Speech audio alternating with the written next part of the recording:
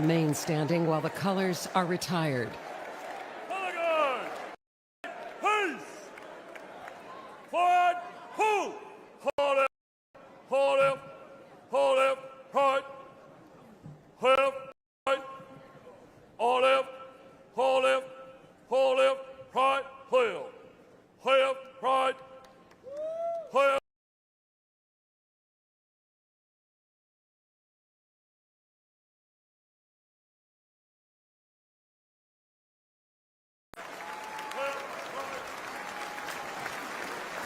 Ladies and gentlemen, please welcome Chairman of the National Republican Senatorial Committee, United States Senator Steve Daines of Montana.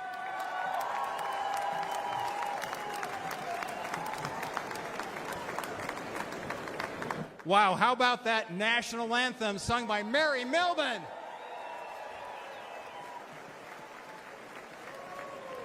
I'm U.S. Senator Steve Daines, and I represent the great state of Montana, right over there. You know, when I was a kid growing up in Montana, my grandma taught me an important lesson, and that is to have a thankful heart, to count your blessings. So this morning, as I was headed down to breakfast, I thanked God for my sweet wife, Cindy, of 37 years. I thanked God for our 4 children and their spouses. I thanked God for our 6 grandchildren. And then I thank God that in 6 months, Joe Biden will no longer be president of the United States.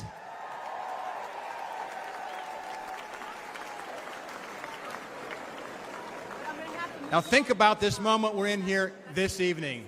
It was just 5 days ago. We were a quarter-inch away from having a memorial service instead of a nominating convention. And we thank God here tonight for protecting President Trump. But we have important work to do, because going forward, we must fight, fight, fight. And I will tell you, as chairman of the National Republican Senatorial Committee, I'm working with President Trump to win the Senate majority and to fire Chuck Schumer.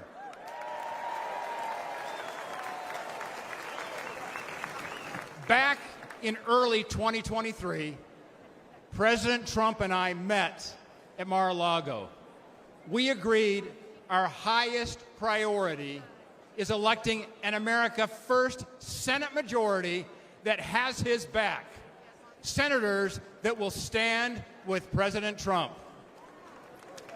And tonight, I want to speak directly to the voters of West Virginia, of Montana, of Ohio, of Pennsylvania, of Nevada, of Michigan, Wisconsin, Arizona, Virginia, and New Mexico.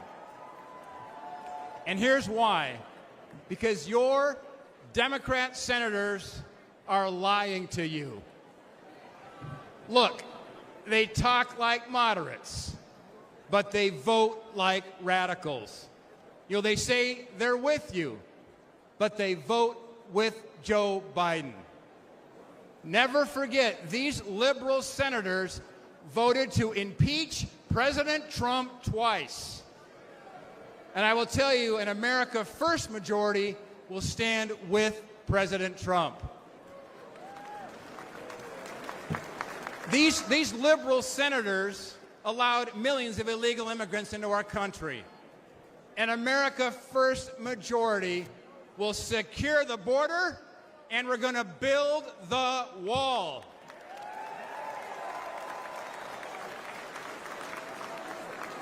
These liberal senators shut down the Keystone Pipeline. An America First majority, we're going to drill, baby, drill.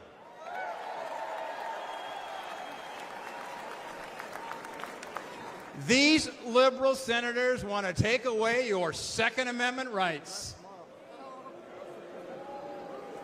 Those are fighting words back in Montana. An America First majority will protect your precious right to keep and bear arms. These liberal senators covered for Biden after 13 American service members were killed during his botched Afghanistan withdrawal.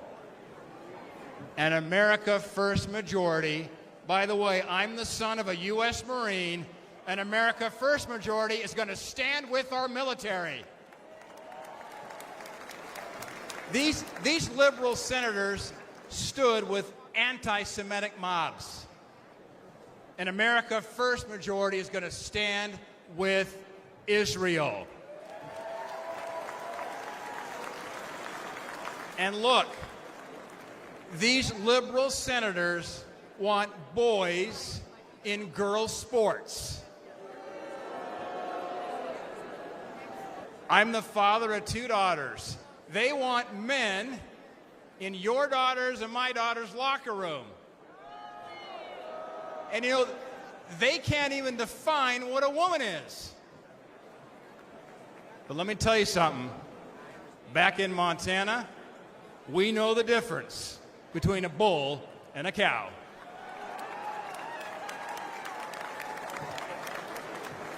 We must replace these liberal senators with great Republican leaders like Jim Justice and Baby Dog in West Virginia, like Tim Sheehy in Montana, like Bernie Moreno in Ohio, like Dave McCormick in Pennsylvania, like Sam Brown in Nevada, Mike Rogers in Michigan, Eric Hovde right here in Wisconsin, Hung Cao in Virginia, Nella Domenici in New Mexico, and of course, Carrie Lake in Arizona. We must elect an America First Senate majority that will stand with President Donald J. Trump. But look, right now, the left-wing billionaires are massively outspending us. That's what's keeping me up at night. And we need your help. You can go to Senate24.com. Senate24.com today. Help us fight back. Because together, we're going to win back the Senate. We're going to grab that gavel out of Schumer's hands. We're going to deliver historic victory for President Trump. And we're going to make America great again. God bless you.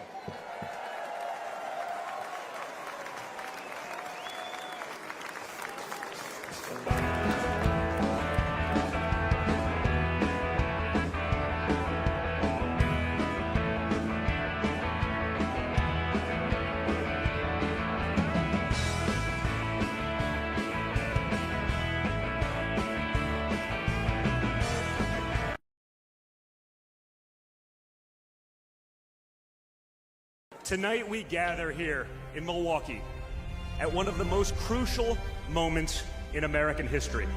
All hell has broken loose in America, and it's impossible to hide anymore. It is time to secure our nation by returning Donald Trump as President of the United States of America. Yes, America was great, but our greatest days are yet to come.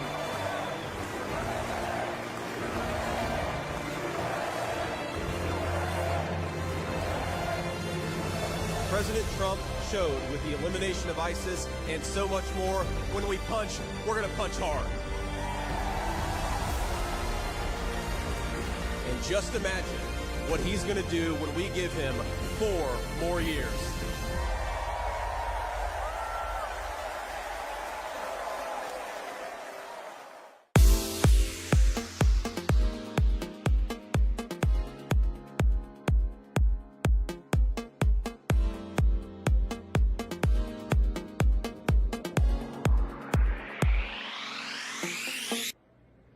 Hey everybody, Laura Trump, your co-chair here, right behind me. Look at this. This is the Republican National Convention floor.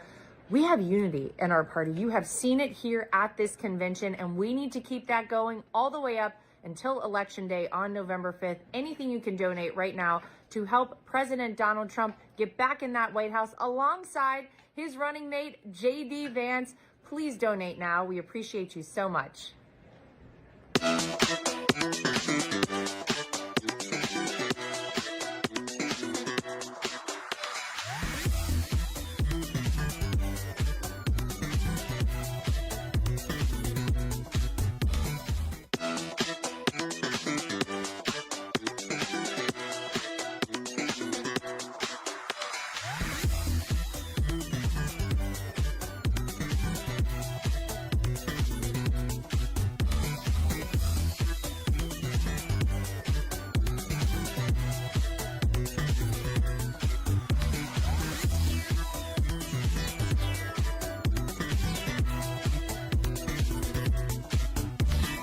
Hi everyone, Eric Trump.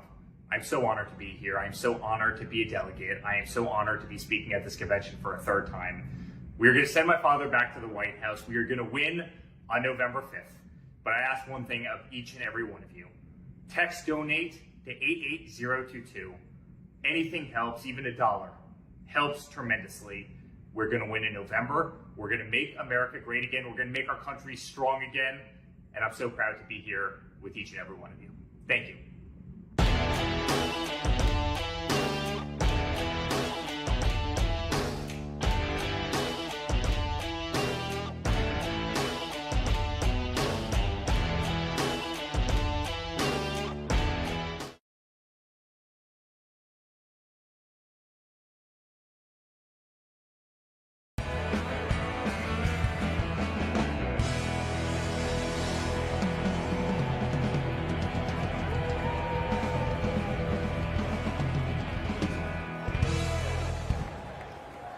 Ladies and gentlemen, please welcome the chairman of the National Republican Congressional Committee, Congressman Richard Hudson of North Carolina.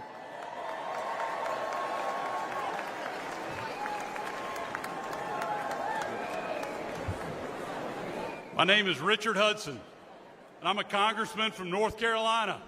Great to see my North Carolina folks over here. Also want to acknowledge my brilliant, amazing, smoking hot wife, Renee, who worked 4 years in the Trump White House. She's here with us tonight. Love you. I love you too, AJ. I also want to acknowledge my son, Lane, who's at home watching us on TV. And finally, I want to acknowledge God above, who redeemed this center and on Saturday saved President Donald Trump's life.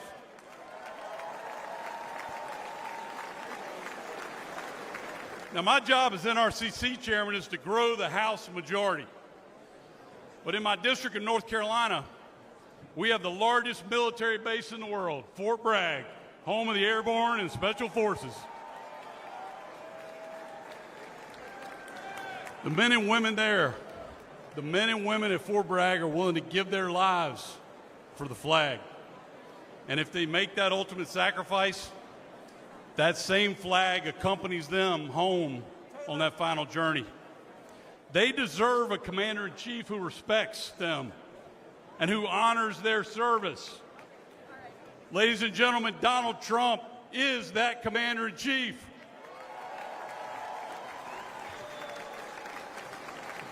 You see, Donald Trump loves America. He literally embraces the flag. But extreme Democrats, they'll burn it in the streets and on college campuses. Joe Biden and Kamala Harris, they stand with those flag burners because they want to rule over you. But House Republicans, we stand with President Trump. We stand for America, and we stand up for the flag. Because House Republicans understand we don't rule over you. We work for you.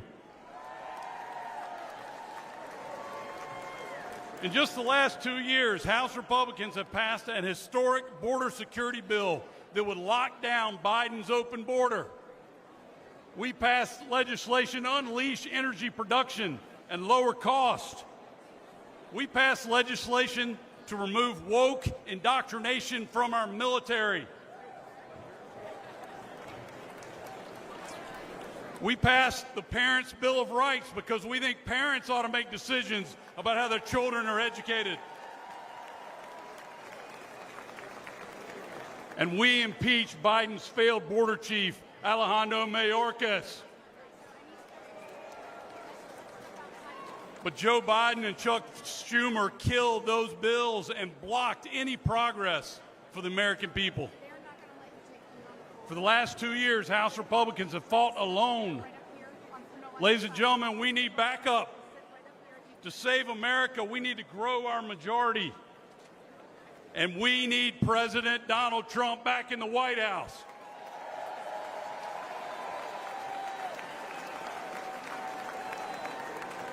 A Republican House is also essential to ensuring Donald Trump's success as our president. Can you imagine what Nancy Pelosi's protege, Hakeem Jeffries, would do if he was Speaker of the House to undermine Donald Trump? If Democrats control the House, they'll block every tax cut, budget, border bill, and crime bill that he proposes. They'll hold sham investigations and hearings to bog down his agenda. They'll impeach him for doing his job. But we're not going to let that happen. Together, a Republican House and President Donald Trump will preserve the historic Trump tax cuts and eliminate taxes on tips. Together, a Republican House and President Donald Trump will fund the police. We will rebuild our military. We will stand up to communist China. And ladies and gentlemen, we will finish the wall.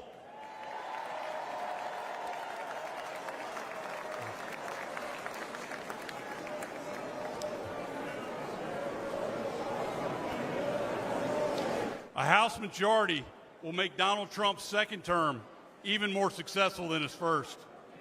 So let me ask you, let me hear from you.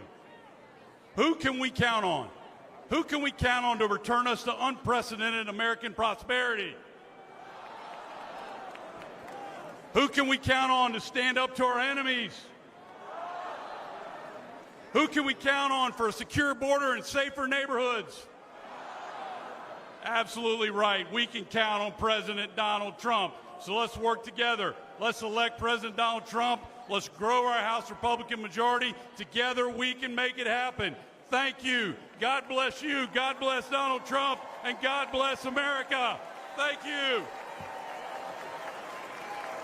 Ladies and gentlemen, please welcome American businesswoman Diane Hendricks.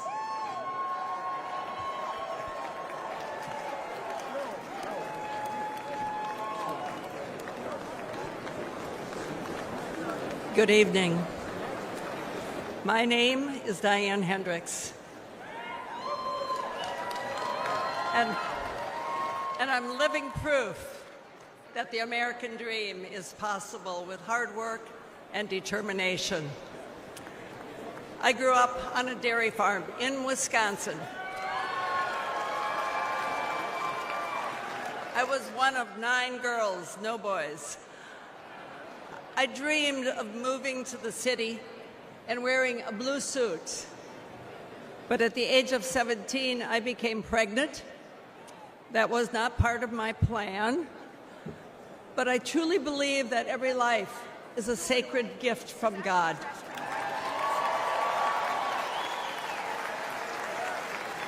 And I give thanks every day for my son.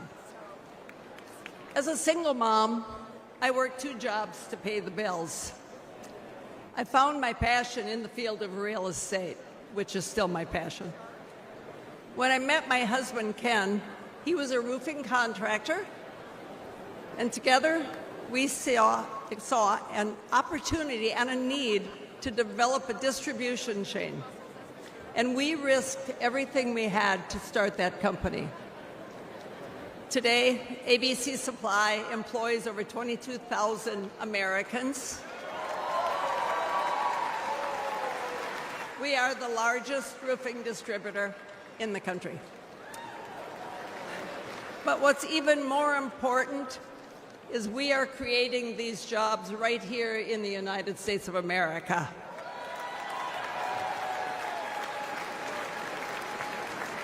I lost my husband 16 years ago. It was the toughest time in my life. Thank God I had our 7 children to be my support. But I had to decide whether to fight or fold. And I chose to fight.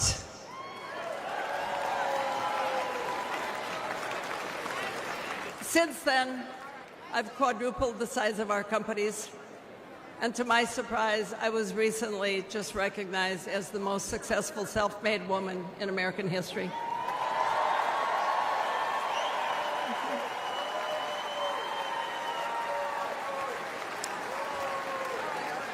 So to all of you aspiring entrepreneurs out there, if I can make it, you can make it too.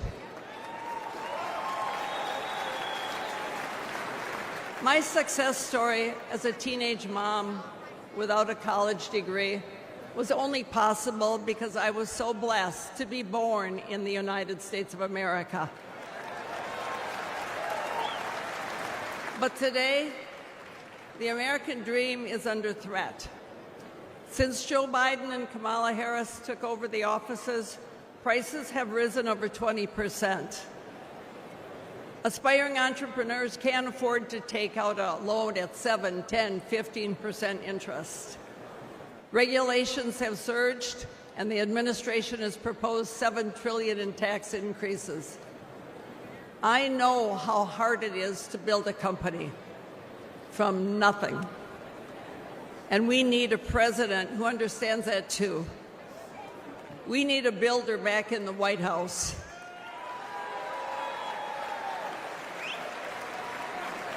Someone who will cut the job-killing regulations, lower taxes on working families, and give the power back to the American people.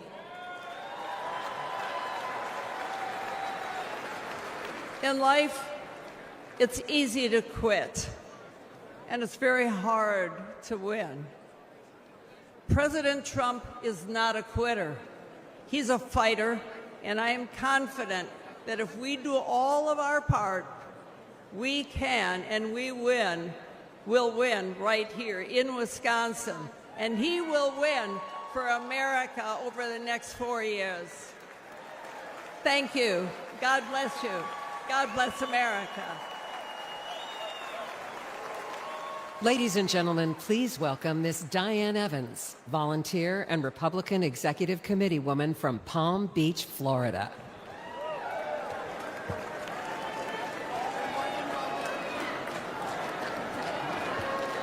Hello, Milwaukee. My name is Diane Evans. I'm a volunteer with more than 1,000 hours working for the Trump campaign since last year. If you told me I'd be here 5 years ago, I'd have said you're crazy. But here I am, and I'm very excited to re-elect Donald Trump as President of the United States this November.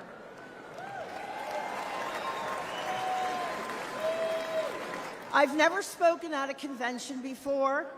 I've never used a teleprompter before. But I figure if Joe Biden can, I can manage all right.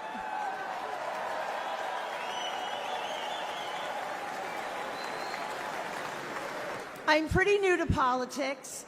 I voted my whole life, but I've never got involved as a volunteer.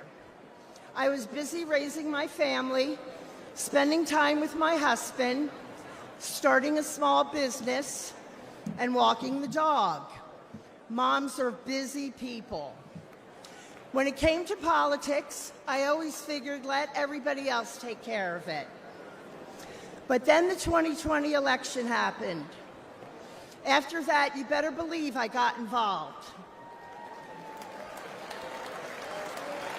I joined my local Republican Executive Committee.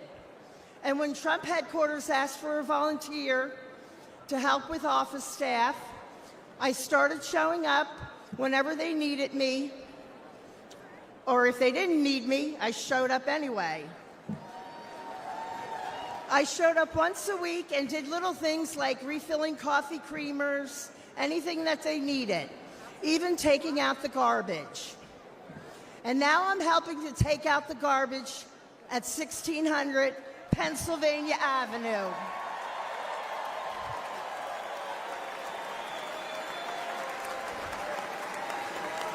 As long as I can remember, these politicians have said what they think we want to hear, then they do just what the hell they want. And Joe Biden has been the worst offender for the last 50 years. President Trump is different. I knew he would get things done for the American people, and he did. He isn't part of the swamp. He's going to drain the swamp.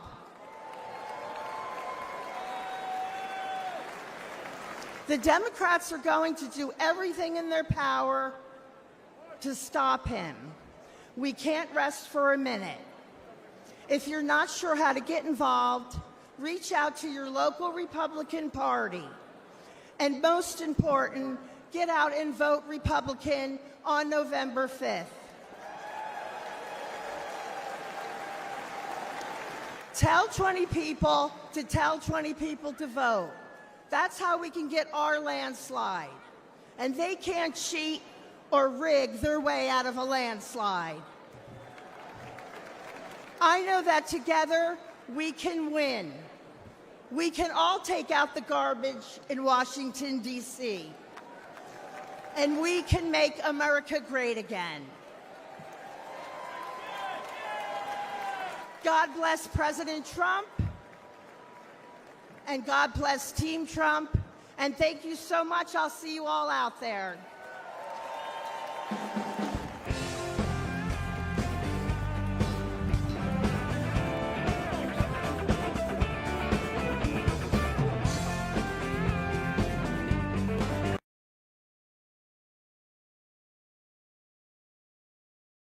Our southern border in crisis. Enemies of America pouring in. Your family at risk. Working families struggling to pay the rent, buy groceries, pay for gas. Yet Washington is paralyzed. But this week at the convention in Milwaukee, Republicans are developing a plan to end inflation, secure the border, make groceries and life affordable again, to right the wrongs of the last 4 years. Tune in to watch the plan unfold.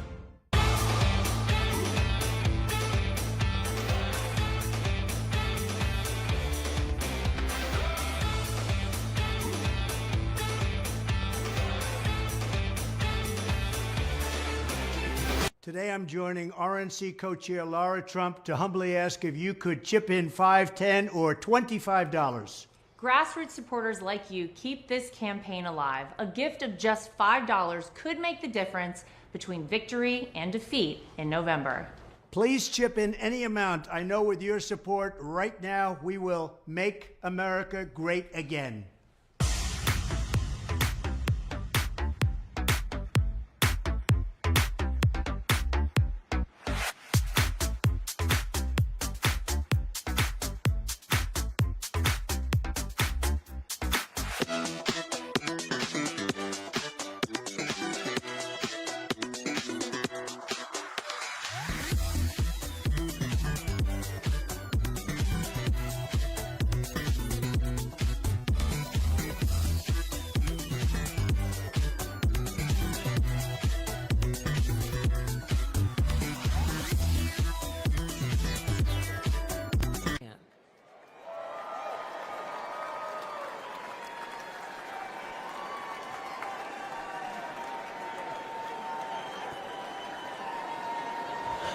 Thank you.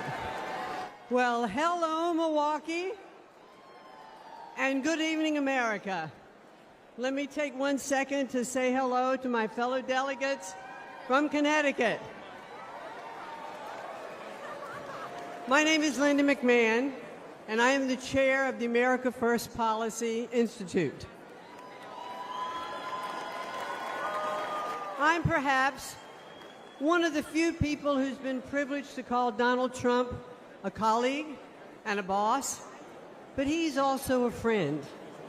Let me share a little story that's probably not the typical Donald Trump story.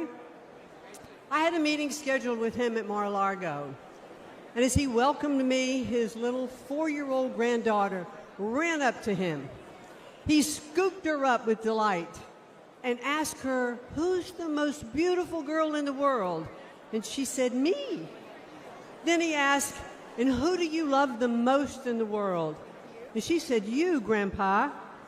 And he kissed her on both cheeks. Then she whisked off his hat and mussed his hair. And he smiled with the love that only a grandfather could have given. I first met Donald Trump when I was the CEO of World Wrestling Entertainment. For fun, he became part of some of the most compelling and highest rated storylines in the company's history. And when he became president, I was honored to serve in his cabinet, running the Small Business Administration. I traveled the country, talking to business owners and job creators. They knew they had a president who understood them and fought for them. He knew that small businesses are the engine of the American economy, and the Trump tax cuts proved to be like rocket fuel for them. Almost every business owner I spoke with was using their tax savings to grow their businesses. And ladies and gentlemen, the U.S. economy was flourishing. But at no moment during my time in the government was more poignant for me than one that happened in 2018. I traveled with the president to view the destruction which Hurricane Florence had levied on my hometown of New Bern, North Carolina.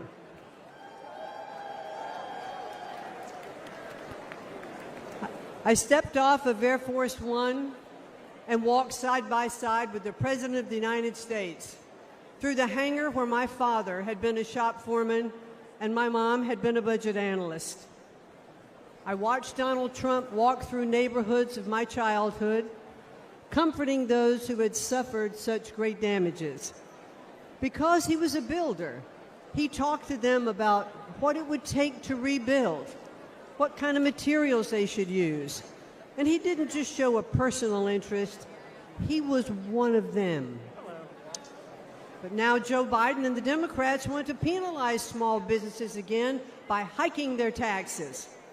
But when he's reelected, Donald Trump will make those tax cuts permanent.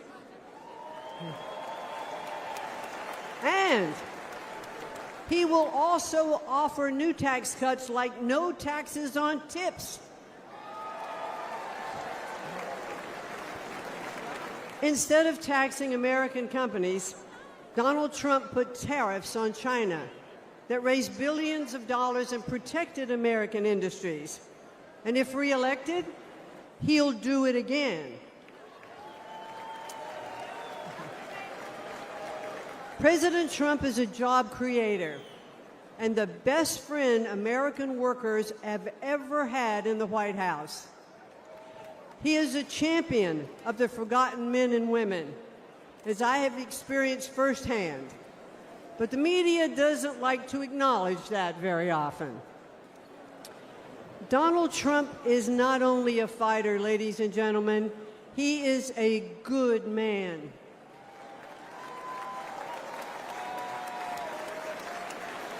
He has the heart of a lion and the soul of a warrior. And I believe that if necessary, he would stand at the gates of hell to defend our country. He loves this country, and he would do anything to defend it and to protect us from all harm.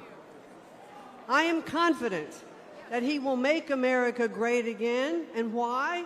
Because he did it before.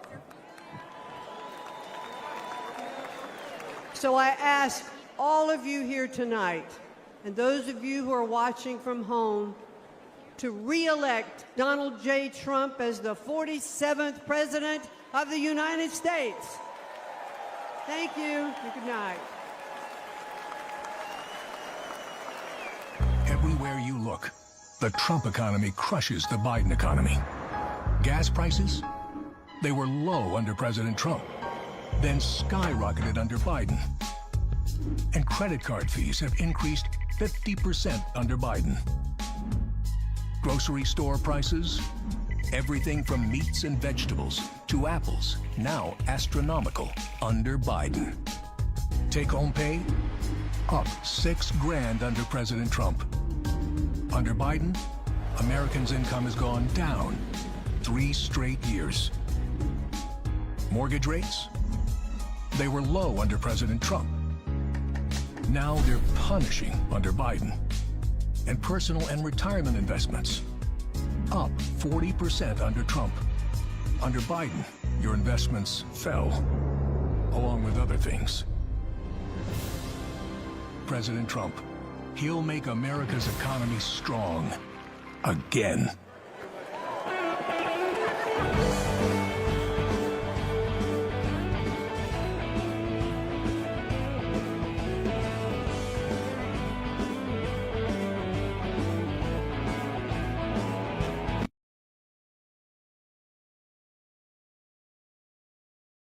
We know what it takes to be reaching the top. We're reaching the top. We're reaching the top.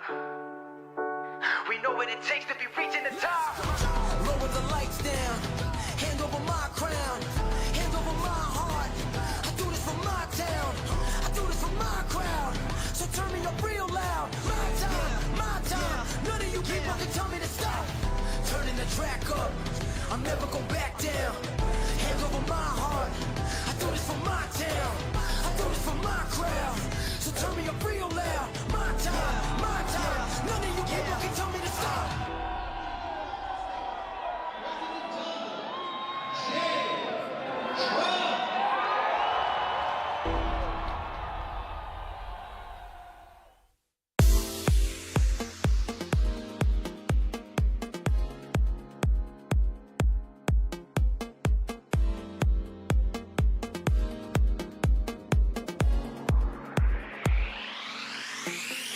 Hi, this is Texas Governor Greg Abbott.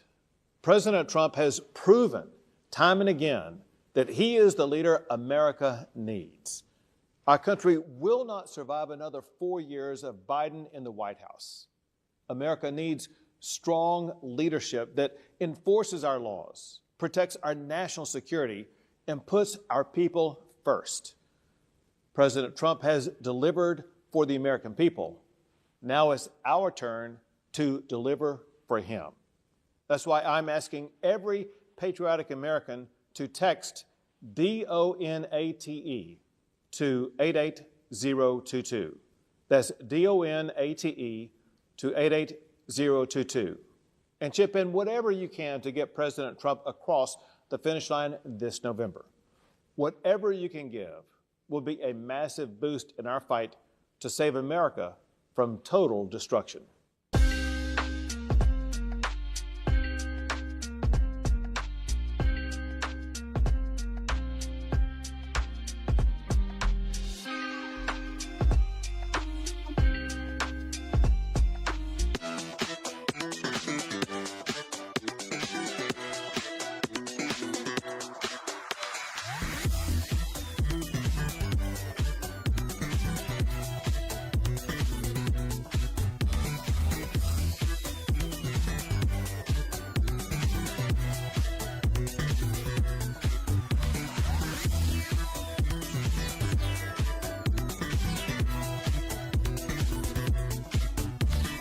Hi everyone, Eric Trump. I'm so honored to be here. I'm so honored to be a delegate. I am so honored to be speaking at this convention for a third time. We are going to send my father back to the White House. We are going to win on November 5th. But I ask one thing of each and every one of you. Text donate to 88022. Anything helps, even $1 helps tremendously. We're going to win in November. We're going to make America great again. We're going to make our country strong again. And I'm so proud to be here with each and every one of you. Thank you.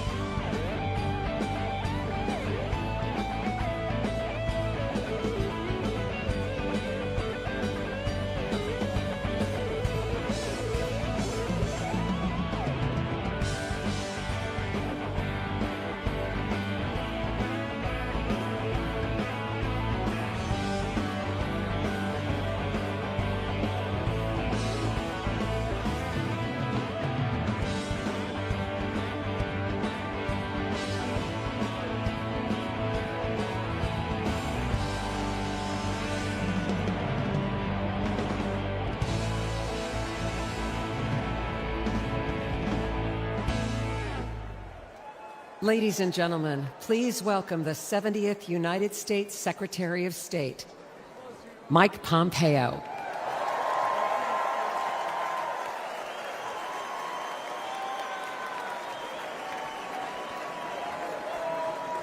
Good evening. Good evening, my fellow Americans. It's great to be with you. A special shout out to Kansas over there, my good friends from Kansas. You know, I had the incredible privilege to serve as President Trump's CIA Director and Secretary of State. It was my greatest honor to work with him every single day to serve you, the American people.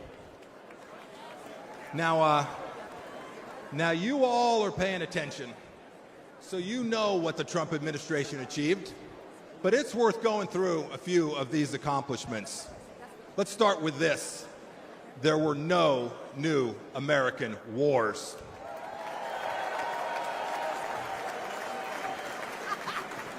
Our border, our southern border, closed.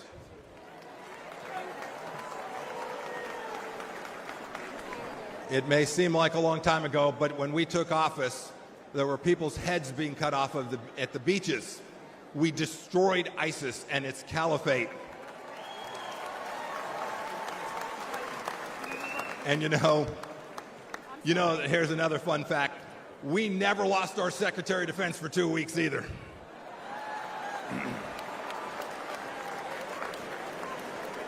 You'll remember, for those 4 years, the evil of Vladimir Putin was held at bay. When we walked out, January of 2021, the Iranian regime was afraid, and the people of Israel were strong and secure, and we treated them like the friend and ally that they need to be. Everywhere we went, religious freedom was protected. We held 3 summits in North Korea, and North Korea was quieted. We'd begun an honorable exit from Afghanistan, and not a single Chinese spy balloon flew across the United States of America. 4 years. Had I been the Secretary of State and a Chinese spy balloon flew across our country, I would have been the former Secretary of State, and rightfully so. You know, under President Trump, the Chinese Communist Party, which to this day presents the greatest threat to our nation from outside of our country, we confronted it like never before. Look, ladies and gentlemen, in short, we put America first every single day.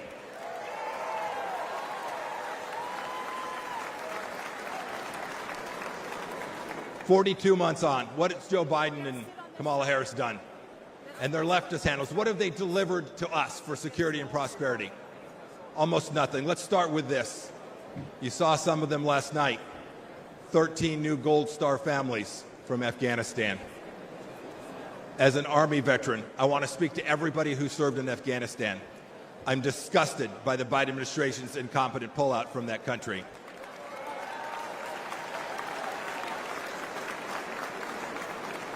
To those of you who served there, know this. Know that your service was honorable, that you saved American lives, and that the Pompeos love and admire you for what you did for America. Thank you, and God bless each and every one of you.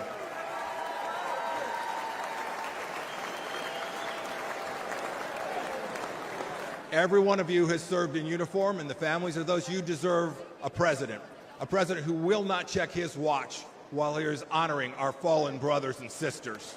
It was indecent. And of course, it was that very weakness we saw in Afghanistan that prompted Putin's butchery in Ukraine.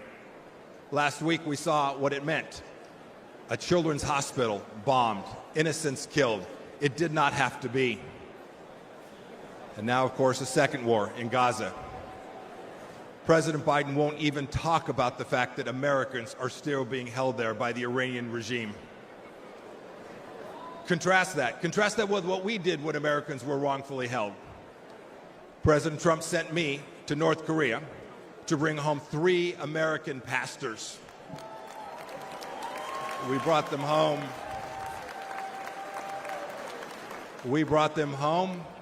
Along with dozens of other hostages, and we did so without paying one single penny to the terrorists.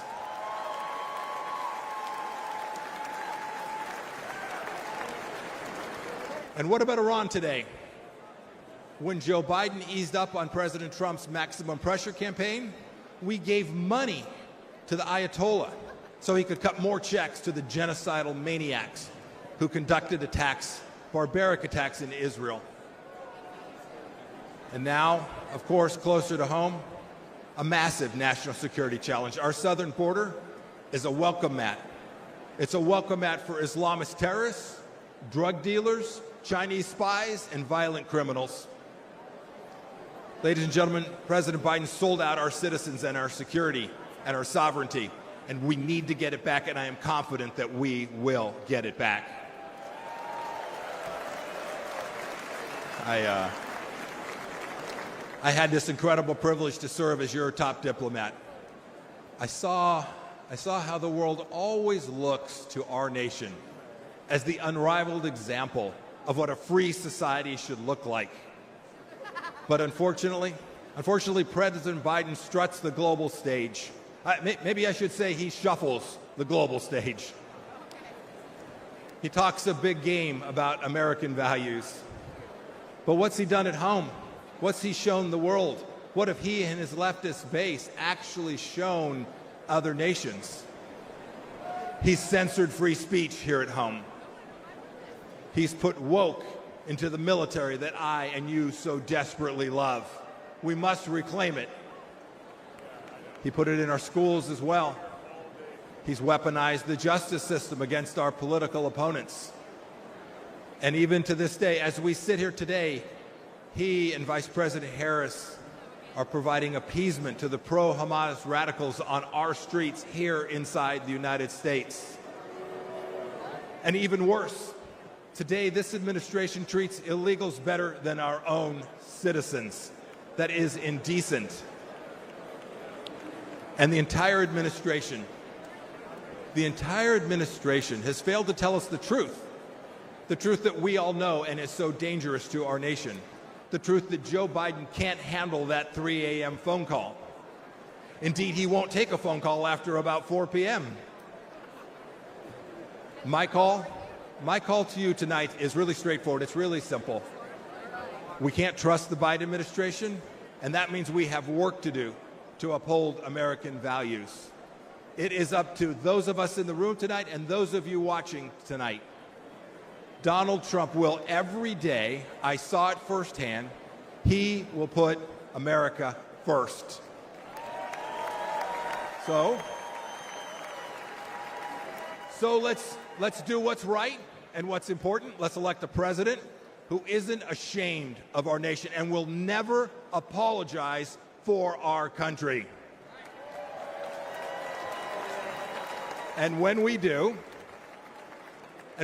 we will put a strong America First leader back in the White House. We'll re-elect Donald J. Trump, and we will make America special, exceptional, and of course, great again. Thank you. God bless you. God bless our veterans and the United States of America. Thank you all. Thank you so much. Ladies and gentlemen, please welcome Pastor Lorenzo Sewell from Michigan.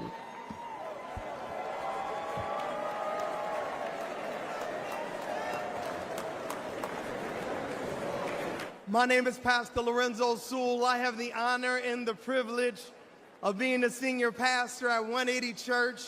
And we were blessed last month to have President Donald Trump come to Detroit, Michigan.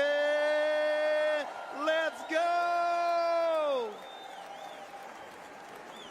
Can you imagine it? Can you imagine President Donald Trump coming to a city and calling a pastor like me, a pastor who was born and raised on the east side of Detroit, I was mentored by murderers. I was a student of the street. But I had a radical experience with Jesus Christ that changed my life forever. Come on, if you believe that Jesus still changed lives, come on, put your hands together and give our great God great glory.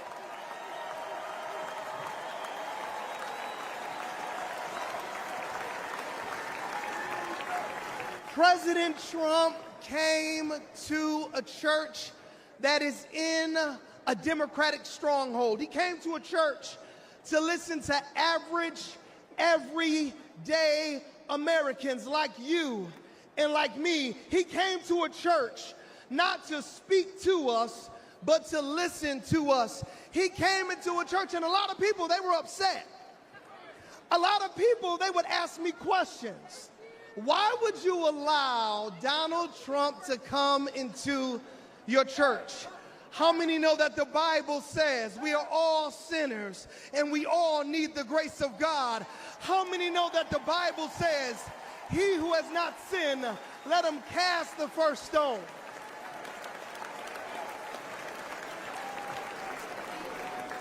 President Donald Trump, he came during his birthday weekend. Let me ask you a question.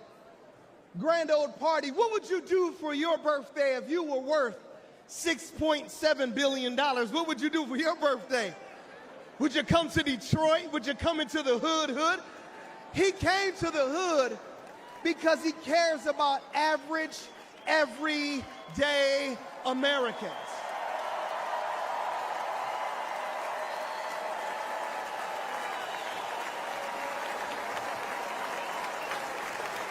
Grand old party, I need to ask you a question. What would you ask for your birthday? If you could go to Mar-a-Lago or if you could go to New York, what would you ask for your birthday? He asked for prayer.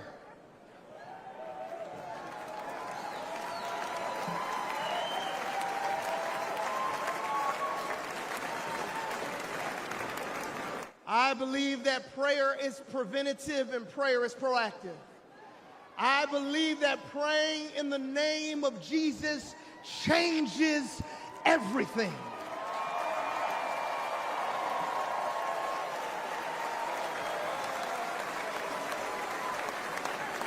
And when we prayed for President Trump, only God knew that 30 days later, there would be a miracle by a millimeter. Only God knew that if we prayed for him during his birthday, there would be a miracle by a millimeter.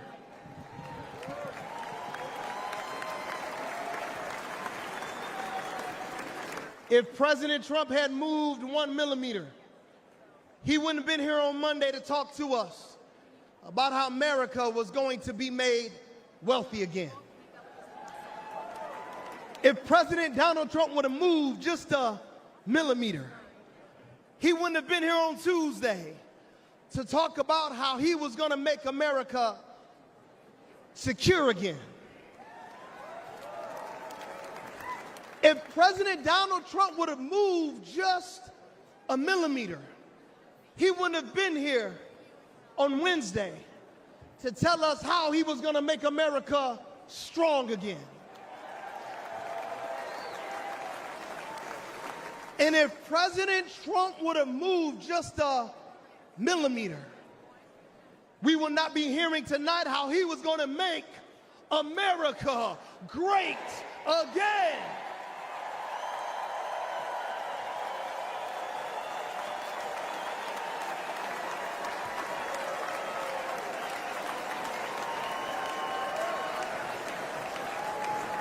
Before I take my seat, I just got to talk to you about something called providence and something called sovereignty.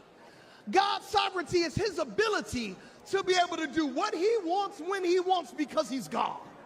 And God's providence, it's when he does what he wants, when he wants for all of you.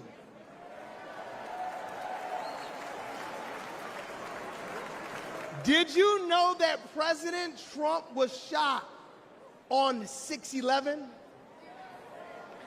And do you know that Ephesians chapter number 6, verse number 11 says, be strong in the Lord and in his mighty power.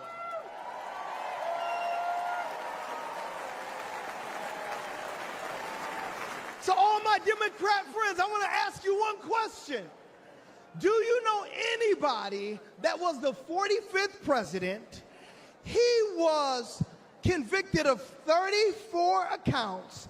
He raised $53 million in 24 hours and could be the 47th president of the United States in America. And he was shot one time. Do you know anybody like that?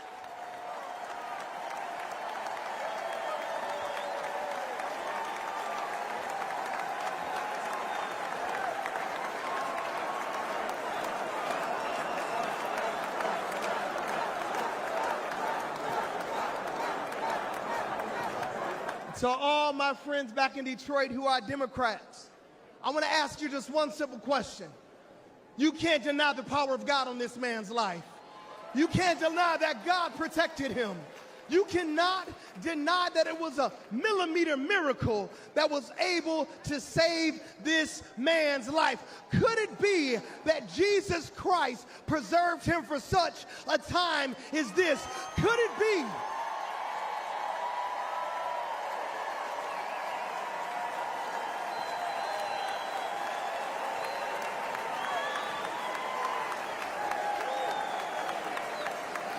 Could it be that when we prayed for him when he came to the round table in Detroit, that Jesus asked and he received, that we sought him and then he found protection? Could it be that the King of glory, the Lord God strong and mighty, the God who is mighty in battle, protected Donald Trump because he wants to use him for such a time as this? If you believe that, come on, put your hands together and give our great God great glory.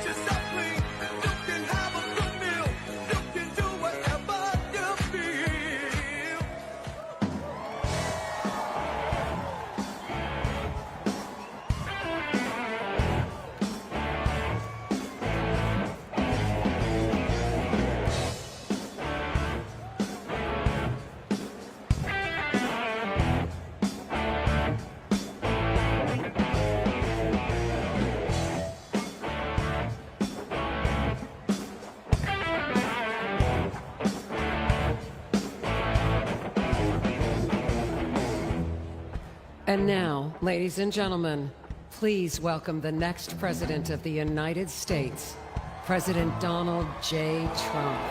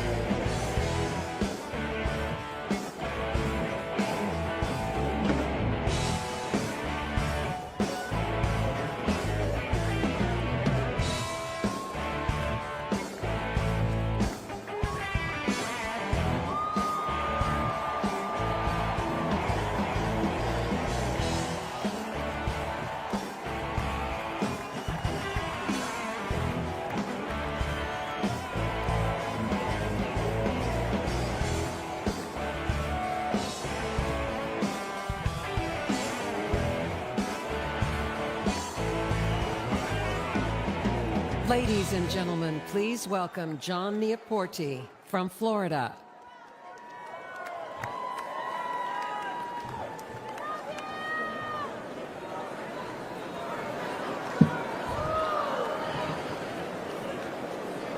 It's an honor to be here this evening. I'm the PGA head golf professional at Trump International Golf Club in Palm Beach, Florida.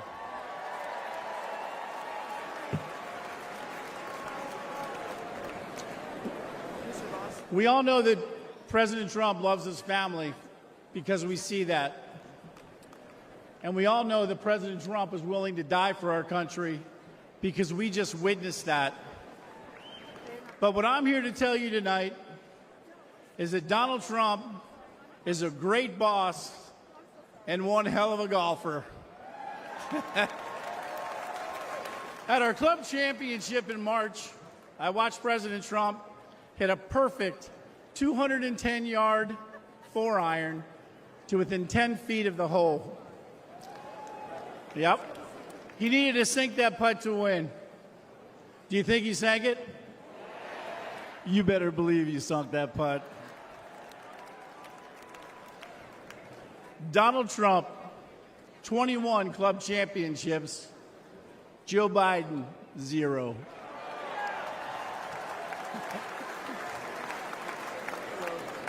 For non-golfers out there, that's a pretty good record. That's real good. That's not good, that's great.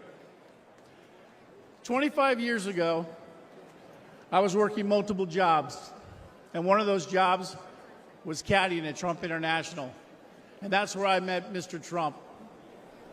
My caddy job eventually would turn into a full-time job. One day, I was out caddying for Mr. Trump when he mentioned to me that he needed to find a teaching pro. He knew I could play, so he said, tomorrow, dress like a golf pro and come out and play golf with me. So in true Mr. Trump fashion, on the first tee the next day, he tees up his ball, whacks it right down the middle of the fairway. And I turned to him and I said, hey, I'm pretty nervous. And he said, John, you just relax and play your game. And it was great advice, because after 9 holes, he turned to me and he said, I've seen enough. You've got the job. Thank you. Later, I went on to become the head golf professional, and I'll never forget that moment with Mr. Trump. He truly changed my life. That's who Donald Trump is. For 25 years, I've seen his generosity and his remarkable character. Firsthand, his entire family reflects these values as well. With all the hate the president gets, I think to myself, how can someone go through all this? He could have chosen a quiet life. He could have played more golf. But he cares so deeply about America and our people. He just keeps working, and he does it for us.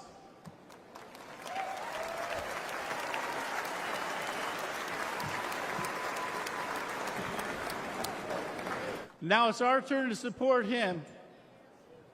So let's help him. Let's hear it. Make America great again. That's it. Thank you, President Trump, for believing in me and in our country. As much as I'll miss him in the White House or in the clubhouse, we need to vote him back in the White House. Thank you very much.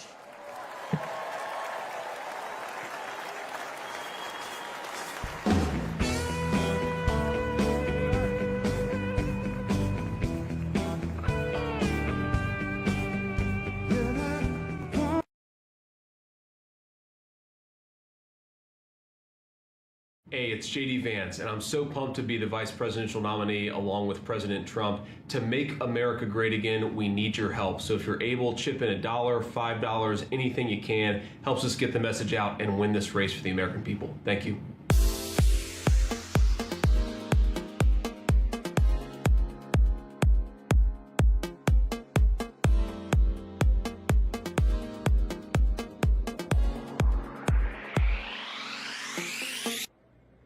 Hey everybody, Laura Trump, your co-chair here, right behind me. Look at this. This is the Republican National Convention floor.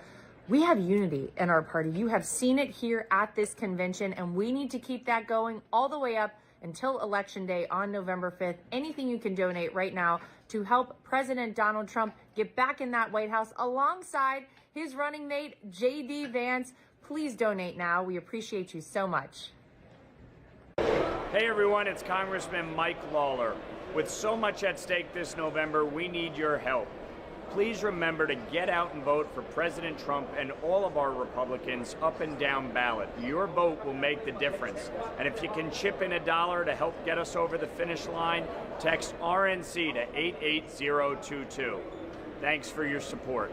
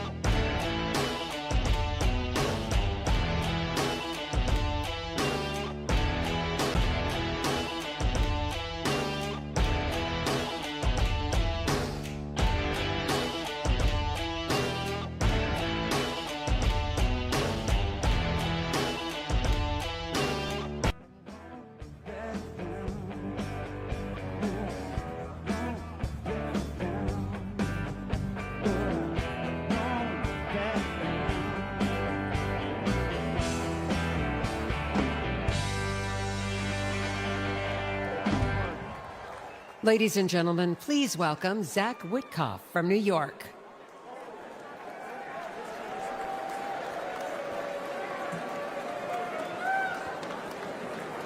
Good evening, Milwaukee. I'm Zach Witkoff. I am deeply honored to stand before you tonight and introduce my father. This moment holds special significance as I'm about to become a father myself. Thank you. The nation my son is born into in December will be shaped by the choice we make this November. I saw my father's remarkable journey from relying on a small loan to becoming one of the country's most successful developers. He showed me that success comes from hard work, not handouts. When I joined his business, I started at the bottom, literally, handling plumbing jobs and repairing sewage lines late at night in New York City. That's how he started too. I vividly recall him spending New Year's Eve fixing a broken sewage tank with a bear of a man named Shecky. You see, they couldn't afford to call in a crew. They were the crew. Years later, Shecky was still by my dad's side, and he became my first boss.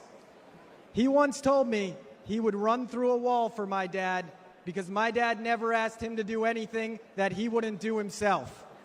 And that's exactly how my family feels about our dear friend, President Donald J. Trump. We have seen him stand shoulder to shoulder with the American people, time and again, even when it wasn't easy, even when he could be doing something else. Even after getting hit by live sniper fire, he stood with us, my fellow Americans, and that is why we stand with him. And you know what? He makes it fun, too. President Trump and the First Lady were the guest of honor at my wedding at the beautiful Mar-a-Lago Club. The president tore up the dance floor until 3 in the morning with his signature moves. You guys know those moves.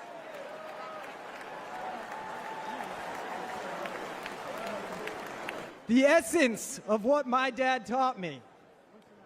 Hard work, unwavering loyalty, and perseverance. That is the essence of Donald Trump.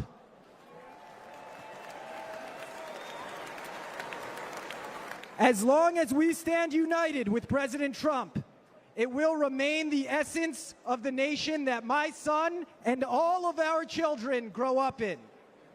God bless America, God bless Donald Trump, and God bless the greatest nation on earth, the United States of America. Ladies and gentlemen, I am proud to present my father, Stephen Witkoff.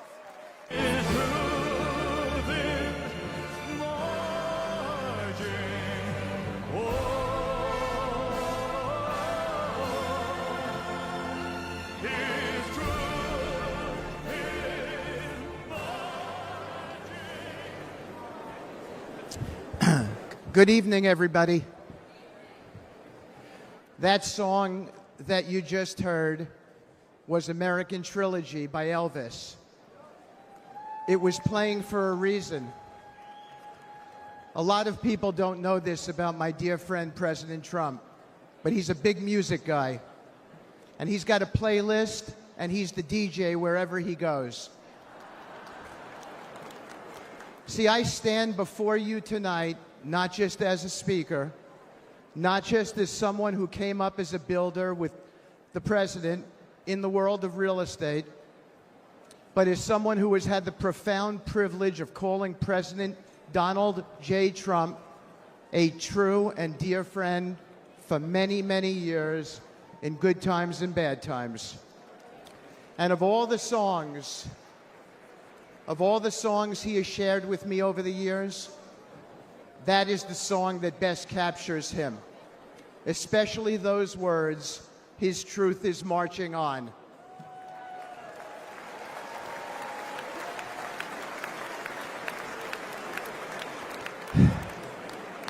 I thought of that song after my dear friend was shot a few days ago. I gave him a call. I expected to leave him a voicemail. So it surprised me when he answered the phone. His first words surprised me as well.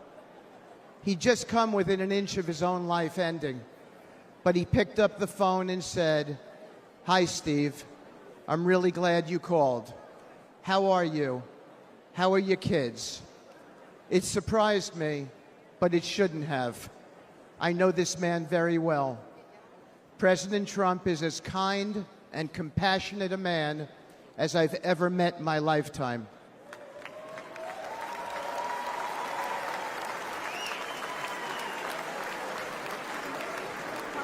I've seen the truth of President Trump, and it marches on with me tonight. I know that many here and watching at home have felt that kind of a connection with the president. It's real. I have never seen him refuse a question from somebody, decline a photo, or ignore someone's story or concerns. Everyone he meets gets a family member's embrace from him. I have felt that warmth so many times over the years. Just last week, I told the president about a moment I had with his 3 sons and how impressed I was with them.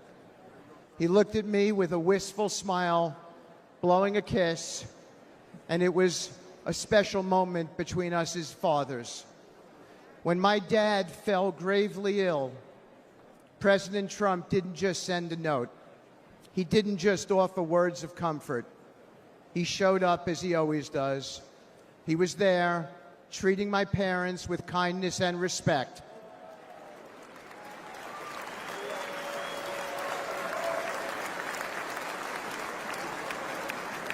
Including my mom, who's 91 and here tonight dressed in red and is going to be voting for the president.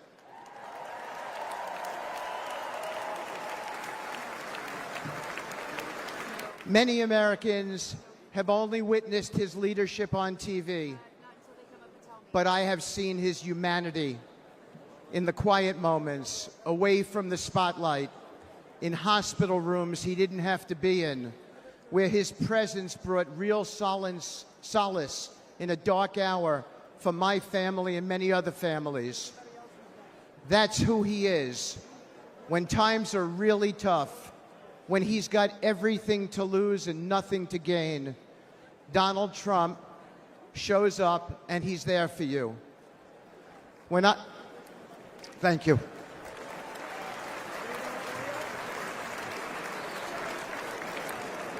When I lost my boy Andrew to an opioid overdose, the pain was unbearable. But as usual, Donald Trump showed up. After he became the President Trump, even amid all the responsibilities of his office, he reached out and invited me to speak about Andrew at a conference on opioids hosted by the First Lady, providing a platform to honor my son's memory.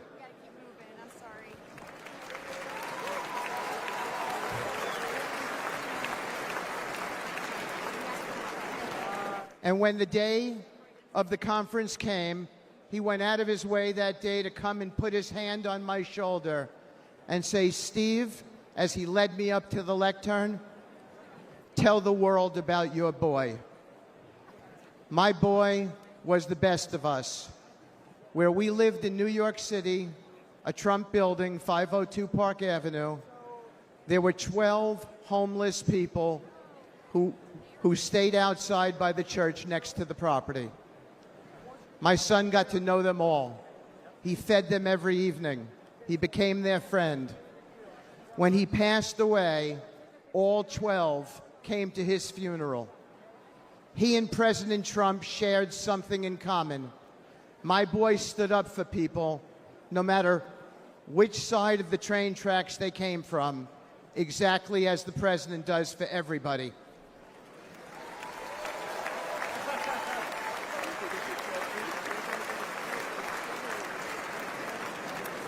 Standing here today, I still feel my boy's hand on my shoulder. After Andrew passed away, I found myself clinging to my son's memory, even his things. His college ID is in my pocket right now. I wear his ring since he died. And I came today with his watch on. I kept his guitar too, and thought I would keep that guitar forever. But I gave it to my dear friend, Andrew's friend, and fellow music lover, Donald Trump.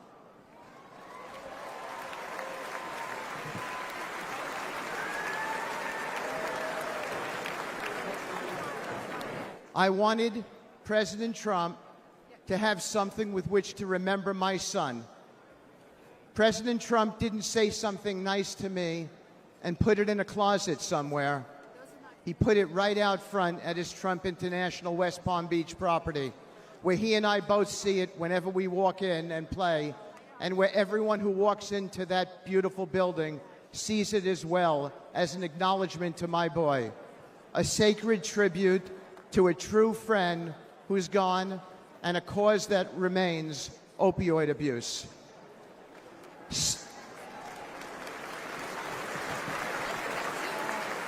Thank you. Standing here today with my boy's hand on my shoulder, I know I'll never hear his music again. His mom and I can only hear the chords of memory now, and we will always hear them. But I know my dear friend, President Trump, hears them too.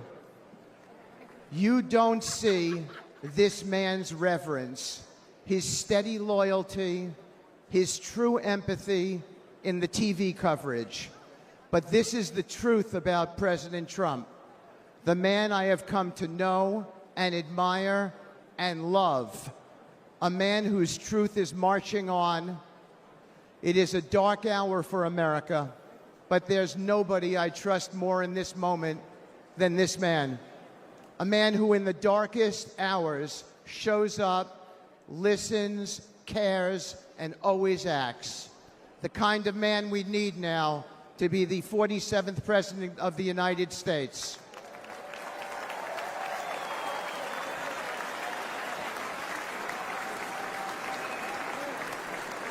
Thank you. May God bless you all. May God bless President Trump and his extraordinary wife and his wonderful family. And may God bless America. Thank you so much.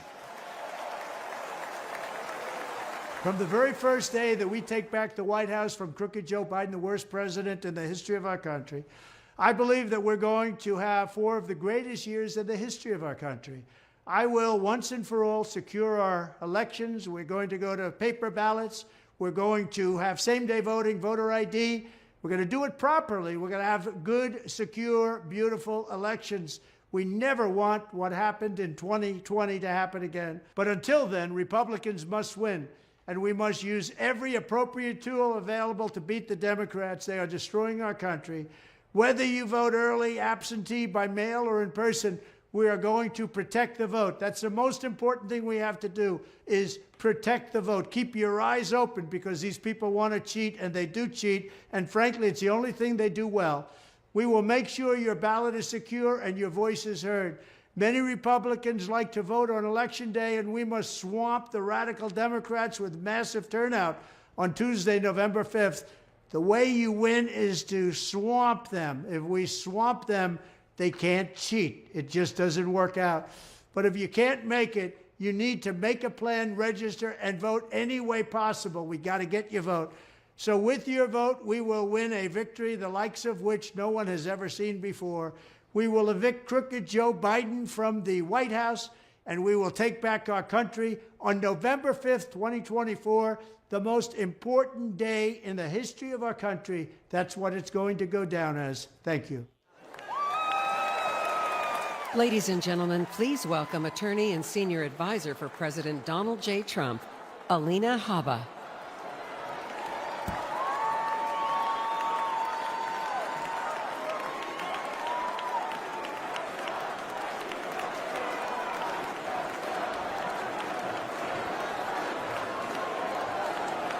Good evening, America.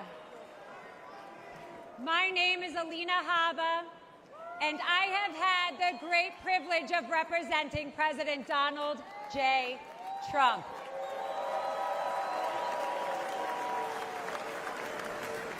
Now, I know you're all used to hearing me shouting outside a courthouse, but tonight, I want to take you behind the law and behind the headlines, and share with you a side of President Trump that reveals his character, his kindness, and his commitment to saving this great country.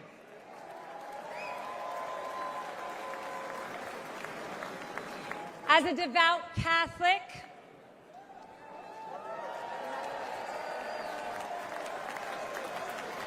a proud first-generation Arab-American woman, and a feisty Jersey girl who is fed up with far-left corruption in Washington. President Trump championed my journey, empowering me to be who I became today. His unwavering support not only shaped my career, but has inspired other young women with big dreams. President Trump loves this country. He does. And he lifts up those around him. To my children, Luke, Chloe, and Parker, he's the man with one heck of a golf swing that lets them ride in a golf cart with some of the world's most famous golfers so they feel included in mom's job. And by the way, he can kick some of those guys' butts. Ken.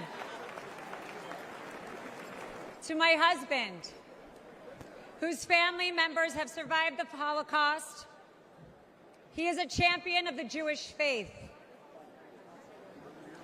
To my Iraqi parents, he is a mentor to their daughter. But to me, he is my friend.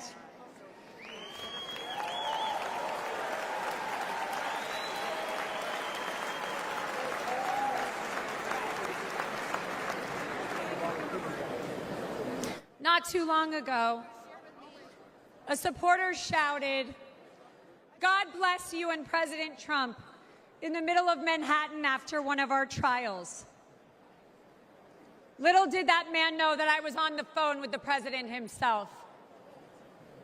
And he immediately asked me to pause, give the man my phone, and spent time speaking to him and thanking him for his support.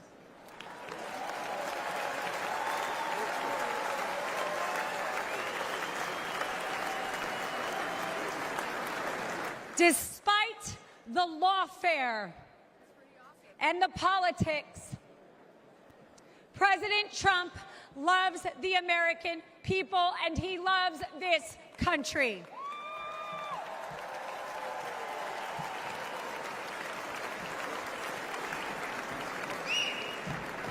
For decades, the Trump Organization transformed skylines and created thousands of jobs. His buildings and businesses are a testament to his commitment to excellence and his drive to turn dreams into reality. But his greatest construction project was yet to come. The left has tried to demolish President Trump, but there is no bulldozer big enough or strong enough to remove the legacy that he has built or the future he is creating.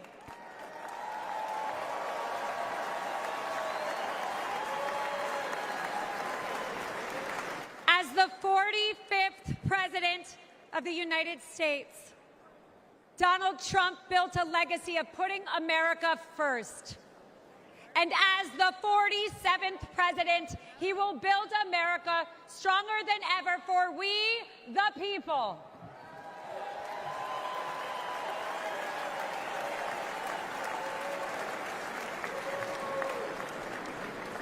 As we stand on the brink of a new chapter in America's story, I am reminded of the country my family fled 4 decades ago. A place marked by religious persecution, oppression, and a lack of freedom. They came here because America is a beacon of liberty and opportunity.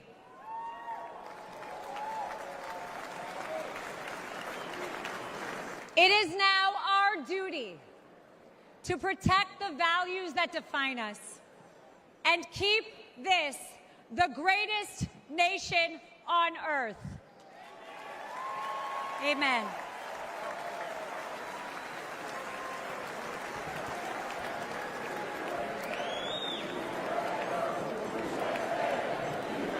That's right.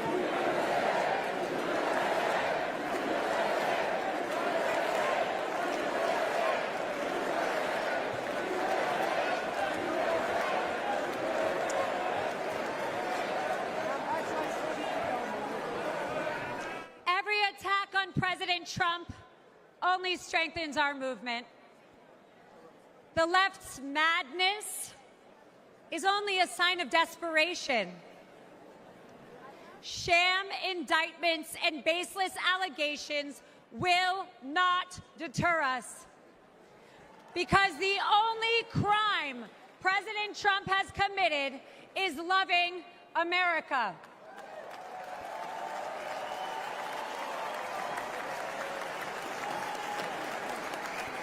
And America, we are winning.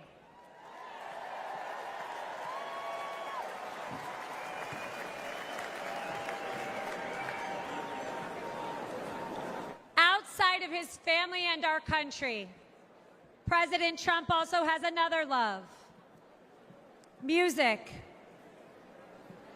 A few years ago, he wanted me to hear a new song he had selected for an upcoming rally. I could hear it blaring in the background at Mar-a-Lago. He landed on a song called Hold On, I'm Coming.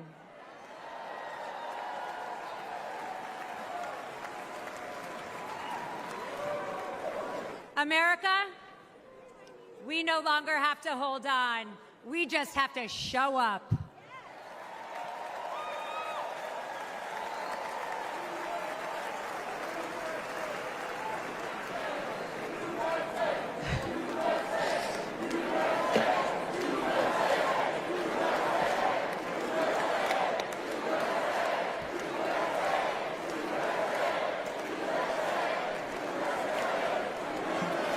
So if you're ready to end the Democrat destruction, and if you're eager to unleash the best America has to offer, then let's send Donald Trump and J.D. Vance to the White House in November.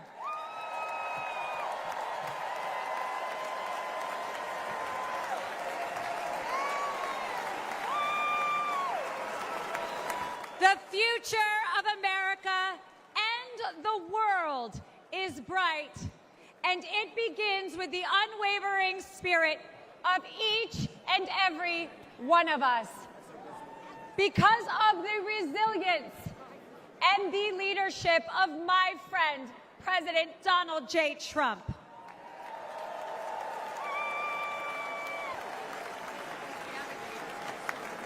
So let us not forget that President Trump did not just take a bullet in Butler, Pennsylvania. He has and will continue to take them for each and every one of us. God bless President Trump. God bless you all. And God bless the United States of America.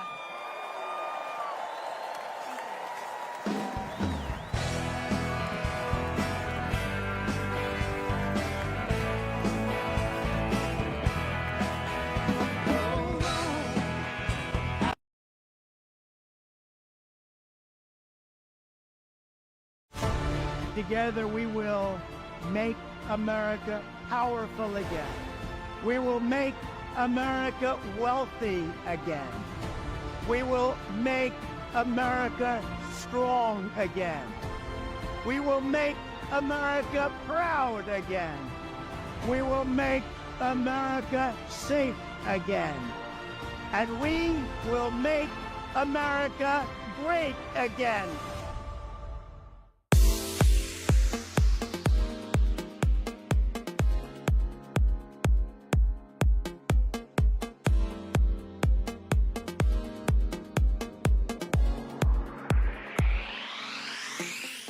Hi, I'm Congressman Wesley Hunt, and I am asking for President Trump's strongest supporters to chip in and help send Joe Biden packing.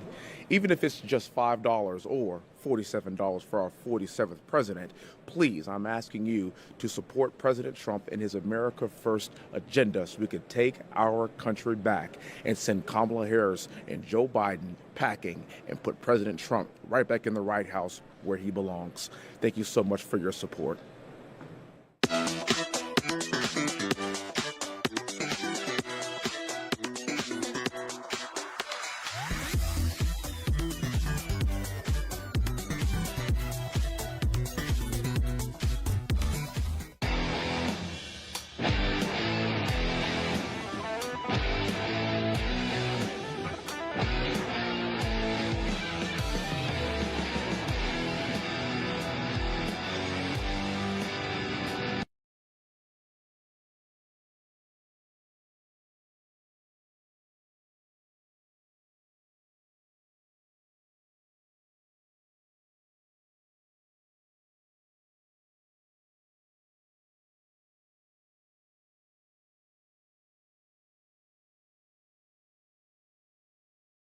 Hey, it's JD Vance, and I'm so pumped to be the vice presidential nominee along with President Trump. To make America great again, we need your help. So if you're able, chip in $1, $5, anything you can. Helps us get the message out and win this race for the American people. Thank you.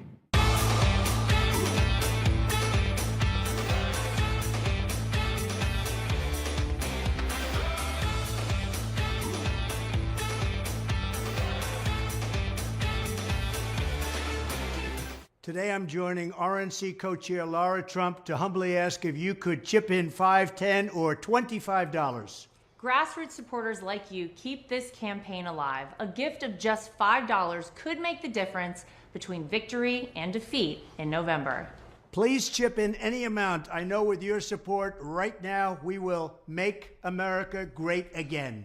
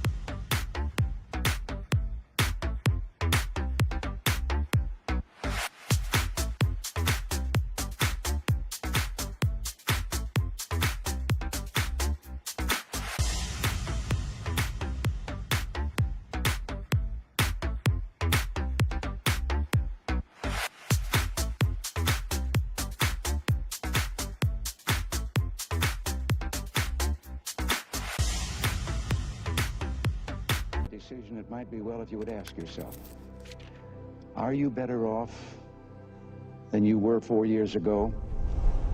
Is it easier for you to go and buy things in the stores than it was 4 years ago? Is there more or less unemployment in the country than there was 4 years ago? Is America as respected throughout the world as it was? Do you feel that our security is as safe, that we're as strong as we were 4 years ago? If you don't think that this course that we've been on for the last 4 years is what you would like to see us follow for the next 4, then I could suggest another choice that you have. President Trump. He'll make America great again.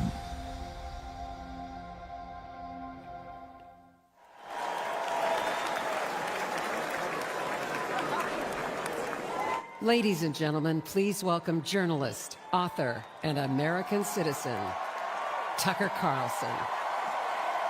So fun! Thank you! Oh, this is wild. Thank you! I've been... Good to see you. Thank you. I feel like I know about half the people in the room. This is wild. What are you doing? Justin Wells. Thank you, guys. Okay. Can I just say, Peter Navarro is back. Welcome to Peter Navarro. Suffering the fate that has happened to so many who are friends with Donald Trump. Thank you for having me. I have been to many conventions. I have never been to a more fun convention or a convention with better vibes. They literally let Navarro out of prison. First of all, thank you. This feels a lot different from what I thought it was going to feel like. I can't hear you, but I know it's something good. So, I watched the video of what happened in Butler, Pennsylvania about 50 times. I think I was one of about 8 billion people around the world who watched it. And the more I watched it, the more it struck me that everything was different after that moment. Everything. And this convention is different. The nation is different. The world is different. Donald Trump is different.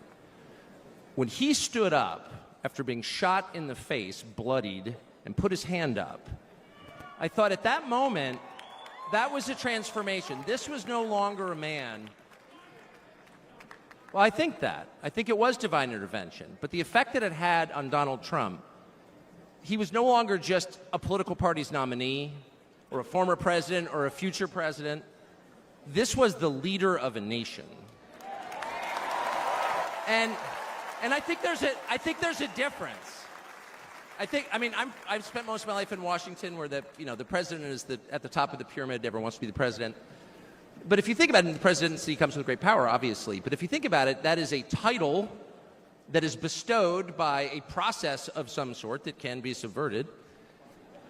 And in the end, it does not confer by itself, as no title does, legitimacy. Just because you call yourself the president doesn't mean that much inherently. I can call my dog the CEO of Hewlett-Packard. It doesn't mean she is.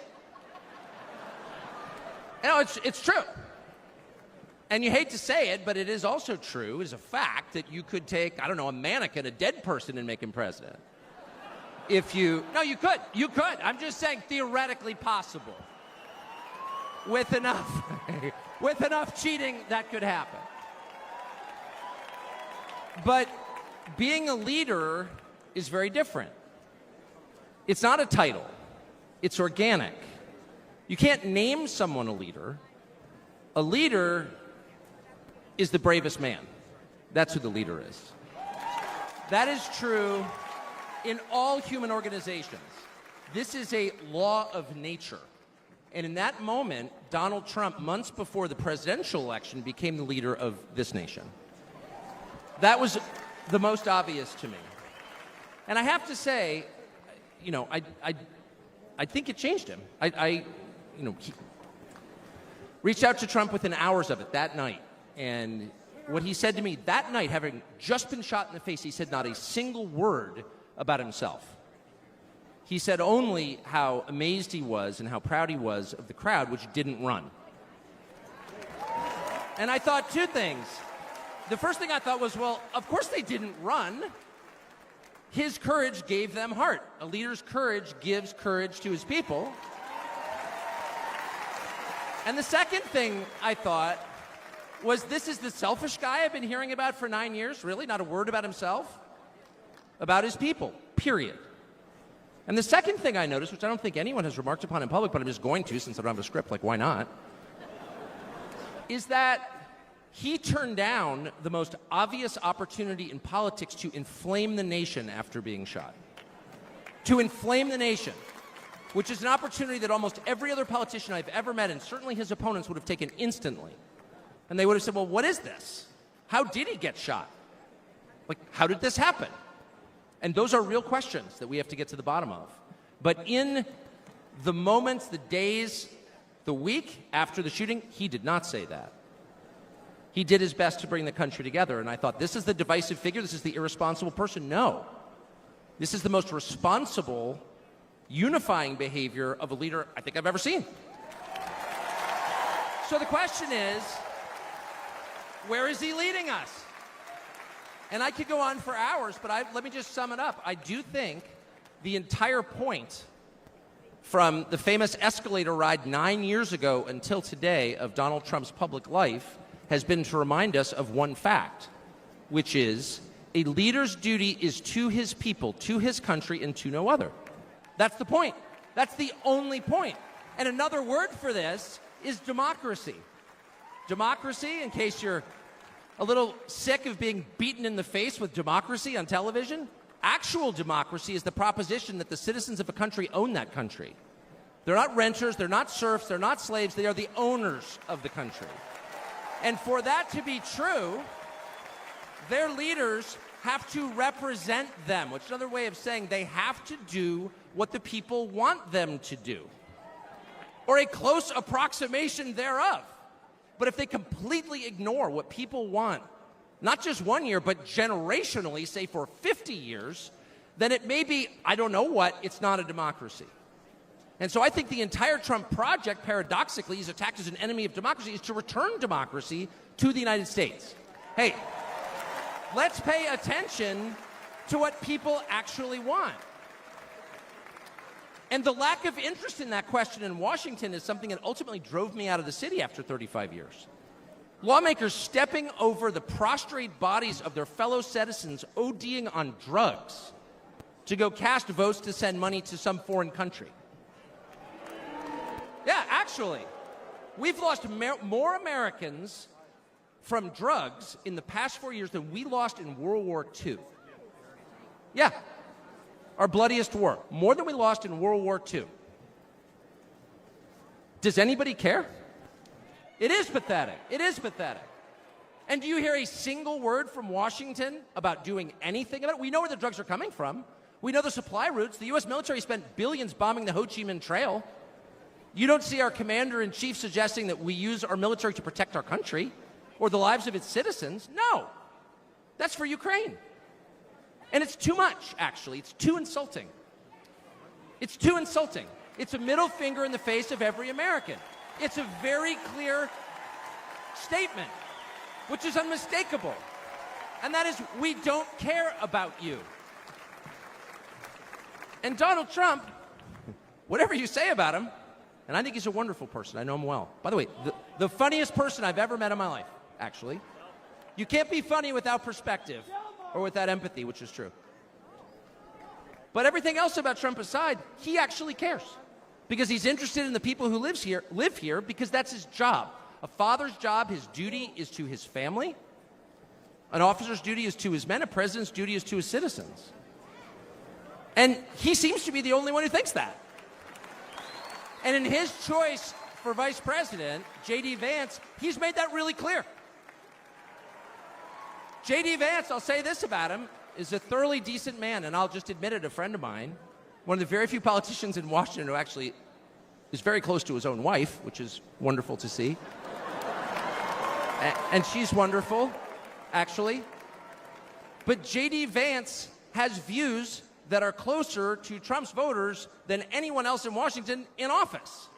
Therefore, he's the vice president. That's called democracy. So I will stop on just one point, and that is what's happened over the past month since the debate, and particularly on Saturday in Butler. I think a lot of people are wondering, what is this? This doesn't look like politics. Something bigger is going on here. I think even people who don't believe in God are beginning to think, well, maybe there's something to this, actually. And I'm starting to think it's going to be okay, actually. I do think that. In the day after the midterm elections in 2018, Antifa came to my house. The Democratic Party's militia, okay? I was at work. It was obvious when I was at work because it was public. My wife was home alone. They tried to come in through the front door. They terrorized her. She hid in our pantry. It was on television. It was horrible, actually. It was, I mean, I'm not whining about it. It wasn't getting shot in the face, but it wrecked our day. And the next morning, we're lying in bed, and the phone rings for my wife, and it's Donald Trump, who's not like a regular text buddy of Donald Trump's. She picks it up. Hello? Susie, it's Donald Trump. And it's coming through. I could hear it. You know, I'm lying in bed. Whoa. And the first thing he says is, I'm going to stand guard outside your house. And she goes, oh, it's so nice. And he says, I'll never forget this as long as I live. He says, you know, there's a lot of hate out there. And she said, you know, there is, Mr. President. And then he says, but there's a lot of love. There's a lot of love. And we are seeing that love. I don't think it's human love. And I'll just stop with this. I'm not always convinced that I'm on the right side. I've been on the wrong side many times. You'll never hear me say, I'm on God's side, or God's with me, or even I'm with God. I want to be. Not sure I am. But I will say this unequivocally and conclusively. God is among us right now. And I think that's enough. God bless you. Ladies and gentlemen, please welcome Golf General Manager, Trump National Doral, Carrie Tomasco Ruiz.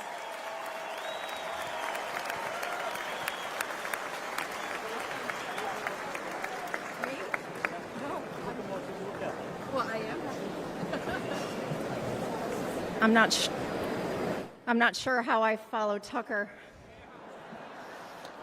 but I'm going to give it a go. Good evening, everyone. My name is Carrie Ruiz, and like some people on this stage this evening, I am not a politician. I am not a public figure.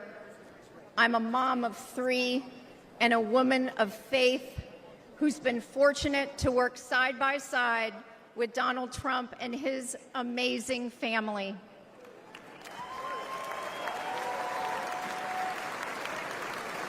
"12 years ago, the Trump Organization purchased the iconic Doral Golf Resort after so many companies tried and failed to create a world-class golf experience, all while turning a profit. With his keen eye for business and uncanny ability to make things better, Donald Trump got to work. He poured hundreds of millions of dollars and his own sweat and tears into the property. He had a hand in virtually everything, and no detail was too small. He didn't just change the carpet or apply a fresh coat of paint.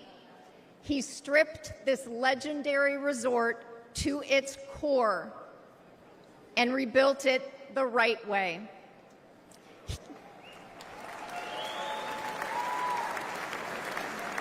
He did the hardest things to make it great again. He also built up the resort's people. Thank you, boss.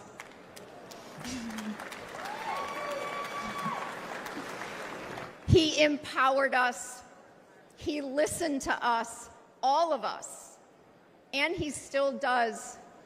No matter your role, he asks questions. He wants different opinions. He never demands more of us than he is willing to give. He is as generous as he is brave.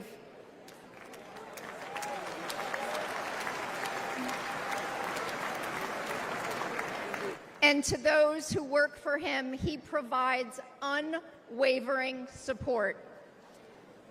When he promoted me to the resort's golf general manager position, it was an out-of-the-box choice in a historically male-dominated industry.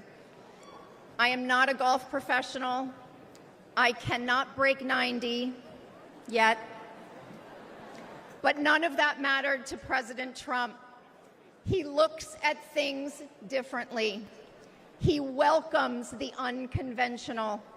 And I am proud to be among the countless women he's promoted to leadership positions.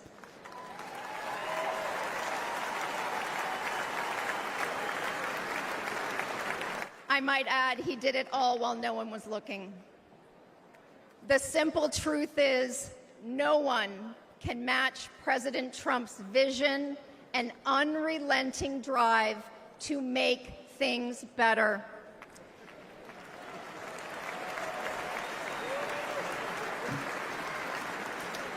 He did it at Doral. He did it as president. He will do it again.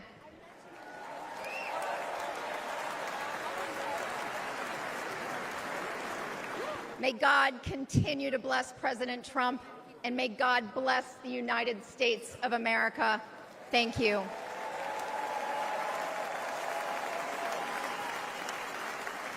This is the final battle. With you at my side, we will demolish the deep state. We will expel the warmongers from our government. We will drive out the globalists. We will cast out the communists, Marxists, and fascists. We will throw off the sick political class that hates our country. We will rout the fake news media, and we will liberate America from these villains once and for all.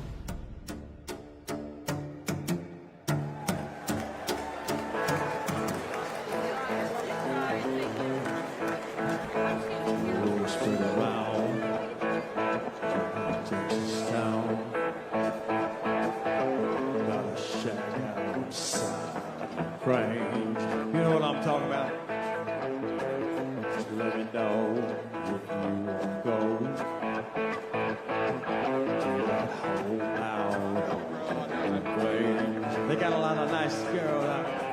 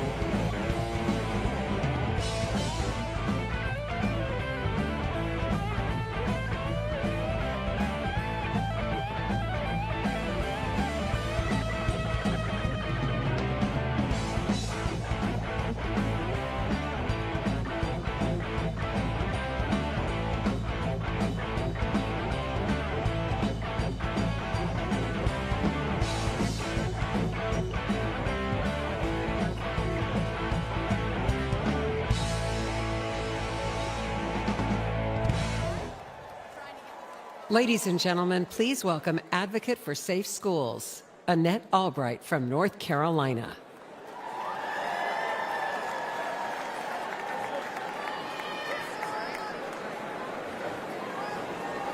Thank you. Thank you so much. Good evening. My name is Annette Albright. I grew up in the small town of Mount Airy, North Carolina.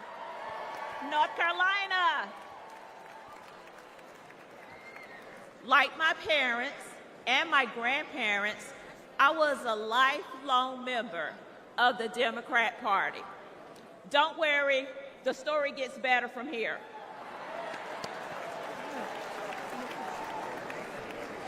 After completing a degree in criminal justice, I started a career working with the North Carolina Department of Corrections.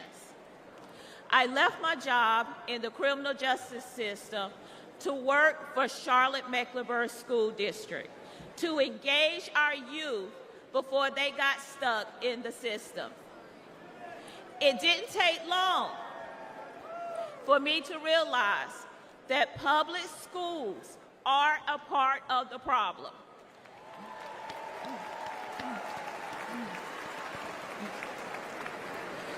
Sadly, too many of our schools are more like prisons than places of learning.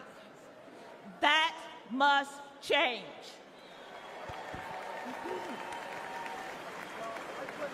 In one public high school, I witnessed a full-blown riot. I saw many violent altercations between students and physical attacks on staff. During my 14 years working with the Department of Public Safety, offenders never laid a hand on me. Yet, I was violently assaulted by a group of students in a public high school.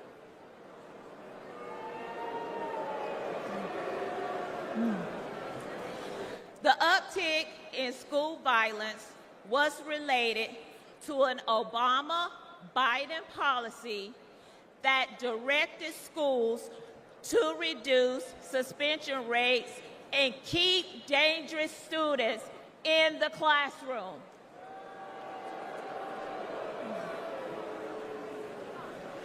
President Trump reversed the Obama policy and put the safety of our kids first.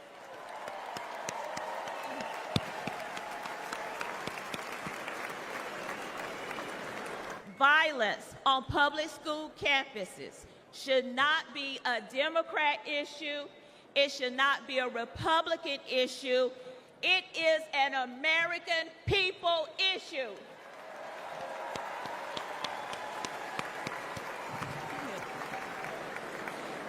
Sadly, I've repeatedly seen that the Democrat Party cares more about appeasing the teachers' union than they do about prioritizing the needs of our kids.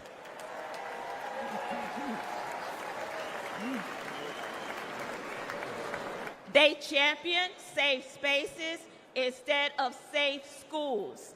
This is completely wrong.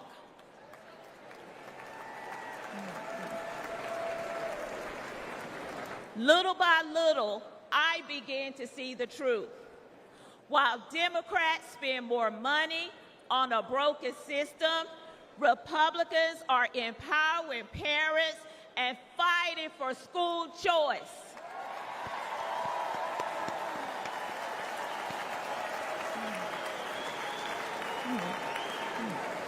While Democrats think school resource officers are a threat to our students, Republicans know that they protect our kids.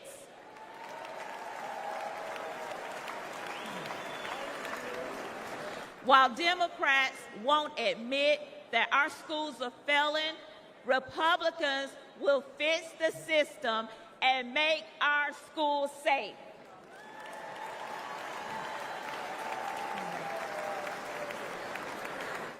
why this year, for the first time in my life, I am registered as a Republican.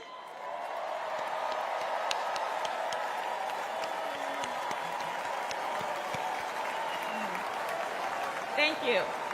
Thank you. And in November, I will proudly cast my vote for Donald J. Trump.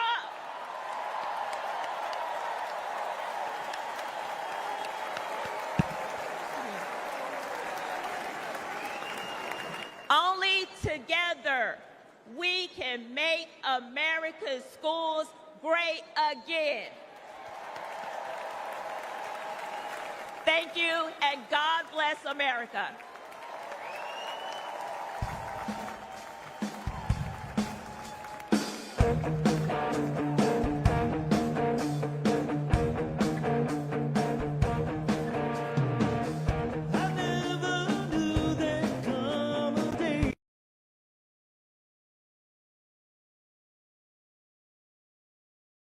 Is New York's Donald Trump running for president?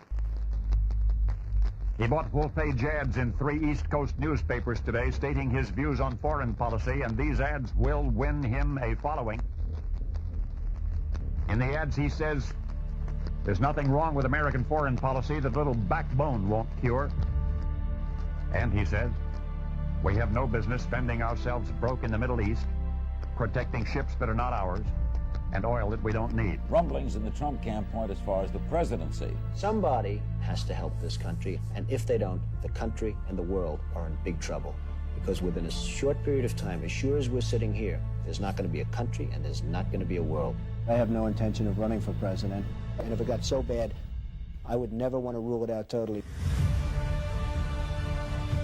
Together, we will determine the course of America and the world for many, many years to come.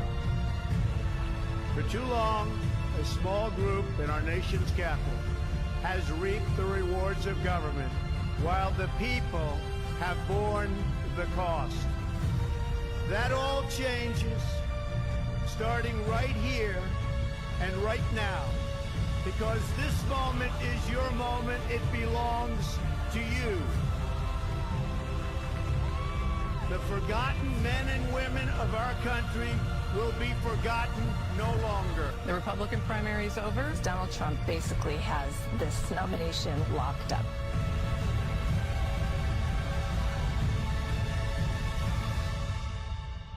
Everyone is listening to you now.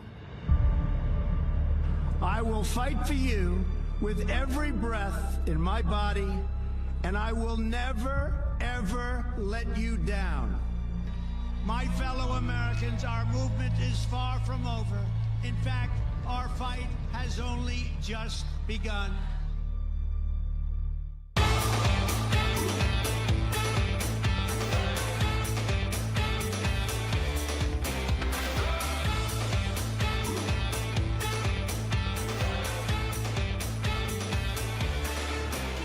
Hey everybody, this is Ronnie Jackson.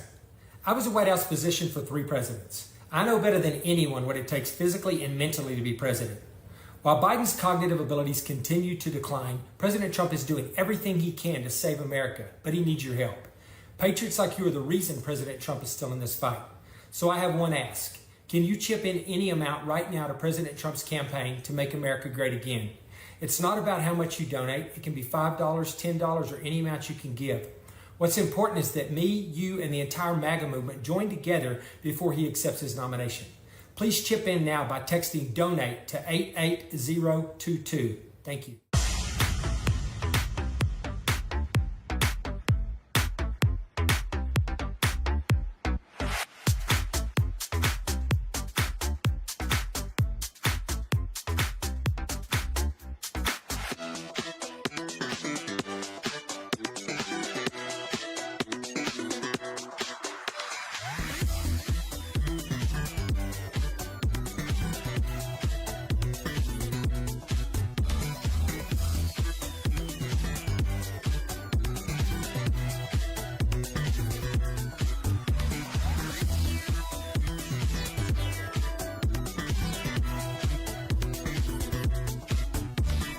I'm Newt Gingrich, and I'm here at the Republican National Convention.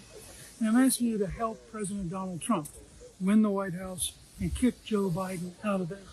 If you'll send whatever you can afford to 88022, I believe you will be key in helping defeat Joe Biden.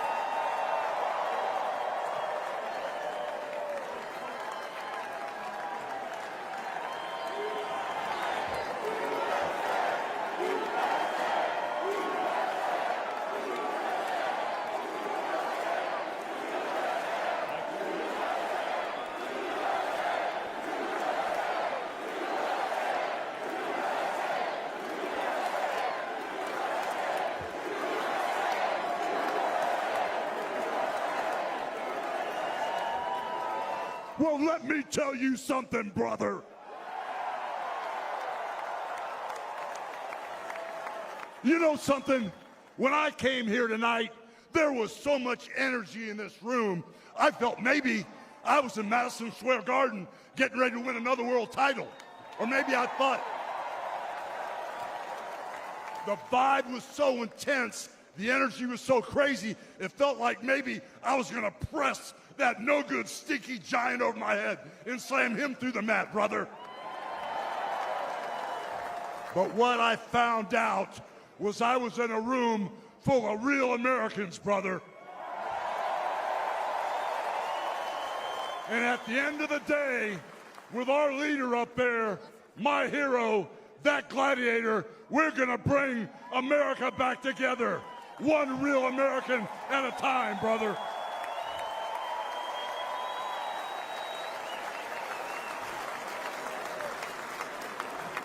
You know something? I've seen some great tag teams in my time.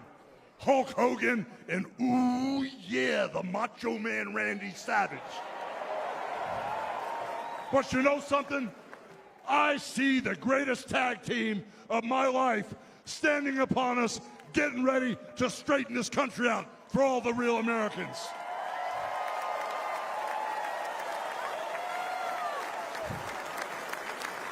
You know, even though you guys are real Americans, you better get ready. Because when Donald J. Trump becomes the President of the United States, all the real Americans are going to be nicknamed Trumpites. Because all the Trumpites are going to be running wild for 4 years. So with the power of Donald J. Trump and all the Trumpites running wild, America is going to get back on track. And like Donald J. Trump said, America is going to be great again.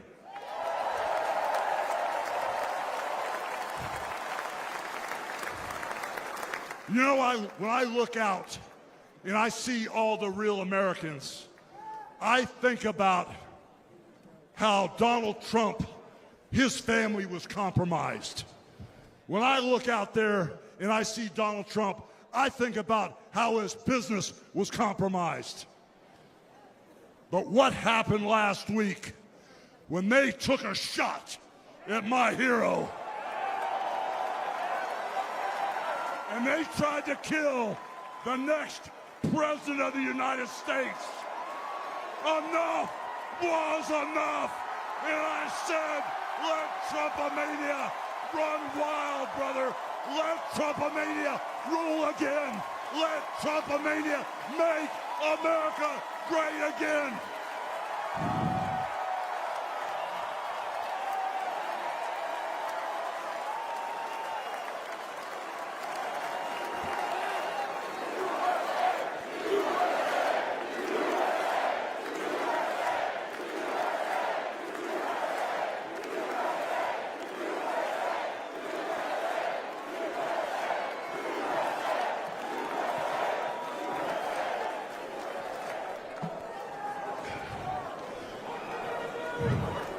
You know something, Trumpites? I didn't come here as Hulk Hogan, but I just had to give you a little taste. You know, my name is Terry Bollea. And as an entertainer, I love you too. And as an entertainer, I tried to stay out of politics. But after everything that's happened to our country over the past 4 years, and everything that happened last weekend, I can no longer stay silent.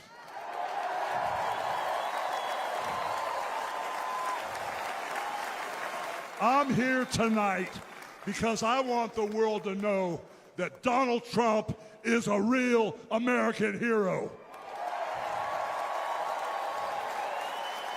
And I'm proud to support my hero as the next President of this United States.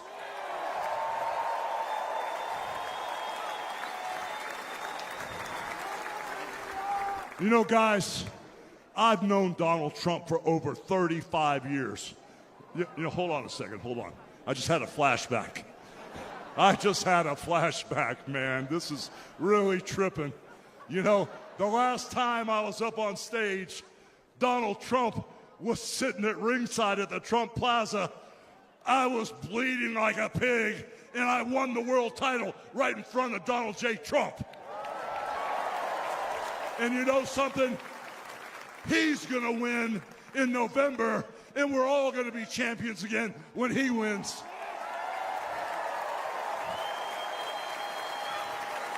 And like I said, I've known that man for over 35 years, and he's always been the biggest patriot, and he still is. He's always told you exactly what he thought, and he still does, brother. And no matter the odds, he always finds a way to win. And when he's back in our White House, America is going to start winning again.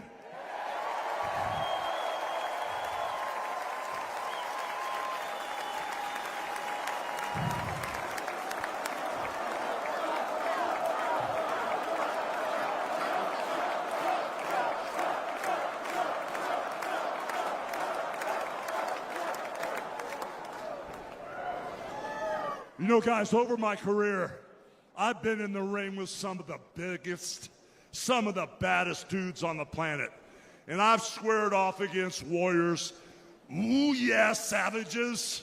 And I've even, like I said, body slammed giants in the middle of the ring. And I know tough guys.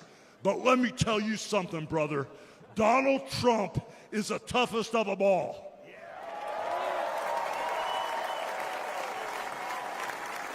They've thrown everything at Donald Trump. All the investigations, the impeachments, the court cases, and he's still standing and kicking their butts.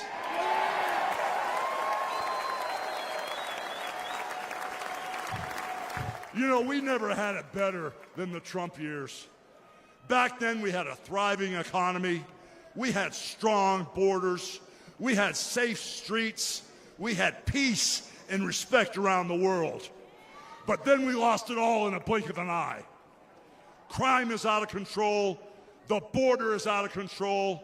The price of food and gas and housing is out of control.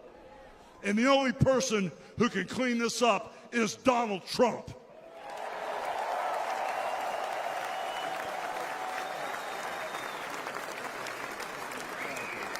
You know, guys, I really, really love this country. And I've lived the American dream.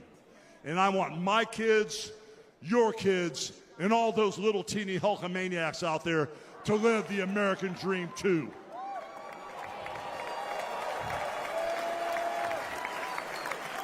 This November, guys, we can save the American dream for everyone. And Donald Trump is the president who will get the job done. So all you criminals, all you lowlifes, all you scumbags, all you drug dealers, and all you crooked politicians need to answer one question, brother. What you gonna do when Donald Trump and all the Trumpomaniacs run wild on you, brother? God bless you, and thank you.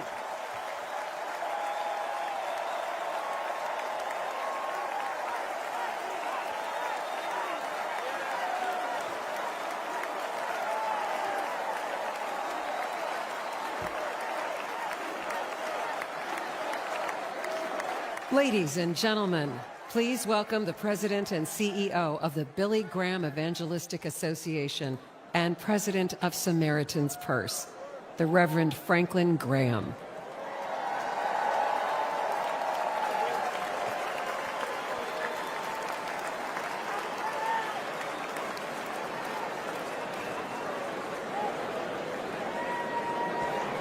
Good evening. I've got the hardest job tonight. I have to follow Hulk Hogan. But I stand here tonight as a private citizen who loves this country. I've been asked to say a few words and then to pray, and we're going to do that. Last Saturday, In Butler, Pennsylvania, President Trump had a near-death experience, no question.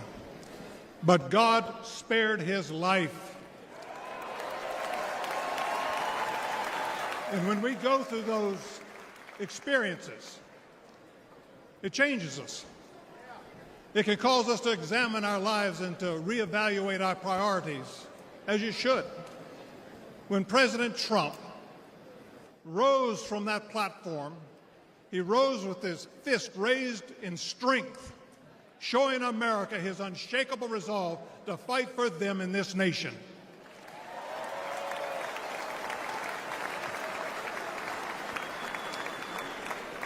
I cannot explain why God would save one life and allow another one to be taken.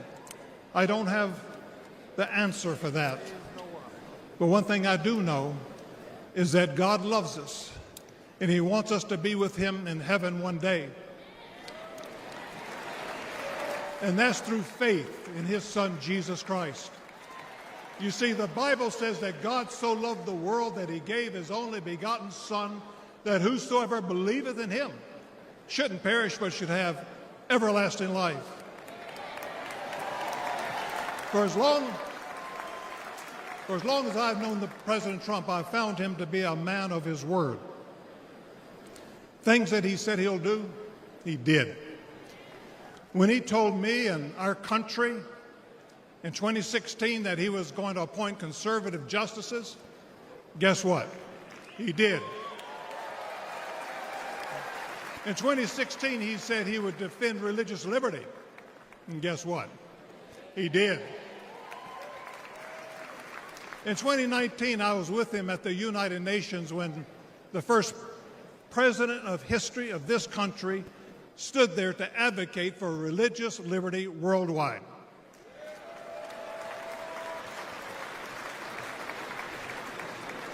When American citizen and Pastor Andrew Brunson was being held in a Turkish jail on false accusations, President Trump demanded that he be released. And he applied economic pressure and sanctions until they did that. I'm grateful and thankful for what he did as a 45th president of the United States. And I know that as the 47th president, he will keep his word to the American people to make America great once again.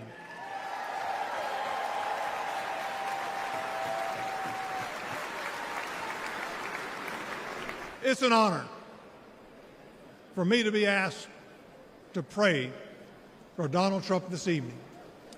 And so what I'd like to do, I'd like us to pray, but I'd like us all to stand as we call upon the name of the God of heaven.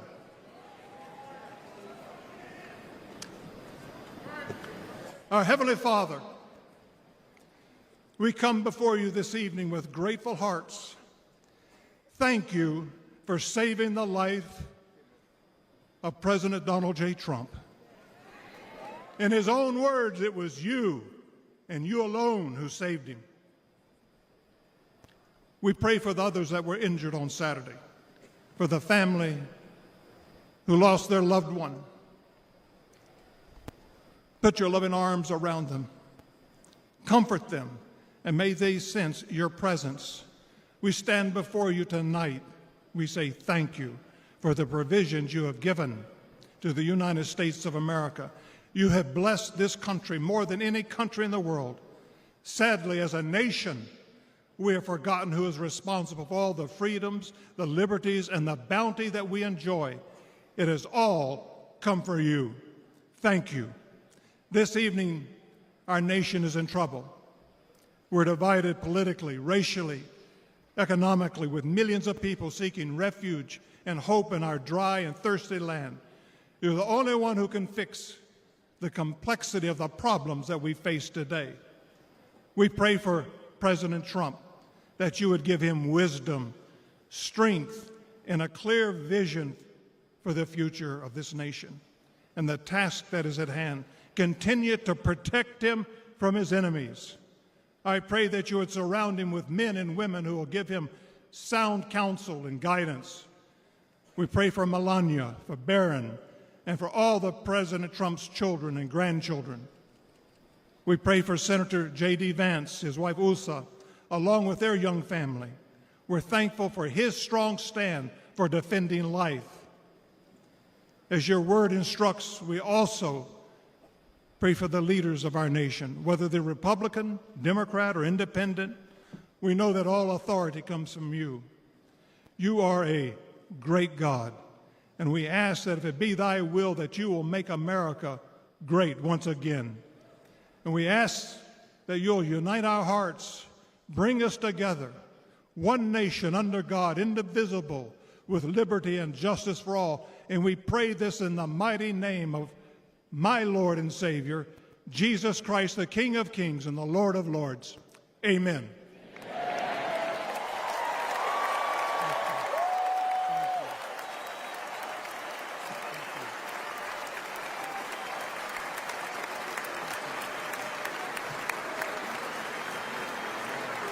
Ladies and gentlemen, please welcome businessman and Executive Vice President of the Trump Organization, Eric Trump.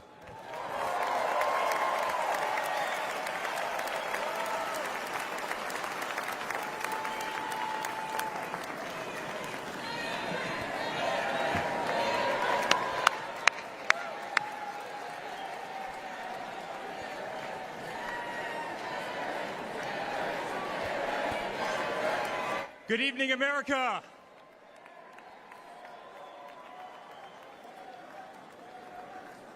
Eight years ago, my father sat our family down. He spoke of a nation in decline, of dreams slipping away, of a future endangered by failed leadership and broken promises. It was in that moment I knew my father had made a decision that would forever change our lives. We realized he had chosen to step into the arena, to fight for the soul of America. He decided to leave behind the comforts of an unbelievable business empire, to leave behind everything he had ever built, to answer the call to serve our nation. Unlike his predecessor, it was not a decision born out of necessity. Unlike the current president, it was not a decision that would enrich his family. Rather, it was a decision made out of love for this country and a deep concern for America's future.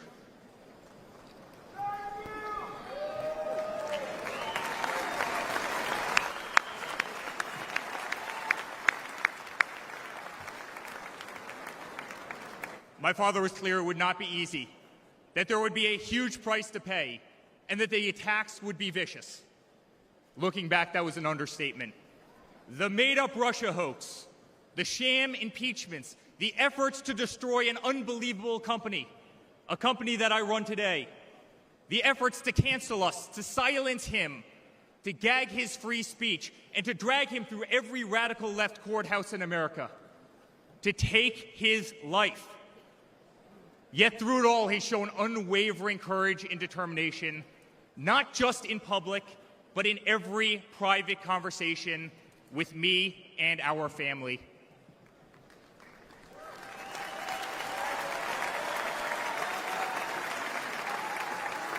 He stood tall, fueled not by personal ambition, but by a profound love for this country and a love for all of you, the American people. That man is my father. That man is the 45th president and soon to be 47th president of the United States. That man is Donald J. Trump.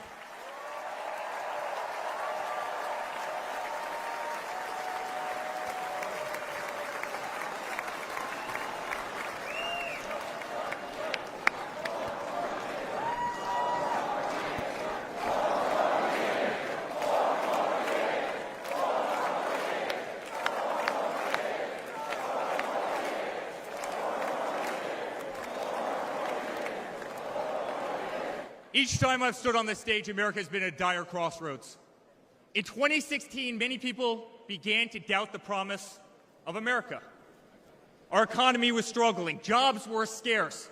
Our standing on the world stage was weak at best. Veterans were forgotten. Our military was in shambles. Our educational system was broken, ranked 30th in the world. He could no longer tolerate an inept administration that handed $150 billion to Iran, a country that chants death to America, or witness the continued attacks on our Constitution and our religious liberty, or see the disrespect shown to our unbelievable law enforcement officers who are being disarmed, defunded, and persecuted each and every day. He could no longer stand to see words like Christmas stripped from public use or the Pledge of Allegiance removed from our schools. But my father saw potential where others saw despair. Donald Trump built the New York City skyline. He did so during a time when businesses were turning away from the city he loved. Crime was rampant. The streets were dirty. But he had the Midas touch, and he turned those streets and neighborhoods into gold. He faced every challenge with tremendous vision and grit. As he did during the 2016 election, he rolled up his sleeves. He remained unapologetic. He did not care to be politically correct.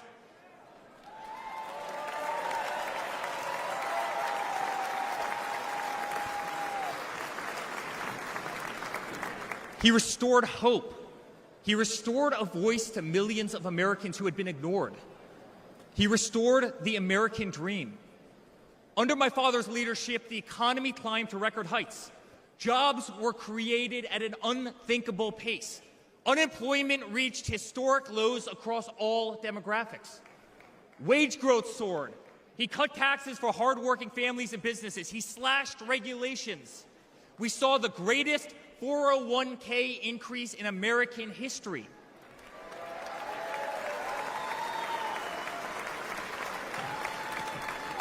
People bought their first homes in an environment that saw 2 to 3% interest rates.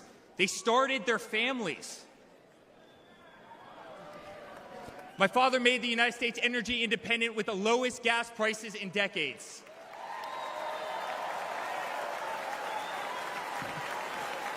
My father made the United States safe. Our borders were closed. There was peace in the Middle East. Soleimani, al-Baghdadi, the terrorists were dead.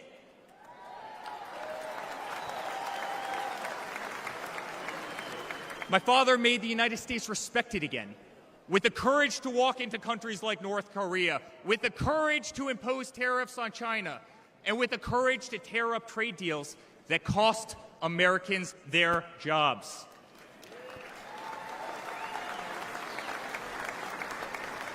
He brought manufacturing back to America. Small businesses flourished. He did what he promised. He put America first.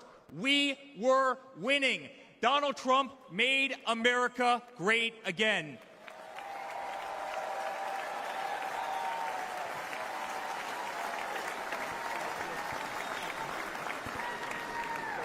But he also created a movement that threatened the special interests in the political elites, a movement that cast a bright light on the institutions weaponized against the American people. You see it in our schools. God bless the moms who fought back.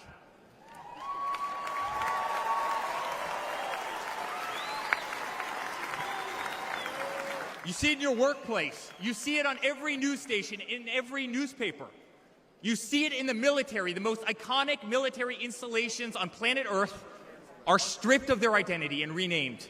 Fort Bragg, Benning, Fort Hood. You see it in Hollywood. You see it in our two-tier judicial system. They don't even hide it anymore. My father has been censored. The former president ripped off Twitter, Instagram, and Facebook while terrorist organizations remain intact. My father has been persecuted, targeted by far-left Democrats funded by special interest groups and hand-picked judges. My father has been pulled off the ballots of states, radical justices attempting to defy the will of millions of Americans who adore who he is and what he stands for. My father even became the target of an assassin who almost killed America's single greatest hope for our future. The swamp is terrified of this incredible movement. They're terrified of it. They're terrified of you and the tens of millions of people watching us on TV right now. They've tried everything to keep him from you, everything, to destroy his legacy, to destroy his family. They have failed, and they will not win.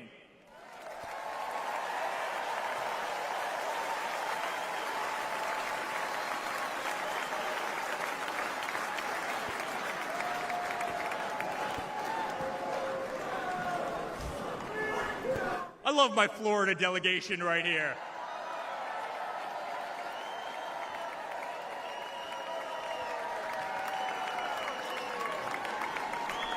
Thank you.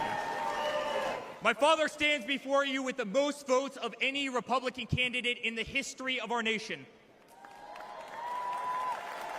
He has defied the predictions of every political pundit. He fills stadiums across our country. He energizes Americans to the issues facing this nation and does so with unvarnished honesty. He is not a threat to democracy. He is a threat to those who despise our republic, many whom are bought and sold, bribed and coerced, people who have never signed the front of a check and who have been dependent on the government their entire adult lives.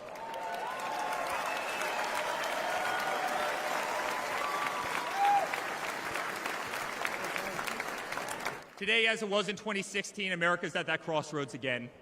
Energy prices are soaring. Interest rates are crippling. Everything is unaffordable.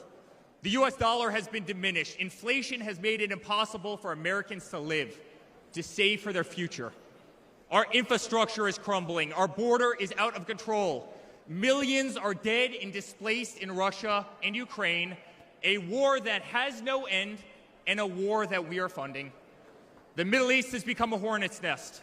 Our greatest ally, Israel, totally under siege. Fentanyl is killing our youth and destroying families, while the current administration stands idly by, hoping their inaction will import illegal votes. Crime terrorizes our cities and our suburbs as far-left policies handcuff police. Male athletes, guys my height, 6'5", are swimming in women's sports.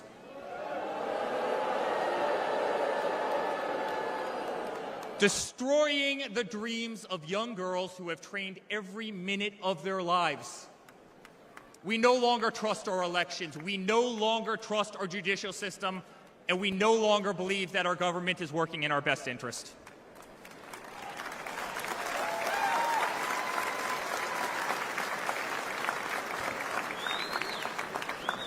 In spite of where we are today as a nation, I'd like to speak to every American. To the homeless veteran sleeping under a bridge as illegal immigrants are housed in the most expensive hotels in New York. I'm sorry. We know it's wrong, and we will fix it.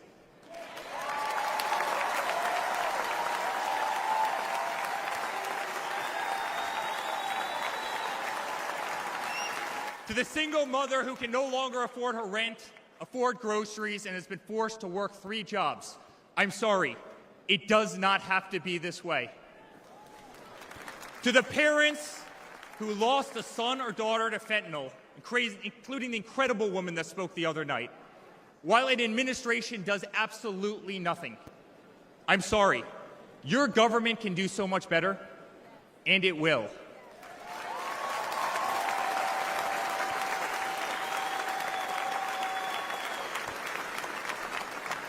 To the children who are being brainwashed instead of learning the fundamentals of school, I'm sorry. There are teachers who care, and my father will empower them.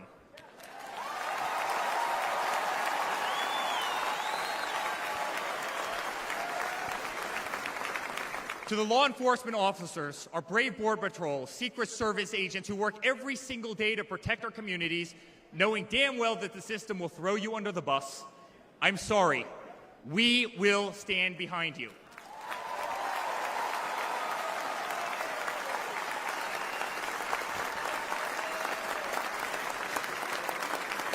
To commuters often petrified to take a bus, take a train, or walk the streets in cities across our nation, I'm sorry. That man right there will fix this.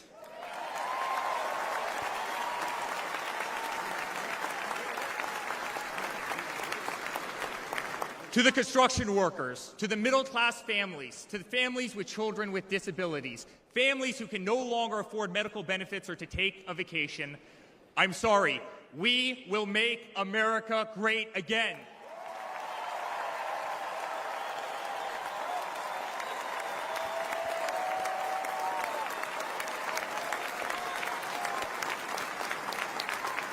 And to my father, who has been ruthlessly silenced, slandered, and attacked by a corrupt administration, I'm sorry. We know, and America knows, that they're not just after you, they're after all of us, and you just happen to be standing in their way.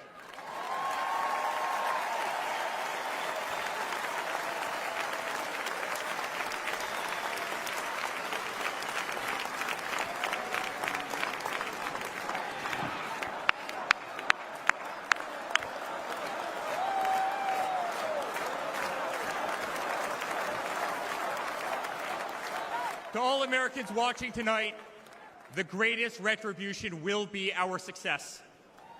Success not just for ourselves, but for our grandchildren and our children. Under President Donald J. Trump, the swamp will be drained. America will be respected. Our cities will be safe. Our streets will be clean. And our border will once again be secure.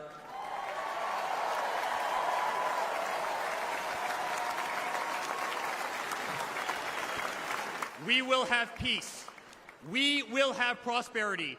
Your hard-earned tax dollars will enrich a better America, not be squandered in corrupt foreign nations. Education will be handed back to the states. We will no longer be 30th in the world. We will be first.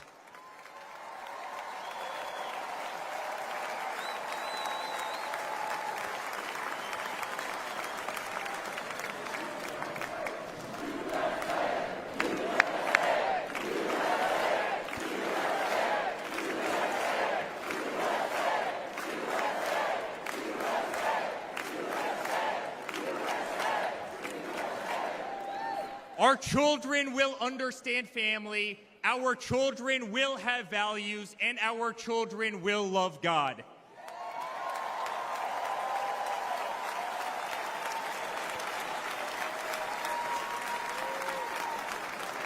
Our country will prioritize free speech, respect freedom of religion, and honor our Constitution.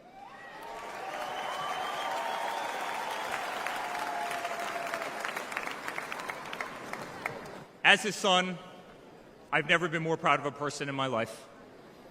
A man who has defied all odds more than once. A man who believed in the promise of America when others turned away.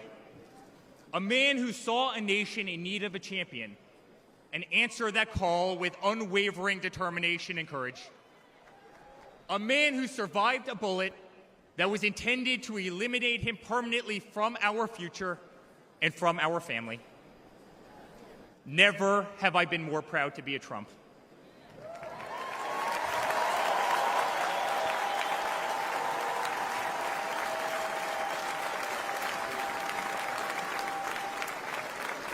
Never have I been more proud to stand by my father's side. I remain incredibly honored to be part of this journey, a journey with all of you, a journey to save the greatest country on earth, a journey with the most incredible people I have ever met. Dad, 5 days ago, Laura, Luke, Carolina, and I held our breath as we saw blood pour across your face. By the grace of God, divine intervention, and your guardian angels above, you survived.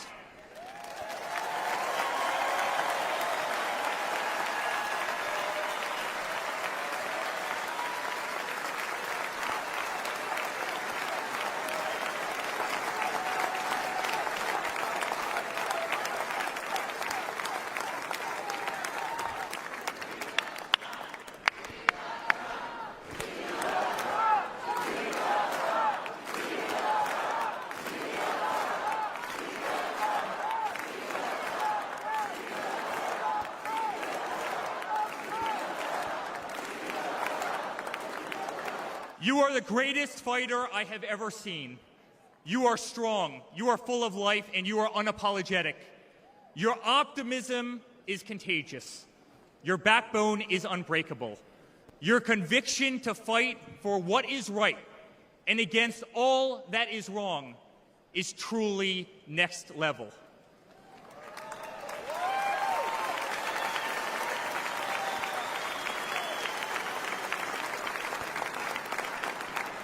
The whole world saw your strength as you stood up. You wiped the blood off your face, and you put your fist in the air in a moment that will be remembered as one of the most courageous acts in the history of American politics. You shouted, "Fight! Fight! Fight!"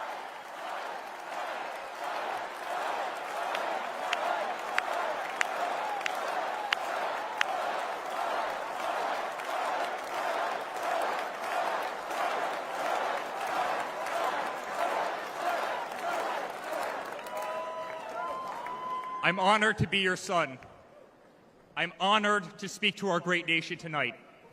You are a true leader. You epitomize strength. Our country loves you. Our country appreciates you. Our country misses you. And on November 5th, our country will re-elect you as the 47th President of the United States of America. Good night, Milwaukee. God bless you all.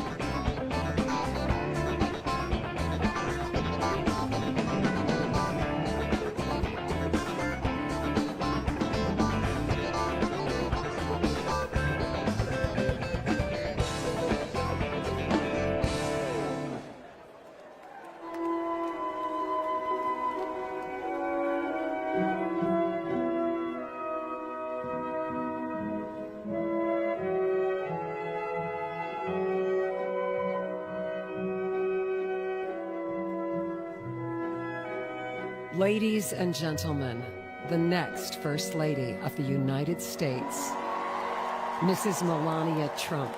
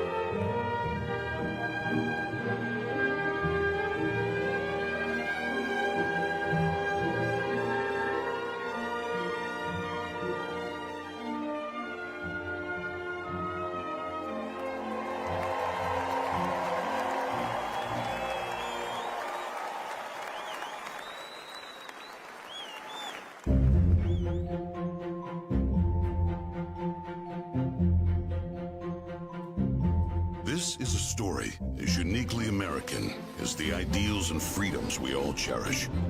A story of a life dedicated to dreaming big. A story about giving back to the people in his beloved city. But most of all, this is a story about putting his country first. And it's a story best told in pictures. Young and confident, Donald Trump wasn't afraid to think big and build even bigger. And he left his mark on the New York skyline that greeted visitors from around the world.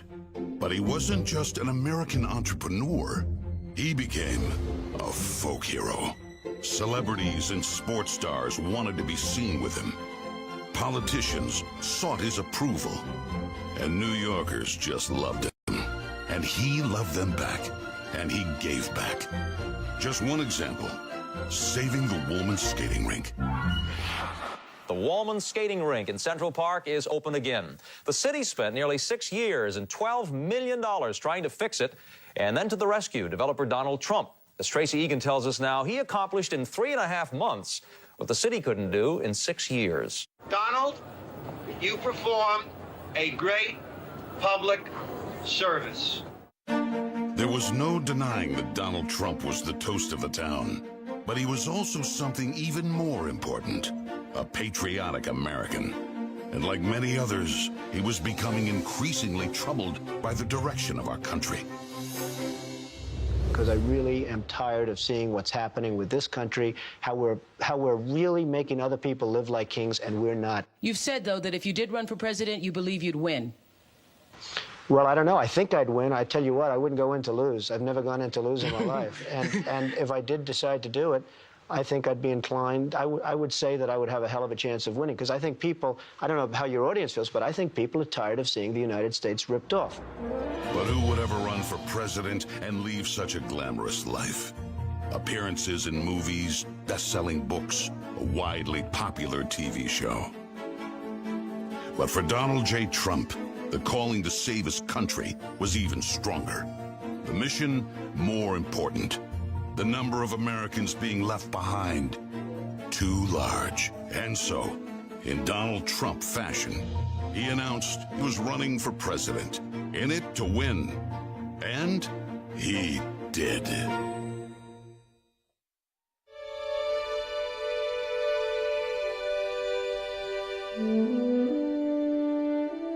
From his first day in office, the Washington politicians learned something about President Trump. He's not afraid to fight for what he believes in. They call that having the courage of your convictions. First up, the Trump tax cuts, largest in America's history, and it led to higher take-home pay for working families. Unfortunately, today, taxes are up and incomes down. The politicians just never learn. Next for President Trump, secure our border. Check. Miles and miles of wall built. ISIS and other terrorists deterred. But now, we have the Barney Fife of border security, leading to 250,000 Americans dead from fentanyl coming in. Brutal migrant crime spreading across America. And ISIS, now here. President Trump promised he'd keep America out of endless wars. Welcome words to the families of our young men and women who serve. And another promise kept. He started by strengthening our military, then traveled the world, meeting with our allies, and even with our main adversaries, just so they understood that America's strength and resolve was back. Because that's what a strong commander-in-chief does. And it led to a stable world at peace and our troops safe. Today, a different story. Our enemies smelled weakness, then set the world on fire. Putin saw it, then invaded Ukraine. Hamas saw it, then started a war in the Middle East.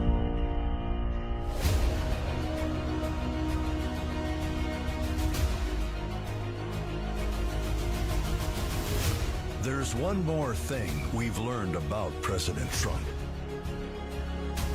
He believes so strongly in America, so optimistic for our possibilities, and so committed to fighting to once again make our country great, that there is nothing that is going to stop him.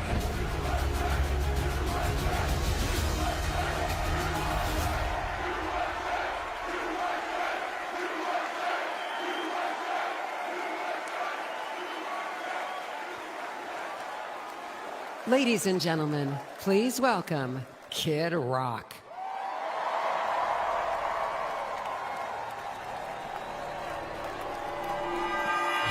What up, America?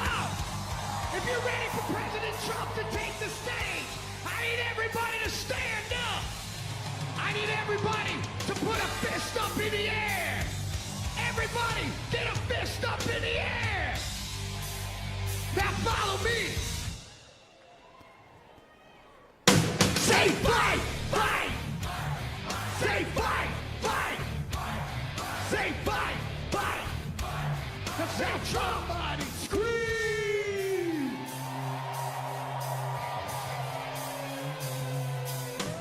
The devil without a cause. I'm back with the beaver hats and Ben Davis slacks. 30-pack of stroll, straight rock and roll. No Rogaine in the propane flow. The chosen one, I'm the living proof. With the gift of gab from the city of truth. You know I jab, stab, and knock critics back. And I did not start when I said that. I'm going platinum, selling rhymes. I went platinum 7 times. Still they ill and wanna see us fry. I guess because only God knows why. Why? Oh, they call me cowboy. I'm the singer of black. Throw a fist in the air. Let me see where you at. Say fight, fight. Say fight, fight. Say fight, fight. I say Trump, Trump.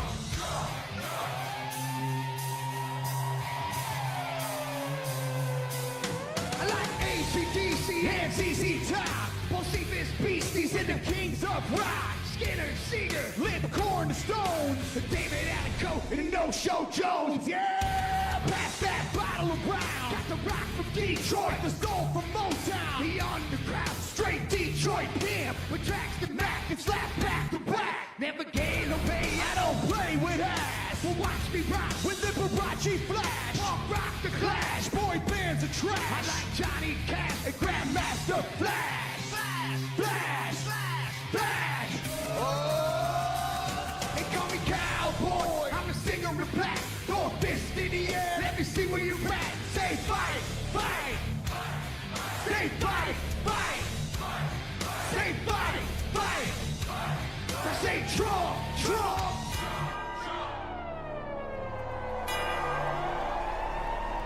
I'm an American badass. Watch me kick. You can roll with rock or you can.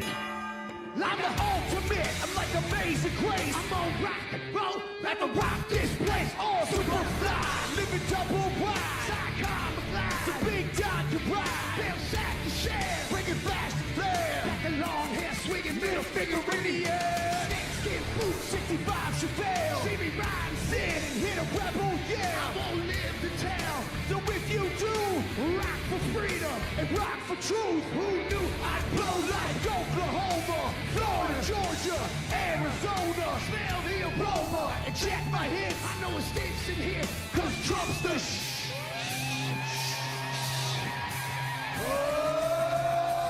They call me cowboy, I'm a singer with black. Throw a fist in the air, let me see where you're at. Say Trump, Trump. Say Trump, Trump. Say Trump, Trump. Say Trump, Trump. I need to hear you louder than that. One more time. I'm a cowboy, badass and black. You singing Trump, Trump. From side to side, from front to back. Come on, Trump, Trump. I put Detroit City back on the map. We singing Trump, Trump. Kick rocks in the house. This is where I'm at.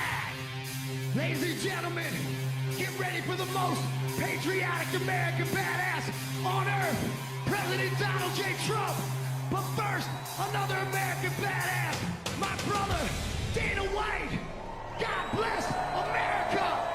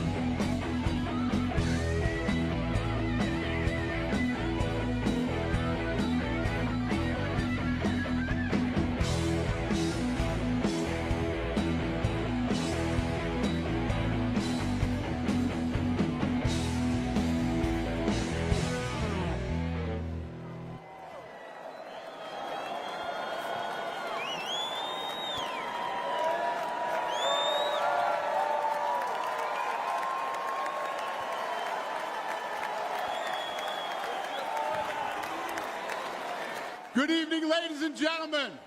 I am Dana White. I am the CEO and president of the Ultimate Fighting Championship. So 2 weeks ago, I got a call from President Trump asking me if I'd be willing to speak tonight. As usual, there was no pressure, no demands. He asked me as a friend, and of course I said yes. Then, after I accepted his offer, he sent me a text message, and I just want to read to you a little piece of what President Trump wrote to me. Dana, I'm so honored that you will be doing the introduction at the National Republican Convention. Think of it as the biggest fight you ever had, a fight for our country and even the world. I only wish you didn't have to interrupt your family trip, but I hope they understand they love you and they know how important this is. Now think about this. This man's running for president of the United States. He's fighting for the future of this country, and he's concerned about interrupting my family trip. That's the President Trump that I know, a man who truly cares about people. The mainstream media likes to push the narrative that he doesn't care about anyone but himself. I absolutely know that's not the truth, because I've been friends with this guy for 25 years. And for the people who know me, they'll know this is true. I just want to make something very clear. Nobody in the Trump campaign has ever told me what to say. Nobody tells me what to say, and I'm nobody's puppet.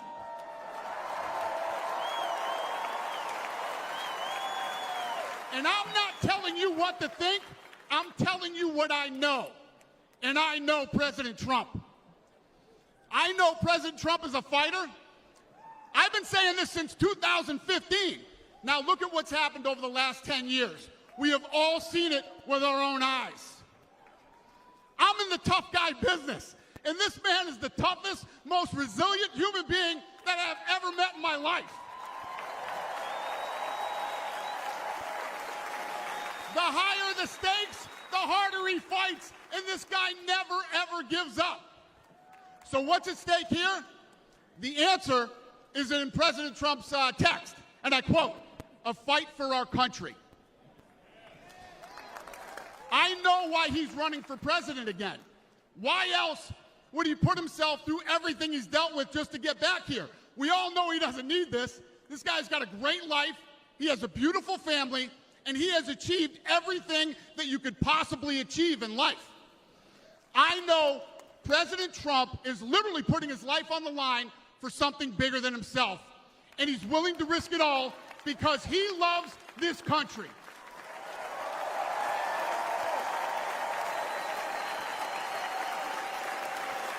And I know he wants what's best for the American people, all American people. I know he's running for president to save our American dream. I'm living the American dream, and I know the American dream is very real. Whether you were born in this country or came here from someplace else, this is the last real land of opportunity. President Reagan once said, "Government's first duty is to protect the people, not run their lives."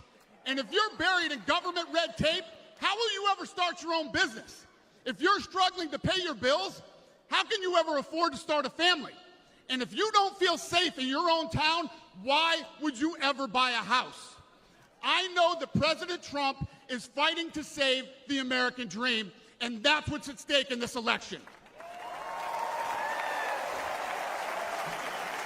We are choosing who we want to lead us in this fight.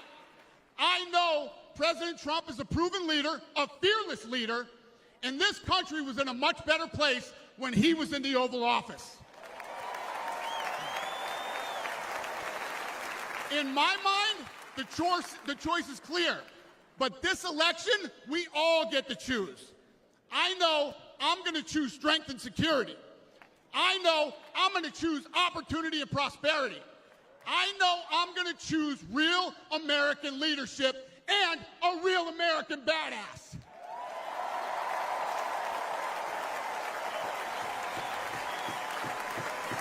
And I'm not telling you what choice to make, and I'm not telling you what to think.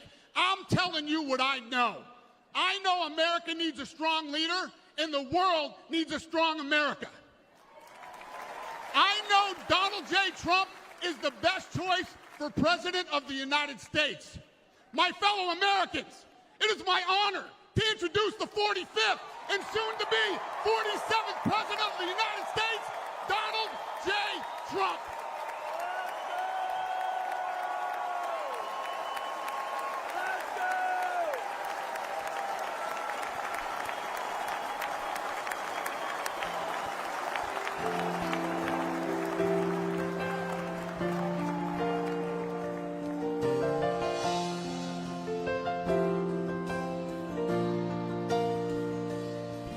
If tomorrow all the things were gone, I'd work for all my life, and I had to start again, just my children and my wife.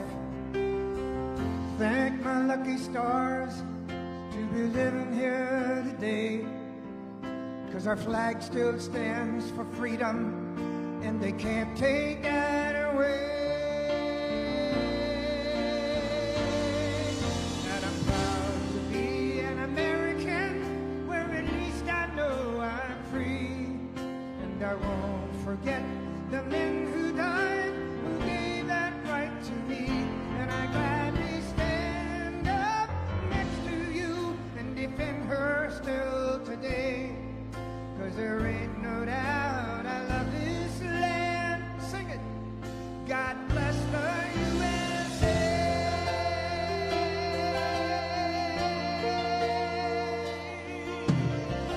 Yeah. From the lakes of Minnesota to the hills of Tennessee, across the plains of Texas, from sea to shining sea, from Detroit to Houston, and New York to LA, there's pride in every American heart, and it's time we stand and say that I'm proud to be an American, where at least I know I'm free, and I won't forget the men who died, who gave that right to me, and I gladly stand up next to you and defend her still today, 'cause there ain't no doubt I love this land. God bless the USA.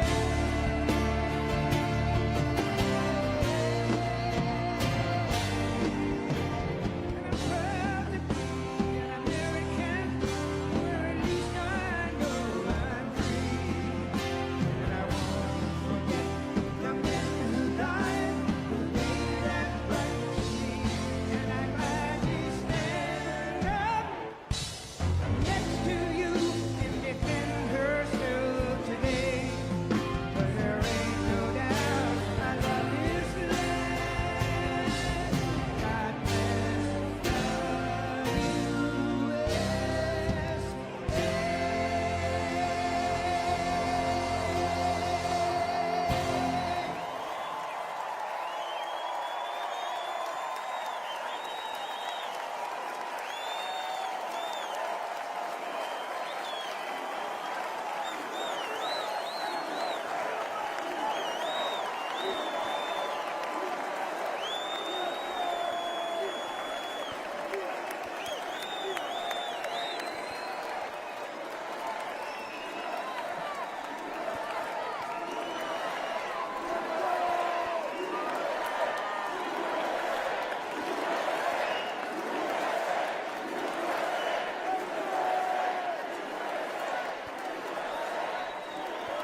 Thank you very much.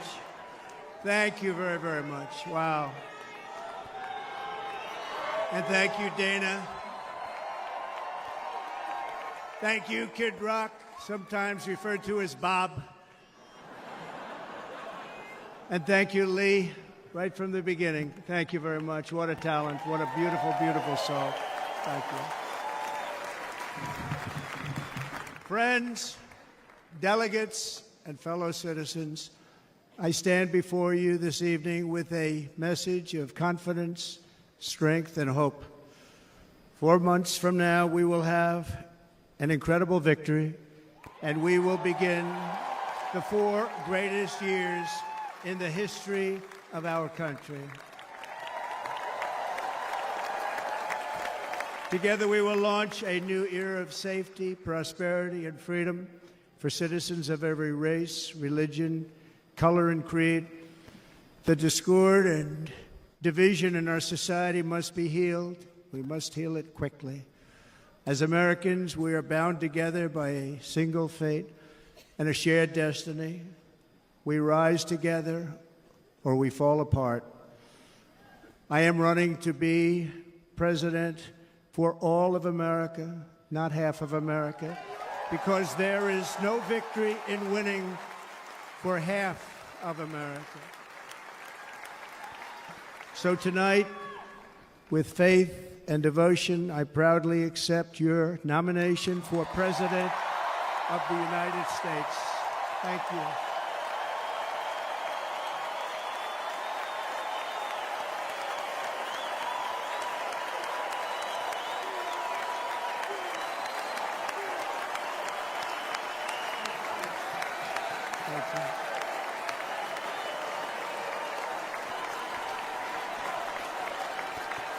Thank you very much.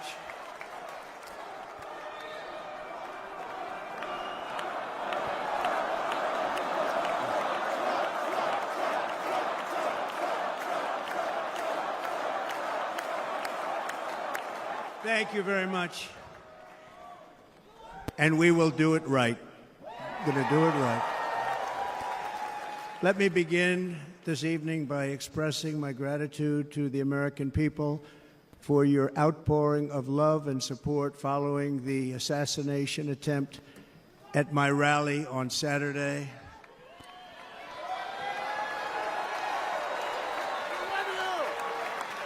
As you already know, the assassin's bullet came within a quarter of an inch of taking my life. So many people have asked me, what happened? Tell us what happened, please. And therefore, I will tell you exactly what happened, and you'll never hear it from me a second time because it's actually too painful to tell. It was a warm, beautiful day in the early evening in Butler Township in the great Commonwealth of Pennsylvania. Music was loudly playing, and the campaign was doing really well. I went to the stage, and the crowd was cheering wildly. Everybody was happy. I began speaking very strongly, powerfully, and happily because I was discussing the great job my administration did on immigration at the southern border. We were very proud of it.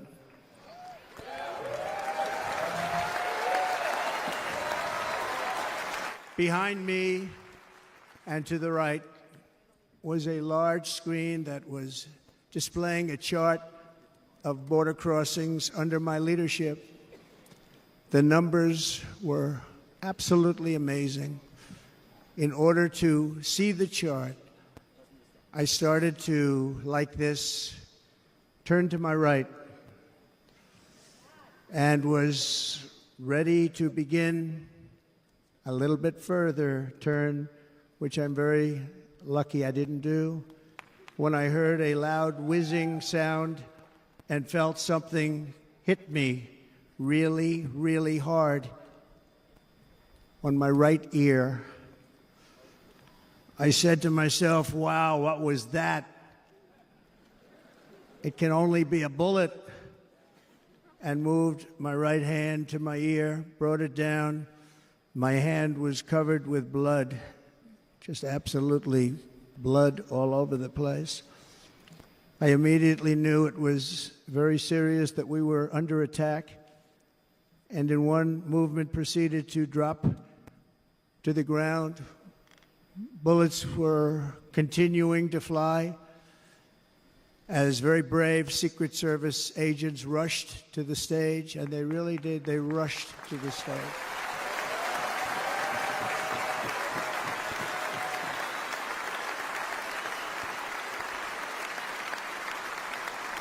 These are great people at great risk, I will tell you, and pounced on top of me so that I would be protected.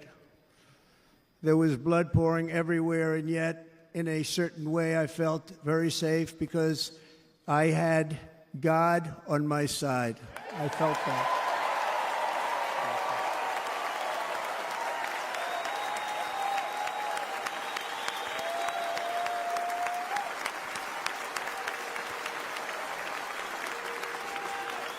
The amazing thing is that prior to the shot, if I had not moved my head at that very last instant, the assassin's bullet would have perfectly hit its mark, and I would not be here tonight. We would not be together. The most incredible aspect of what took place on that terrible evening in the fading sun was actually seen later. In almost all cases, as you probably know, and when even a single bullet is fired, just a single bullet, and we had many bullets that were being fired, crowds run for the exits or stampede, but not in this case. It's very unusual.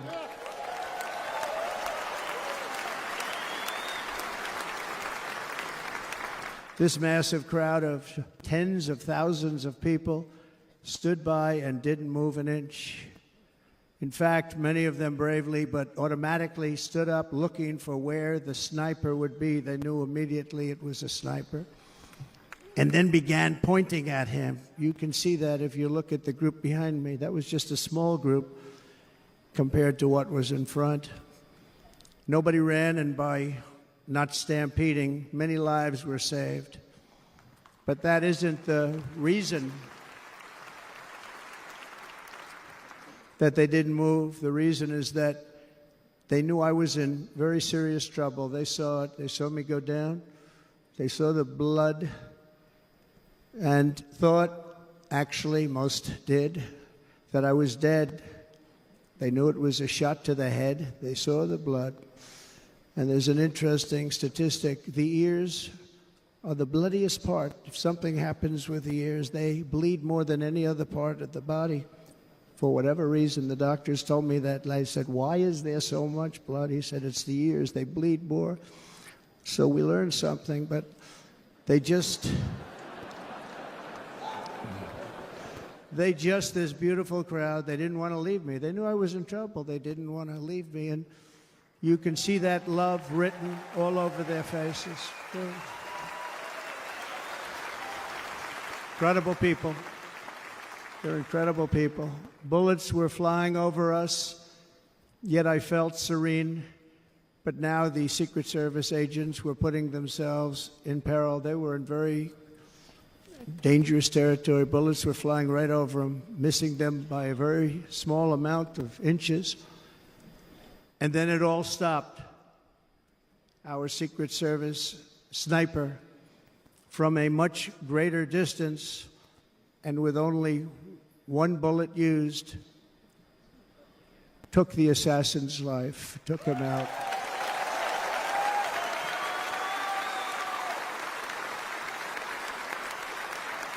I'm not supposed to be here tonight. Not supposed to be here. Yeah.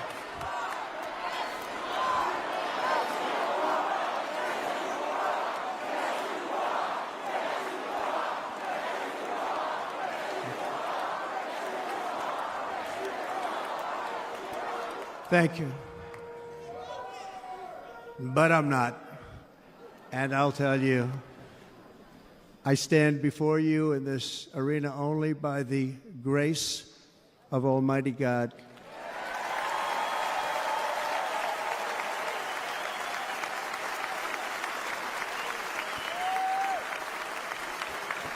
In watching the reports over the last few days, many people say it was a providential moment.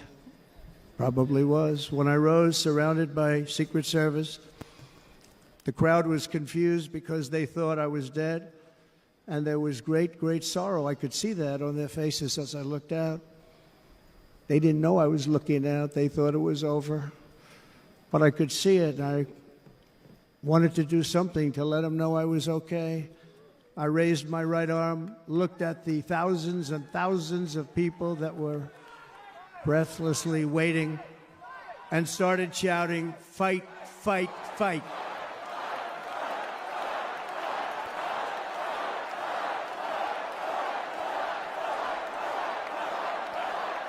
Thank you. Once my clenched fist went up, and it was high into the air. You've all seen that. The crowd realized I was okay and roared with pride for our country like no crowd I have ever heard before. Never heard anything like it. For the rest of my life, I will be grateful for the love shown by that giant audience of patriots that stood bravely on that fateful evening in Pennsylvania. Tragically, the shooter claimed the life of one of our fellow Americans, Corey, comparator, unbelievable person, everybody tells me. Unbelievable. And seriously wounded, 2 other great warriors, spoke to them today, David Dutch and James Copenhaver, 2 great people. I also spoke to all 3 families of these tremendous people. Our love and prayers are with them and always will be. We're never going to forget them. They came for a great rally. They were serious Trumpsters, I want to tell you. They were serious Trumpsters and still are. But Corey, unfortunately, we have to use the past tense. He was incredible. He was a highly respected former fire chief, respected by everybody. Was accompanied by his wife, Helen, incredible woman. I spoke to her today, devastated, and 2 precious daughters. He lost his life selflessly acting as a human shield to protect them from flying bullets. He went right over the top of them and was hit. What a fine man he was.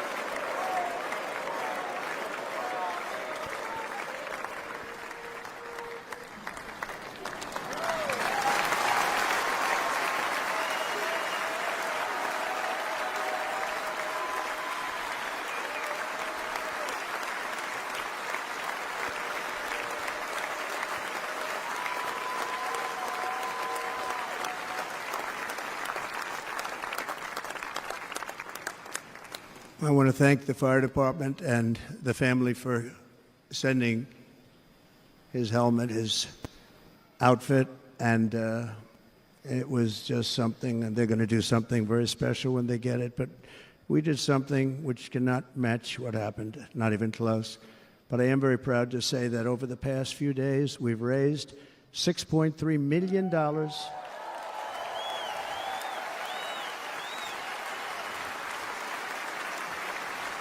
for the families of David, James, and Corey, including from a friend of mine just called up. He sent me a check right here. I just got it.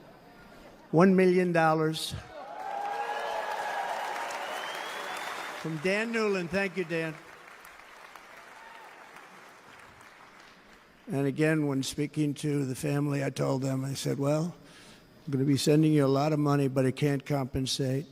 They all said the same thing. You're right, sir. We appreciate so much what you're doing, but nothing can take the place in the case of Corey. And the other 2, by the way, they were very, very seriously injured, but now they're doing very well. They're going to be okay.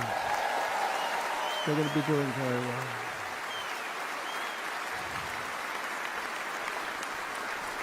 They're warriors. So now I ask that we observe a moment of silence in honor of our friend Corey.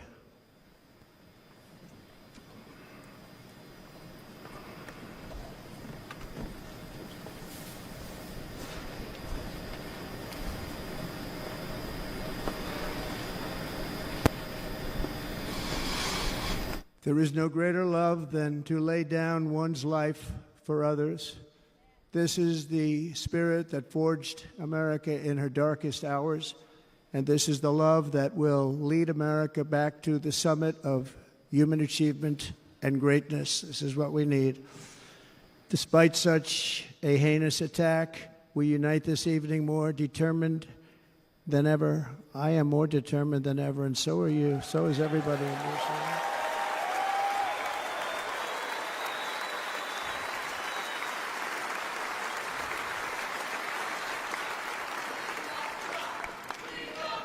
Thank you. Thank you very much.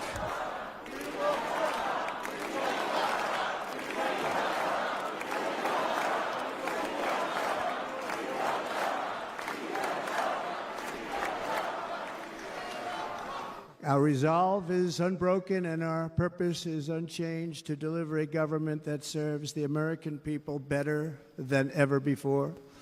Nothing will stop me in this mission because our vision is righteous and our cause is pure. No matter what obstacle comes our way, we will not break, we will not bend, we will not back down, and I will never stop fighting for you, your family, and our magnificent country. Never.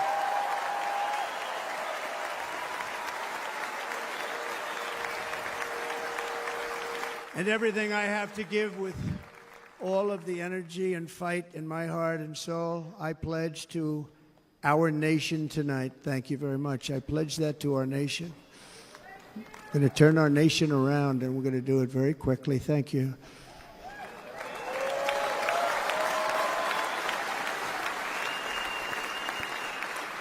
This election should be about the issues facing our country and how to make America successful, safe, free, and great again.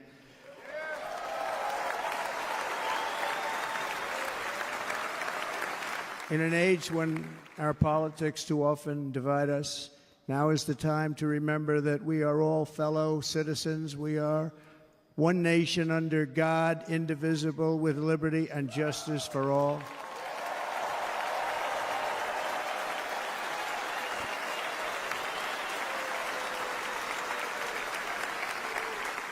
And we must not criminalize dissent or demonize political disagreement, which is what's been happening in our country lately at a level that nobody has ever seen before.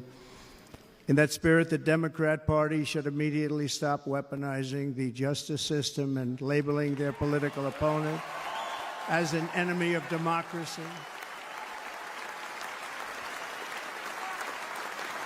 Especially since that is not true. In fact, I am the one saving democracy for the people of our country.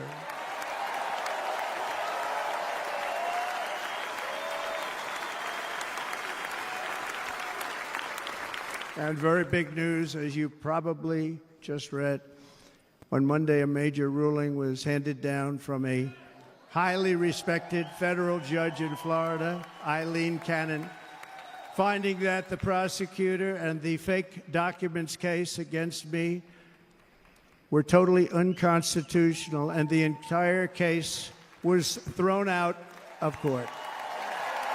With all of that publicity, thrown out of court. If Democrats want to unify our country, they should drop these partisan witch hunts, which I have been going through for approximately 8 years. And they should do that without delay and allow an election to proceed that is worthy of our people. We're going to win it anyway, but worthy of our people. On this journey, I am deeply honored to be joined by my amazing wife, Melania.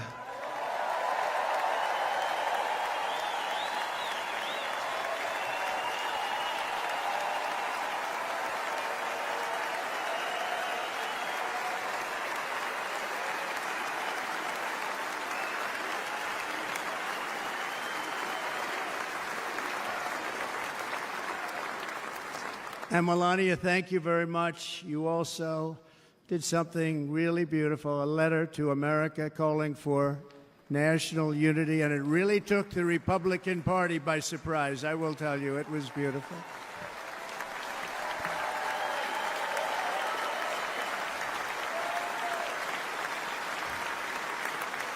In fact, some very serious people said that we should take that letter and put it as part of the Republican platform. That would be an honor, wouldn't it?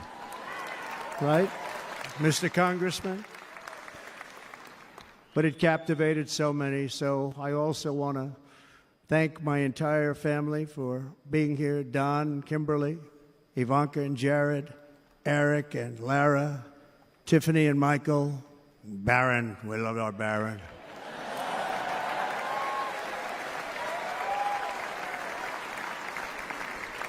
And of course, my 10 wonderful grandchildren. You saw a few of them up there on my lap before.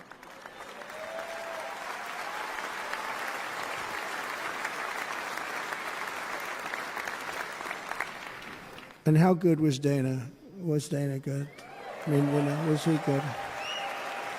He was on probably the only vacation he's had in about, maybe ever, because he works, but about 10 years with his wife, very far away. I won't tell you where, but very, very far away, beautiful place. And my people called, and he said, I won't be able to do it. This is many, many years. I promised my wife I can't do it. And they came in, they said, Dana won't be able to do it, because he was my first, second, and third choice. I said, well, that's too bad, but I understand he's away, and it's good. It's good for him. And that was it. About 30 minutes later, she came back in, sir, Dana just called. He's going to do it. And his wife, she said, you can't turn him down. You just can't do it. You have to go. That's a good wife.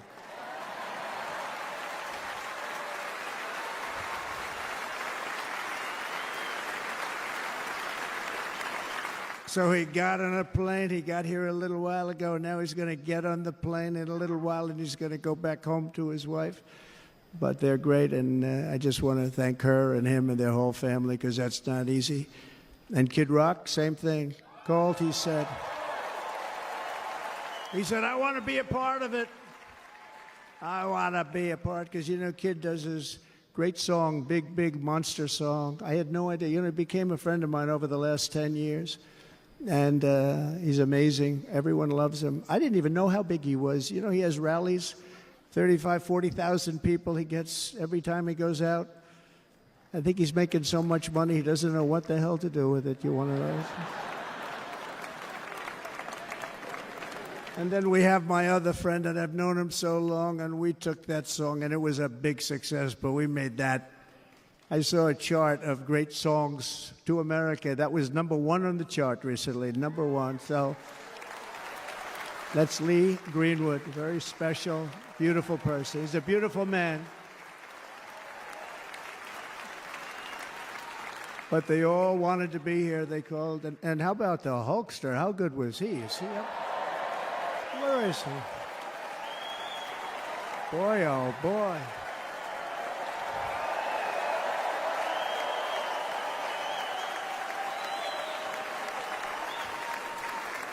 They may call that entertainment. I know about entertainment, but when he used to lift a 350-pound man over his shoulders and then bench press him 2 rows into the audience, I say maybe entertainment, but he is one strong son of a gun. I will tell you, I watched it many times. There aren't a lot of entertainers that can do that, right? You were fantastic. Thank you very much. Followed by Eric. What was that all about? Boy, that was good. I didn't want to really come up here. But he was so great, and he's such a good young man. He went through a lot of trouble, and Don last night was incredible. They went through so much trouble. They got subpoenaed more than any people probably in the history of the United States. Every week they get another subpoena from the Democrats, crazy Nancy Pelosi, the whole thing, just boom, boom, boom. They've got to stop that because they're destroying our country. We have to work on making America great again, not on beating people. And we won. We beat them and all. We beat them on the impeachments. We beat them on indictments. We beat them. But the time that you have to spend, if they would devote that genius to helping our country, we'd have a much stronger and better country.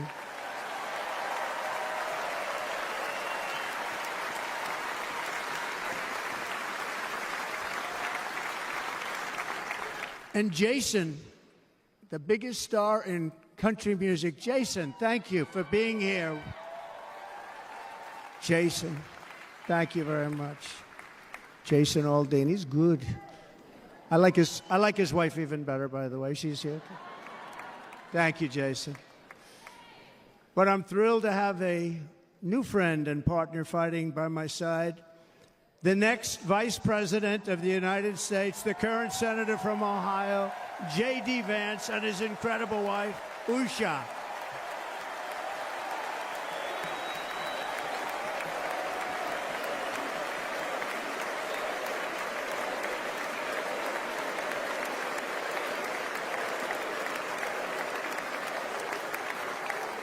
He's going to be a great Vice President. He's going to be great. He'll be with this country and with this movement, greatest movement in the history of our country, Make America Great Again.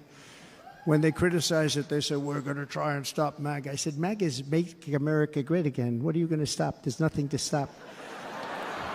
Then they say, oh, that's right. It's very tough to fight it.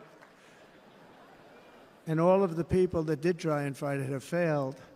But he's going to be with us for a long time, and it was an honor to select him. Great, great student at Yale. His wife was a great student at Yale. They met at Yale. These are two smart people. So, J.D., you're going to be doing this for a long time. Enjoy the ride.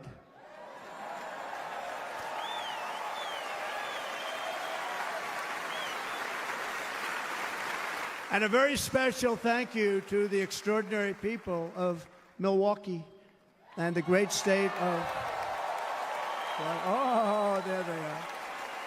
There they are. You are so easy to spot.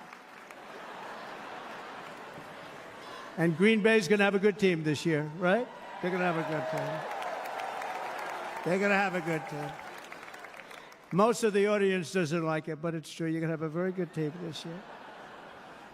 And by the way, Wisconsin, we are spending over $250 million here creating jobs and other economic development all over the place. So I hope you will remember this in November and give us your vote. I am trying to buy your vote. I'll be honest about that.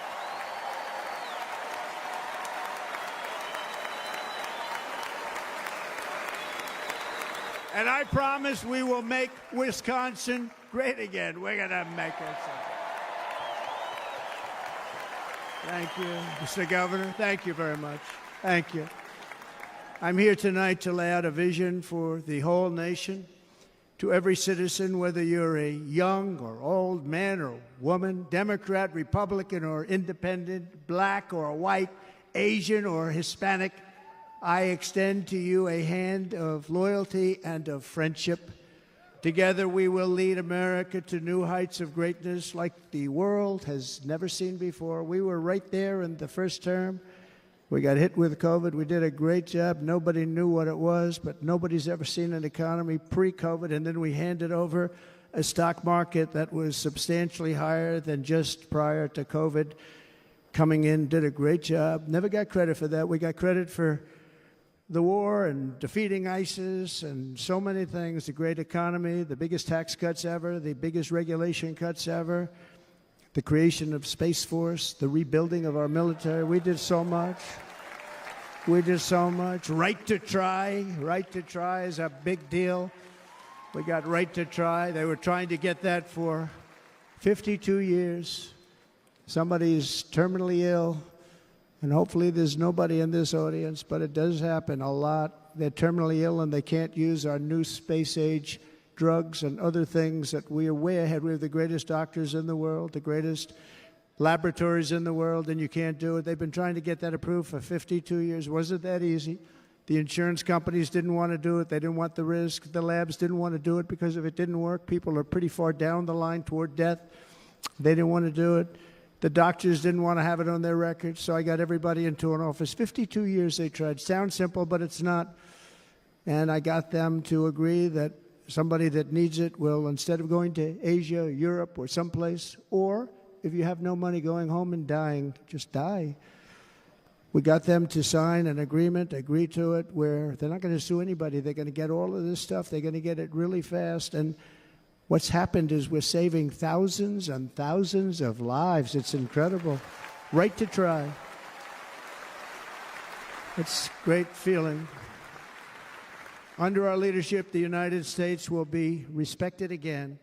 No nation will question our power. No enemy will doubt our might. Our borders will be totally secure. Our economy will soar. We will return law and order to our streets, patriotism to our schools, and importantly, we will restore peace, stability, and harmony all throughout the world.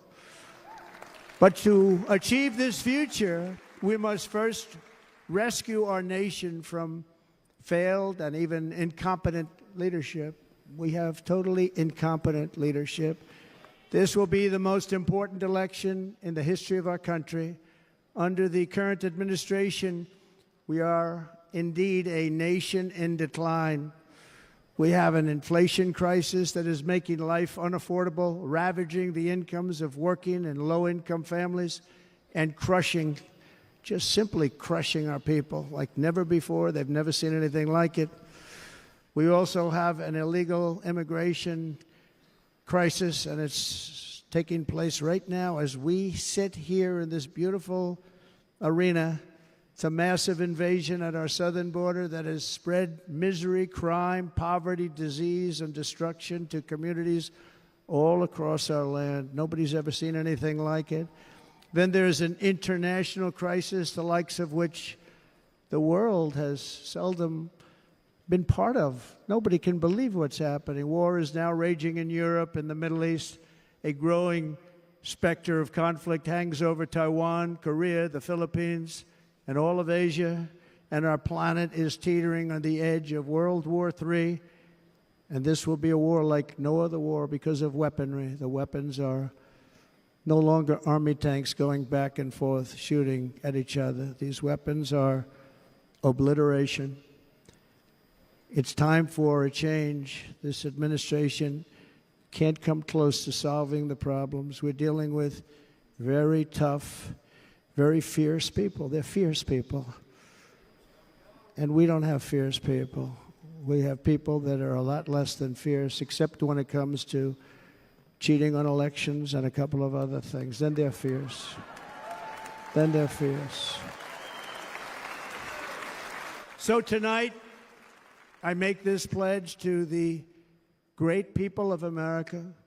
I will end the devastating inflation crisis immediately, bring down interest rates, and lower the cost of energy.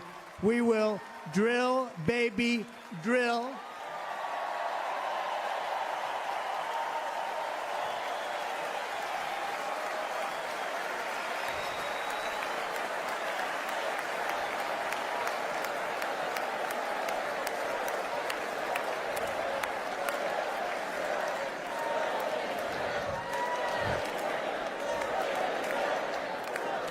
Can you believe what they're doing? But by doing that, we will lead a large-scale decline in prices. Prices will start to come down. Energy raised it. They took our energy policies and destroyed them. Then they immediately went back to them, but by that time, so much was lost. But we will do it at levels that nobody's ever seen before, and we'll end lots of different things. We'll start paying off debt and start lowering taxes even further. We gave you the largest tax cut. We'll do it more. You know, people don't realize I brought taxes way down, way down, and yet we took in more revenues the following year than we did when the tax rate was much higher. Most people said, how did you do that? Because it was incentive. Everybody was coming to the country. They were bringing back billions and billions of dollars into our country. The companies made it impossible to bring it back. The tax rate was too high, and the legal complications were far too great. I changed both of them, and hundreds of billions of dollars by Apple and so many other companies were brought back into our nation, and we had an economy the likes of which no nation had ever seen. China, we were beating them at levels that were incredible. And they know it. They know it. We'll do it again, but we'll do it even better. I will end the illegal immigration crisis by closing our border and finishing the wall, most of which I've already built.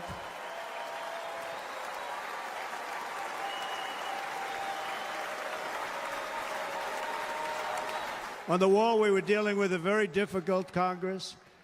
And I said, oh, that's okay. We won't go to Congress. I call it an invasion. We gave our military almost $800 billion, I said, I'm going to take a little of that money because this is an invasion, and we built, most of the wall is already built, and we built it through using the funds because what's better than that? We have to stop the invasion into our country that's killing hundreds of thousands of people a year. We're not going to let that happen. I will end every single international crisis that the current administration has created, including the horrible war with Russia and Ukraine, which would have never happened if I was president, and the war caused by the attack on Israel, which would have never happened if I was president. Iran was broke. Iran had no money. Now Iran has $250 billion. They made it all over the last 2.5 years. They were broke. I watched the other day on a show called Deface the Nation. Has anyone seen it?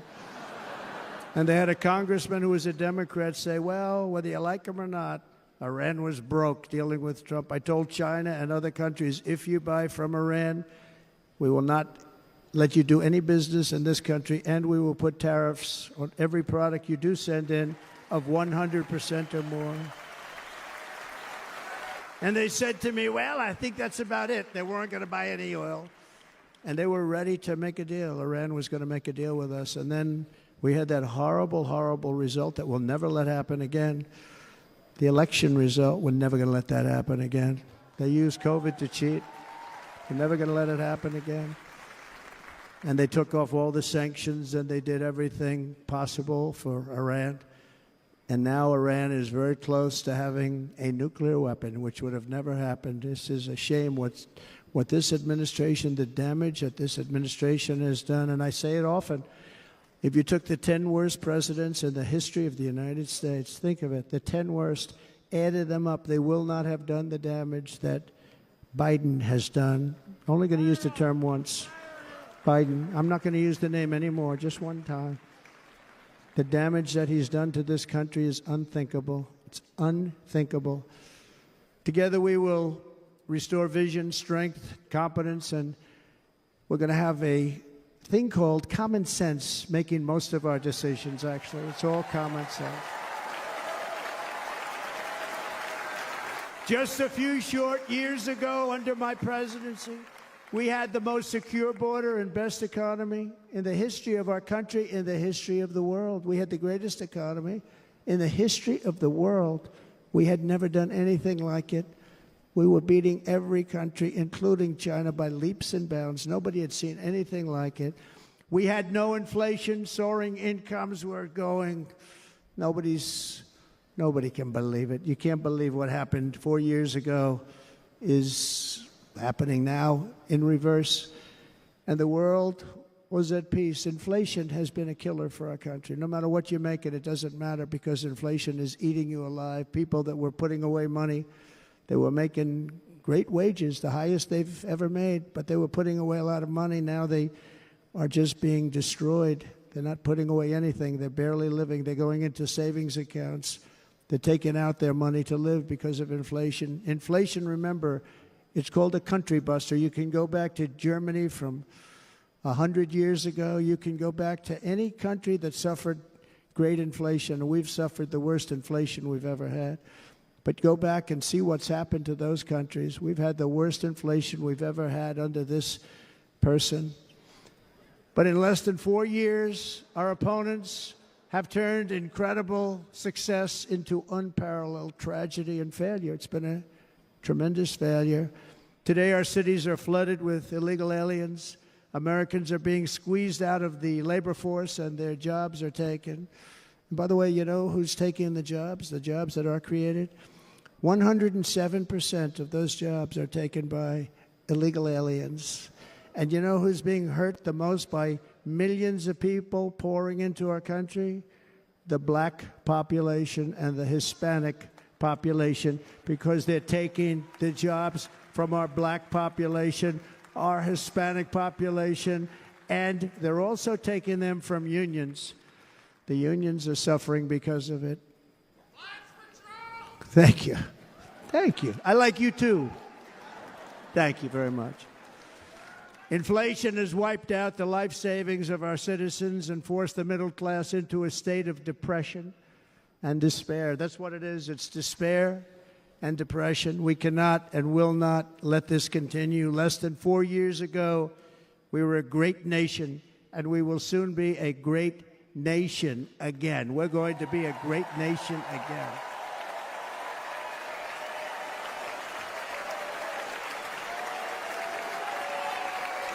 Thank you. With proper leadership, every disaster we are now enduring will be fixed, and it will be fixed very, very quickly.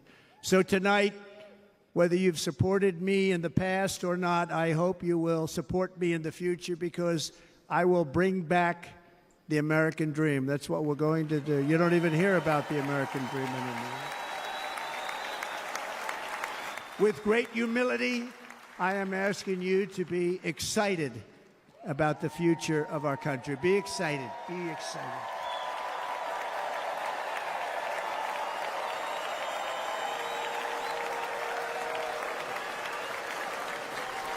And by the way, the news reports, look at all of those big networks. Look at them. They're all here.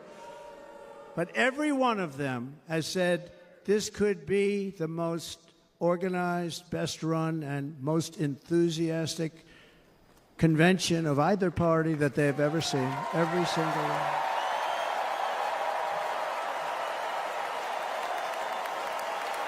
And it's true. It's true. And there's love in the room. There's great love in the room.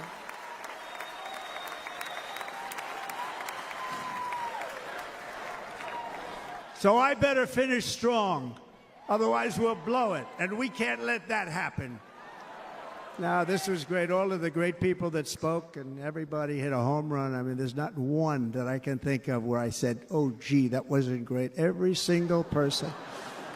I refuse to be the only one. Don't do that to me. They're already getting ready. See, I gave them an idea. Now, this was a great convention. This was, I think we're actually going to go home and miss it. You know, usually with a first of all, look at these crowds. You'd never have this at a convention. Look at these crowds.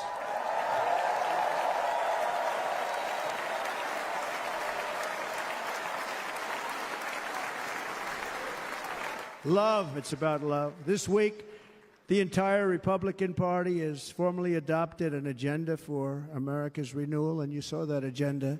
And it's very short compared to the long, boring, meaningless agendas of the past, including the Democrats. They write these things that are hundreds of pages long, and they never read them after they're done. In their case, fortunately, they don't read them because they're pretty bad. It's a series of bold promises that we will swiftly implement when you give us a Republican House. And Mr. Speaker, thank you very much. We have our great Speaker of the House with us tonight, Mr. Speaker. Thank you very much. Thank you. A Republican Senate. We have many senators here. And send me back to our beautiful White House just a few short months from now. We're talking about just months. It can't come fast enough. We have to get it done.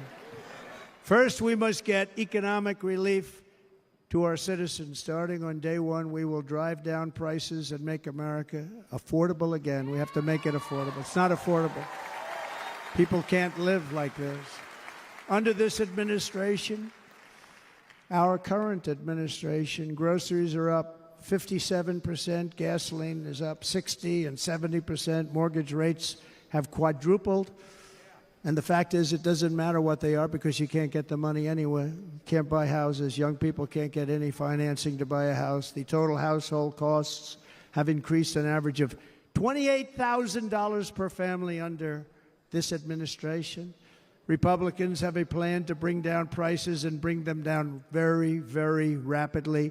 By slashing energy costs, we will in turn reduce the cost of transportation, manufacturing, and all household goods. So much starts with energy. And remember, we have more liquid gold under our feet than any other country by far. We are a nation that has the opportunity to make an absolute fortune with its energy. We have it, and China doesn't. Under the Trump administration, just 3.5 years ago, we were energy independent, but soon we will actually be better than that. We will be energy dominant and supply not only ourselves, but we will supply the rest of the world with numbers that nobody has ever seen, and we will reduce our debt, $36 trillion. We will start reducing that, and we will also reduce your taxes still further. Next, and by the way, they want to raise your taxes 4 times, think of it. And all my life I grew up watching politicians. I always loved politics, I guess. I was on the other side. I'd watch and they were always talking about, we will give you a tax cut. We will give you a tax cut. My whole life I was watching, I will give you a tax cut, right, Mr. Congressman? That's all they talked about. This is the only administration that said, we're going to raise your taxes by 4 times what you're paying now, and people are supposed to vote for them? I've never heard it. You're paying too much. We're going to reduce your taxes still further. We gave you the biggest one, as I said. We're going to give you more, and it's going to lead to tremendous growth. We want growth in our country. That's what's going to pay off our debt.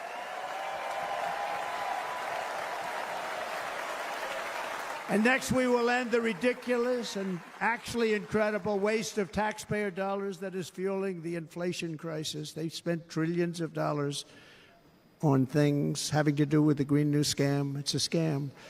And that's caused tremendous inflationary pressures in addition to the cost of energy. And all of the trillions of dollars that are sitting there not yet spent, we will redirect that money for important projects like roads, bridges, dams, and we will not allow it to be spent on meaningless Green New Scam ideas.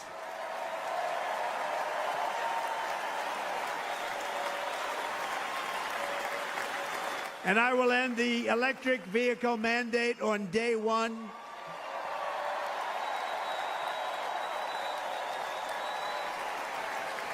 Thereby saving the U.S. auto industry from complete obliteration, which is happening right now, and saving U.S. customers thousands and thousands of dollars per car.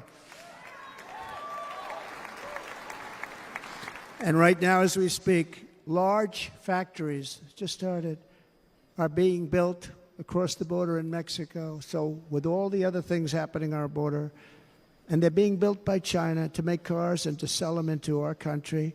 No tax, no anything. The United Auto Workers ought to be ashamed for allowing this to happen. And the leader of the United Auto Workers should be fired immediately. And every single auto worker, union and non-union, should be voting for Donald Trump, because we're going to bring back car manufacturing, and we're going to bring it back fast.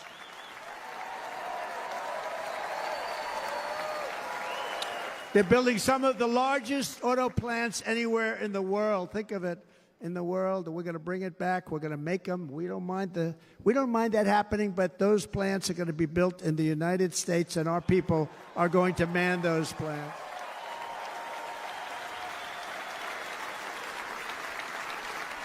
And if they don't agree with us, we'll put a tariff of approximately 100 to 200% on each car, and they will be unsellable in the United States. We have long been taken advantage of by other countries. And think of it, oftentimes these other countries are considered so-called allies. They've taken advantage of us for years. We lose jobs, we lose revenue, and they gain everything and wipe out our businesses, wipe out our people. I stopped it for 4 years. I stopped it. And we're really ready to make changes like nobody had seen before. And remember, USMCA, I got rid of NAFTA, the worst trade deal ever made, and replaced it with USMCA, which is, they say, the best trade deal ever made. Actually, probably the best trade deal was the deal I made with China, where they buy $50 billion worth of our product. They were buying nothing. They buy $50 billion worth. They had to. But I don't even talk about it because of COVID. I don't even mention it, frankly, because of what happened with the China virus.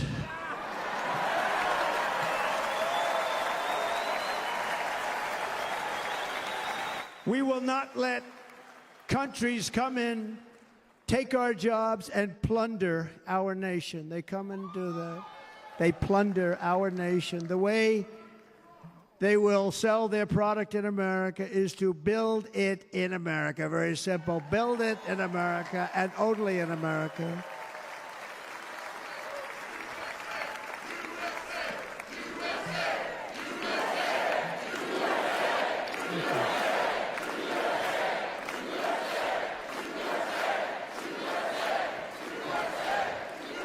And this very simple formula, and Congress has to go along with us, and they will.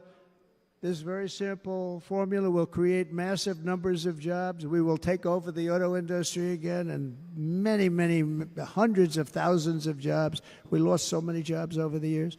If you go back 20, 25 years, they've stolen, going to China and Mexico, about 68% of our auto industry manufacturing jobs. We're going to get them all back. We're going to get them all back, every one of them.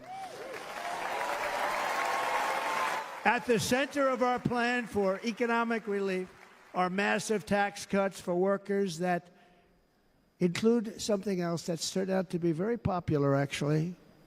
Here it's very popular in this building and all those hotels that I saw that are so nice. I'm staying in a nice one. It's called no tax on tips. No tax on tips. No tax on tips.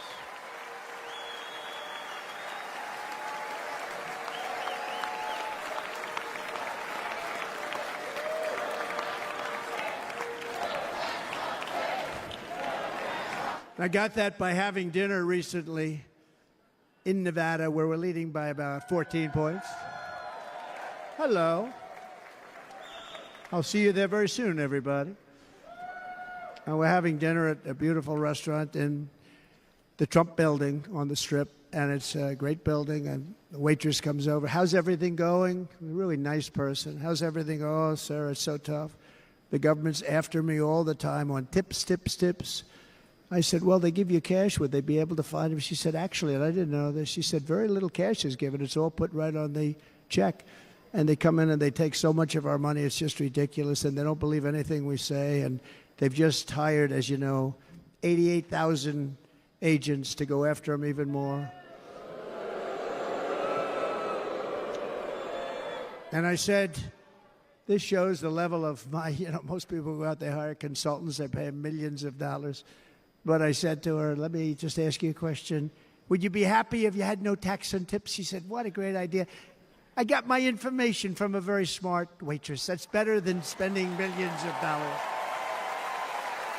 And everybody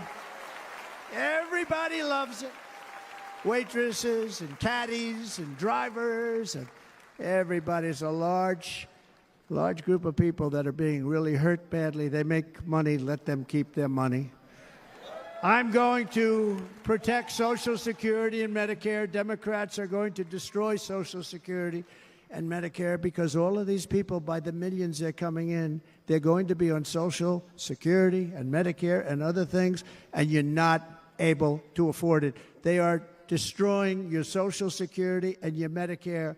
Under my plan, incomes will skyrocket, inflation will vanish completely, jobs will come roaring back, and the middle class will prosper like never, ever before, and we're going to do it very rapidly.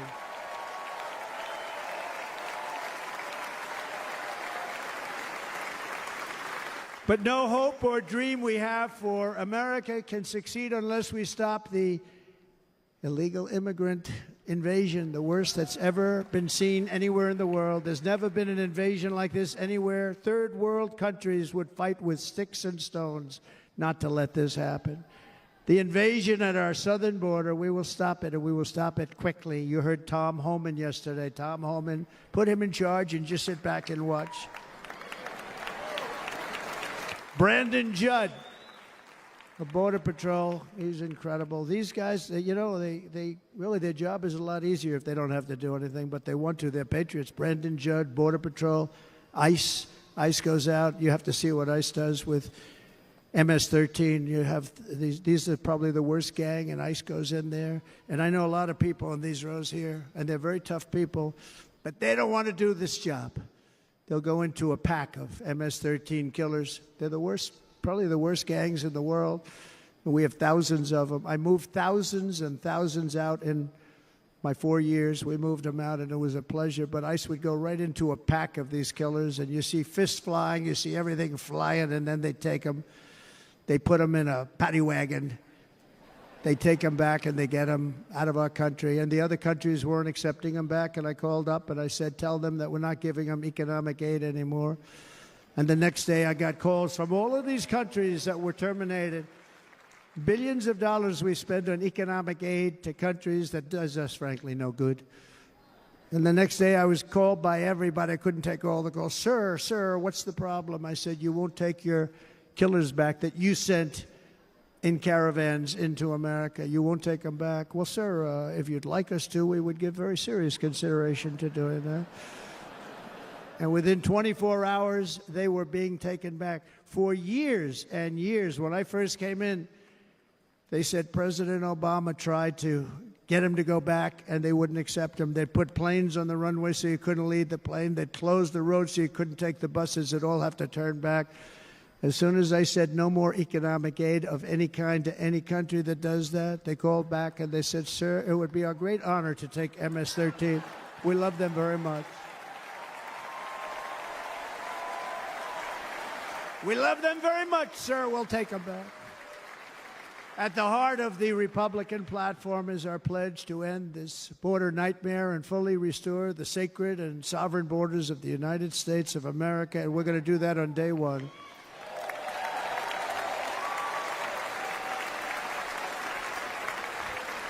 That means two things on day one, right? Drill, baby, drill, and close our borders.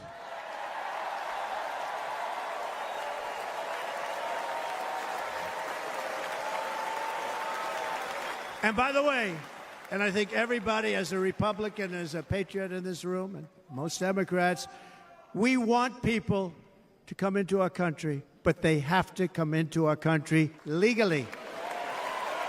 Legally. Less than 4 years ago, I handed this administration the strongest border in American history. But you can see on the chart that saved my life, that was the chart that saved my life. I said, look it, I'm so proud of it. I think it's one of the greatest, it was done by the Border Patrol, one of the greatest charts I've ever seen. It showed everything just like that. You know the chart. Oh, there it is. That's pretty good. Wow. Last time I put up that chart, I never really got to look at it. But without that chart, I would not be here today.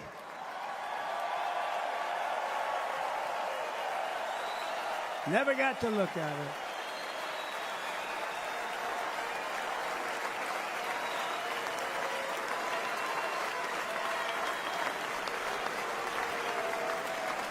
I said, you got to see this chart. I was so proud of it, and by the time I got to there, I never got to see it that day. But I'm seeing it now, and I was very proud. If you look at the arrow on the bottom, that's the lowest level, the one on the bottom, heavy red arrow. That's the lowest level of illegal immigrants ever to come into our country in recorded history, right there. Right there. And that was my last week in office.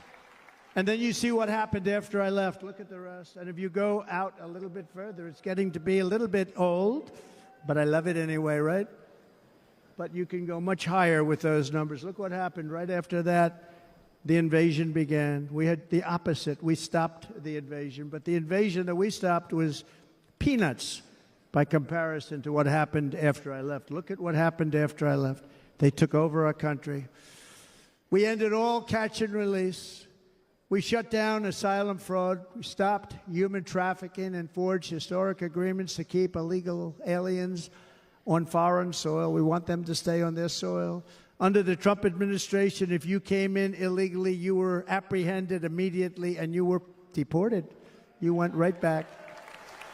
The current administration terminated every single one of those great Trump policies that I put in place to seal the border. I wanted a sealed border. Again, come in, but come in legally. You know how unfair it is? So many people, hundreds of thousands of people, have been working for years to come into our country.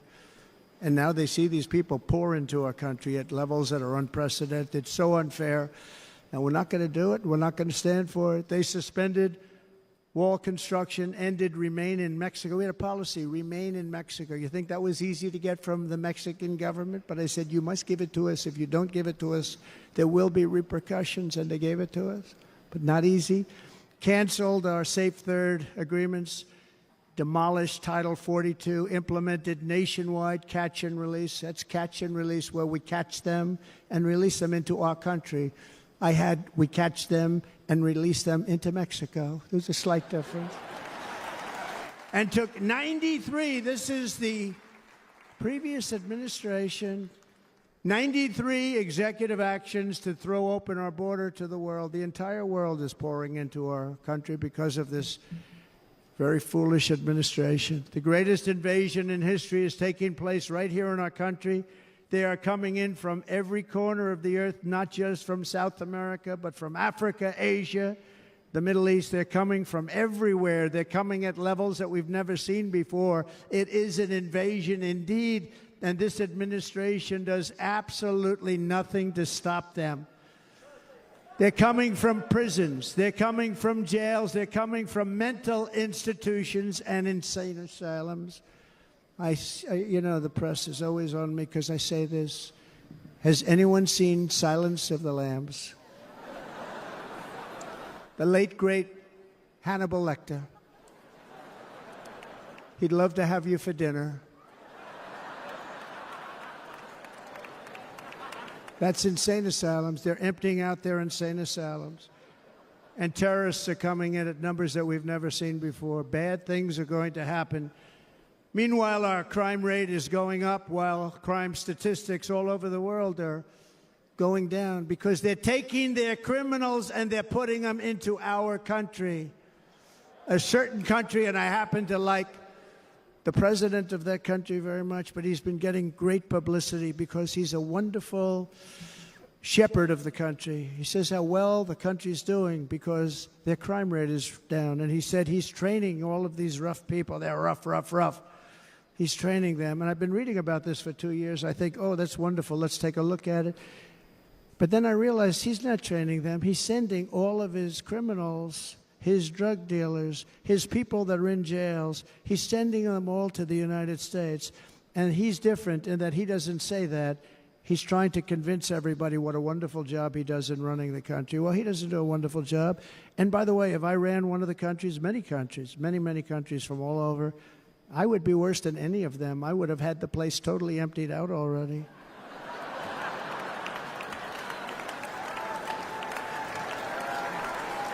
But we become a dumping ground for the rest of the world, which is laughing at us. They think we're stupid. And they can't believe that they're getting away with what they're getting away with, but they're not going to be getting away with it for long. That's what I can tell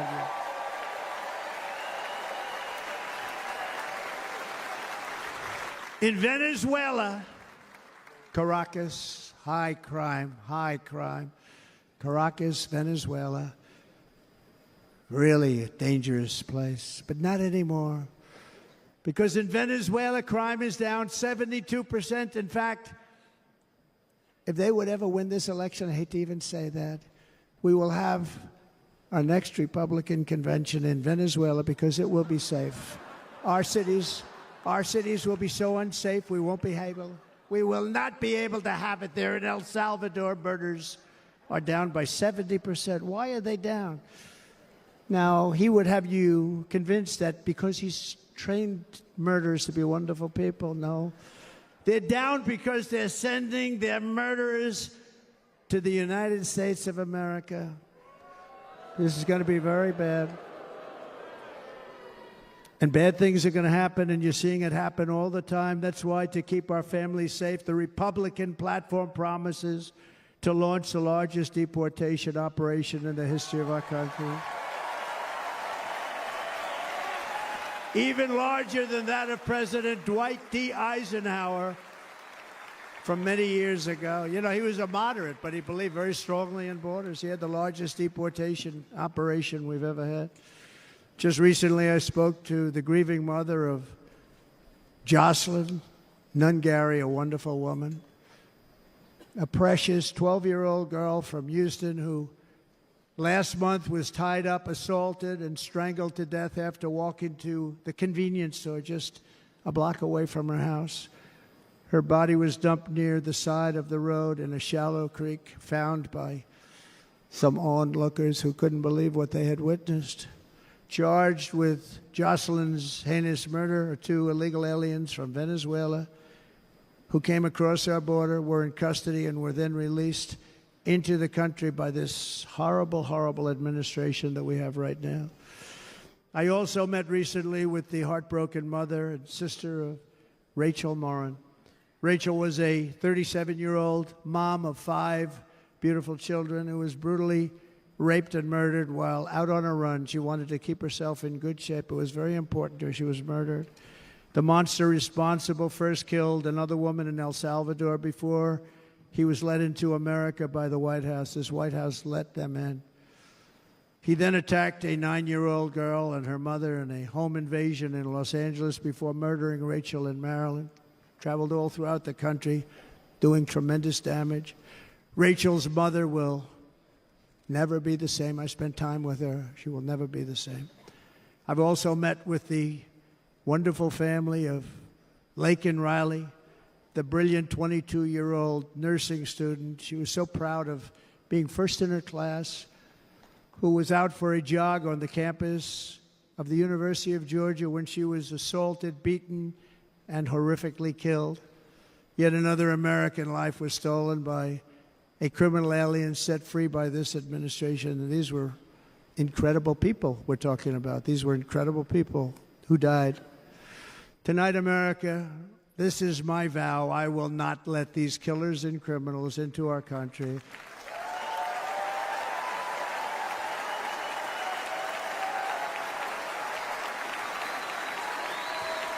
I will keep our sons and daughters safe. As we bring security to our streets, we will help bring stability to the world. I was the first president in modern times to start no new wars. You know, we were the toughest. We were the most respected. And you saw this. Hungry, strong country, run by a very powerful, tough leader. He's a tough guy. Press doesn't like him because he's tough. And he came out recently. They were asking him at an interview, the whole world is exploding. What's happening? What's going on? Viktor Orban, Prime Minister of Hungary, very tough man. He said, I don't want people coming into my country and blowing up our shopping centers and killing people. But they said to him, tell us what's going wrong, what's happening, what is it? He said, there's only one way you're going to solve it. You got to bring President Trump back to the United States because he kept everybody at bay. He used a word I wouldn't use because I can't use that word. Because you'd say it was braggadocious. The press would say he was a braggart. I'm not a braggart. But Viktor Orban said it. He said Russia was afraid of him. China was afraid of him. Everybody was afraid of him. Nothing was going to happen. The whole world was at peace. And now the world is blowing up around us. All of these things that you read about were not going to happen. Under President Bush, Russia invaded Georgia. Under President Obama, Russia took Crimea. Under the current administration, Russia is after all of Ukraine. Under President Trump, Russia took nothing.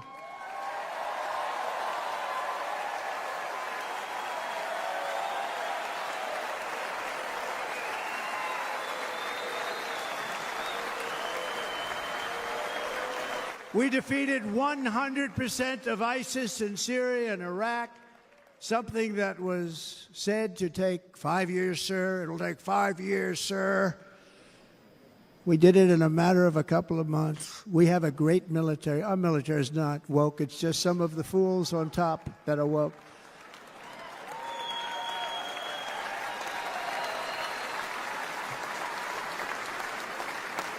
I got along very well. North Korea, Kim Jong-un, I got along very well with him. The press hated when I said that. How could you get along with him? Well, you know, it's nice to get along with somebody who has a lot of nuclear weapons or otherwise, isn't it? See, in the old days, they'd say, that's a wonderful thing. Now they say, how can you possibly do that? But no, I got along with him, and we stopped the missile launches from North Korea. Now North Korea is acting up again, but when we get back, I get along with him. He'd like to see me back, too. I think he misses me, if you want to know the truth. Our opponents inherited a world at peace and turned it into a planet of war. We're in a planet of war. Look at that attack on Israel. Look at what's happening with Ukraine. The cities are just bombed out. How can people live like that where buildings, massive buildings, are falling to the ground? It began to unravel with the disastrous withdrawal from Afghanistan, the worst humiliation in the history of our country. We have never had a humiliation like that. 13 heroic U.S. service members were tragically and needlessly killed. 45 others were horrifically wounded. Nobody ever talks about them. No arms, no legs, face explosions, horrifically wounded. And by the way, we have a man in this room who's running for the U.S. Senate from a great state, Nevada, named Sam Brown, who paid the ultimate price. Thank you, Sam. Thank you, Sam. Thank you. He paid the biggest price probably ever paid by anybody that is running for office, and I think he's going to do great. He's running against a person that is not good, not respected, a total lightweight.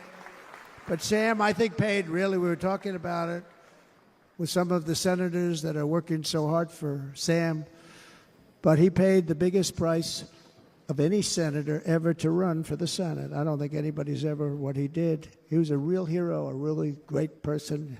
And he's running, and I hope that everybody gets out and votes for Sam Brown.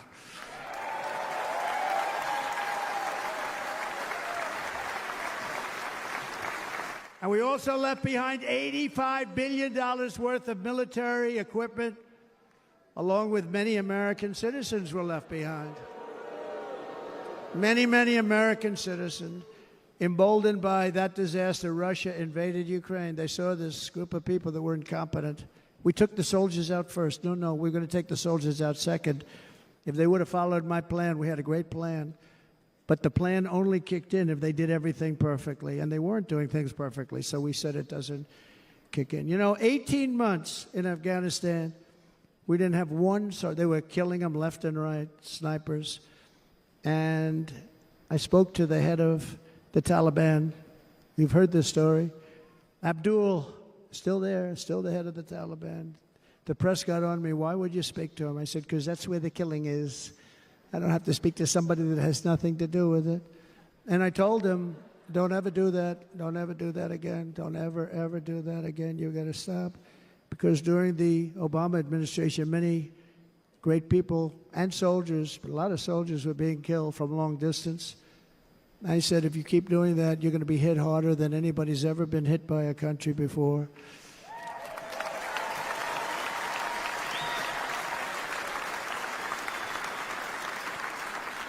And he said, I understand, Your Excellency. He called me Your Excellency. I wonder if he calls the other guy Your Excellency. I doubt it. The other guy gave him everything. I mean, what kind of a deal was that? He walked out, gave him everything. Do you know that right now Afghanistan is one of the largest sellers of weapons in the world? They're selling the brand new, beautiful weapons that we gave them. But think of it.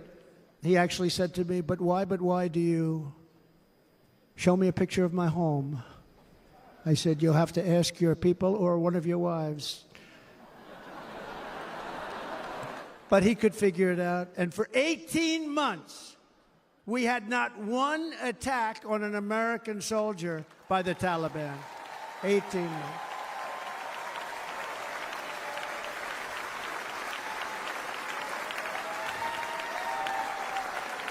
And then we had that horrible day where soldiers were killed. I was not there because of a ridiculous election.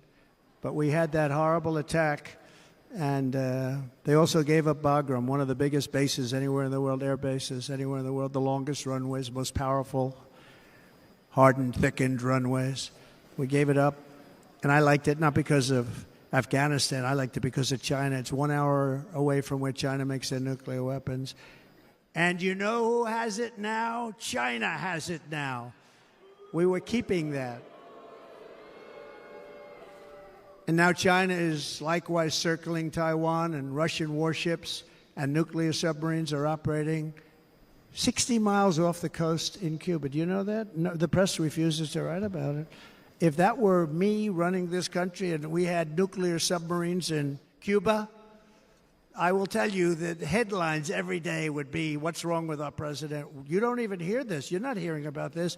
Russia has nuclear submarines and warships 60 miles away, Mr. Congressman, from Miami, by the way, happens to be here. Correct? In Cuba. And that would not be stood for if it were somebody else. They don't want to mention it, but now maybe they will. And the entire world, I tell you this, we want our hostages back, and they better be back before I assume office, or you will be paying a very big price.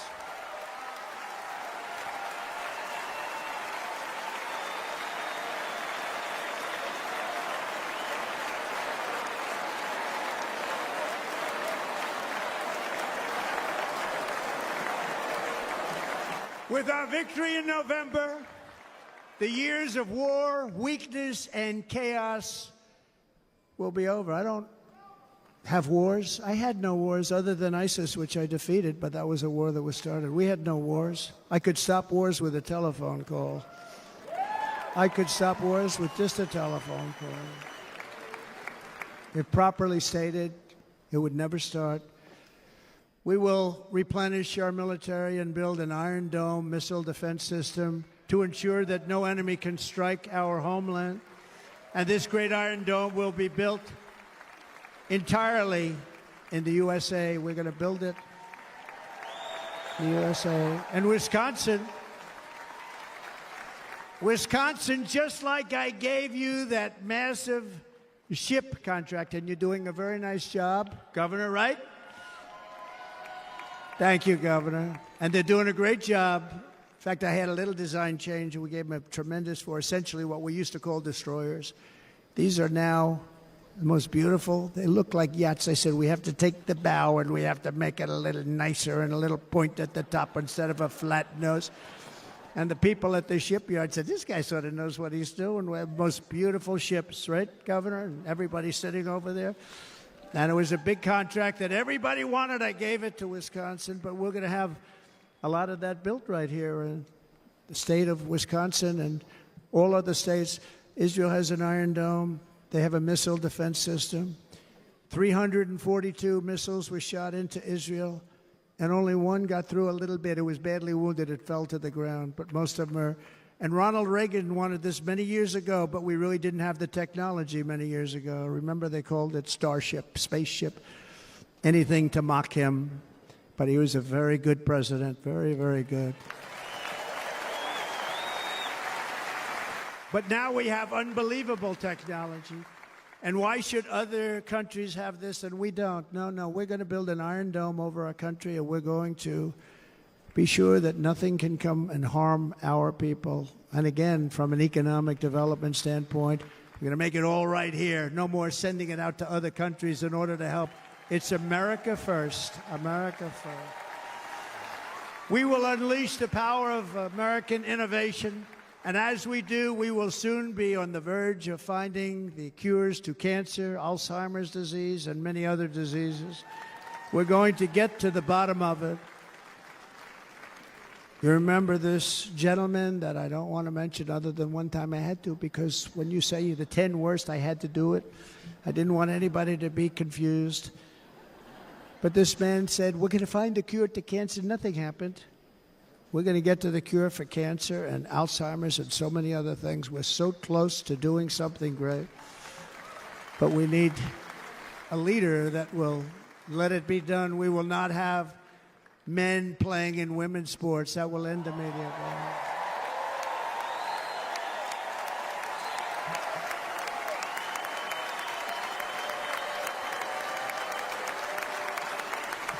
And we will restore and renovate our nation's once great cities, making them safe, clean, and beautiful again. And that includes our nation's capital, which is a horrible killing field. So many things. They leave from Wisconsin, they go to look at the Washington Monument, they end up getting stabbed, killed, or shot. We will be very soon very proud of our capital, again, Washington, D.C.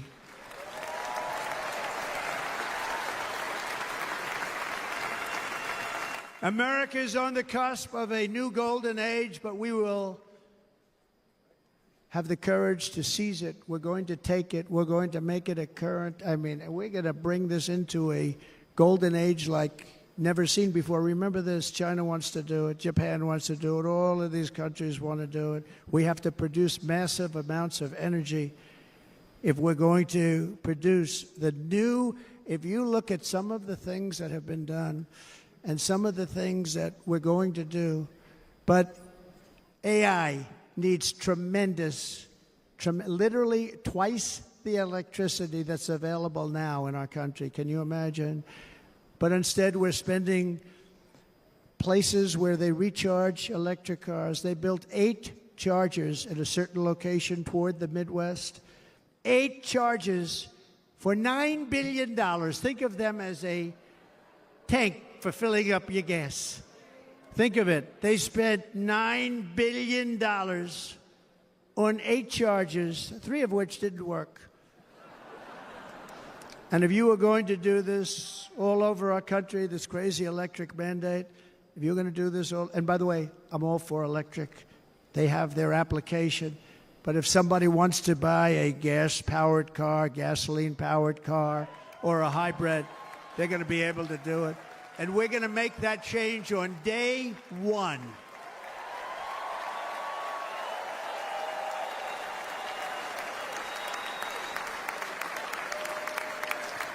So to conclude, just a few short days ago, my journey with you nearly ended. We know that. And yet, here we are tonight, all gathered together, talking about the future, promise, and a total renewal of a thing we love very much. It's called America. We live in a world of miracles. None of us knows God's plan or where life's adventure will take us. I want to thank Franklin Graham for being here tonight. He's an outstanding man. He wrote me a note recently. I have a lot of respect for him. Sir, I love your storytelling. I think it's great in front of these big rallies. But, sir, please do me one favor. It won't make any difference. Please don't use any foul language. I was a little embarrassed. He said, it won't make any difference. Actually, it does. The story's not quite as good, but I've been very good. The story is not quite as good, to be honest. I've got to have a little talk with Franklin, but he was great.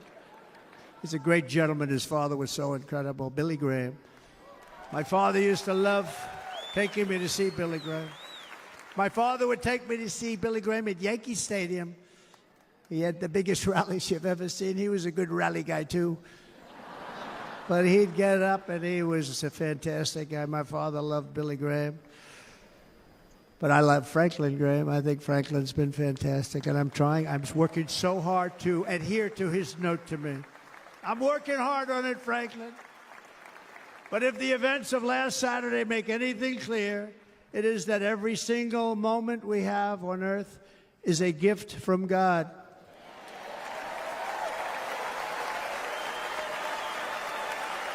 We have to make the most of every day for the people and for the country that we love. The attacker in Pennsylvania wanted to stop our movement, but the truth is the movement has never been about me. It has always been about you. It's your movement. It's the biggest movement in the history of our country by far. Can't be stopped. It can't be stopped. It has always been about the hardworking, patriotic citizens of America. For too long, our nation has settled for too little. We settled for too little. We've given everything to other nations, to other people. You have been told to lower your expectations and to accept less for your families. I am here tonight with the opposite message. Your expectations are not big enough. They're not big enough.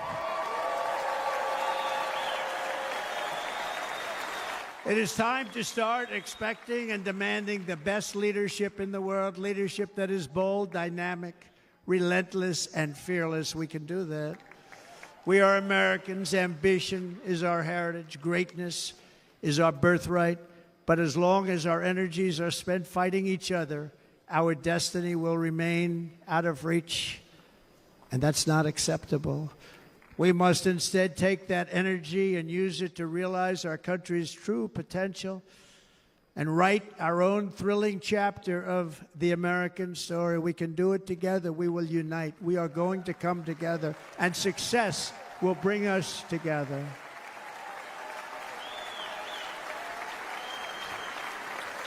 It is a story of love, sacrifice, and so many other things. And remember the word, devotion. It's unmatched devotion. Our American ancestors crossed the Delaware, survived the icy winter at Valley Forge, and defeated a mighty empire to establish our cherished republic. They fought so hard, they lost so many. They pushed thousands and thousands of miles across a dangerous frontier, taming the wilderness to build a life and a magnificent home for their family. They packed their families into covered wagons, trekked across hazardous trails, scaled towering mountains, and braved rivers and rapids to stake their claim on the wide open, new, and very beautiful frontier.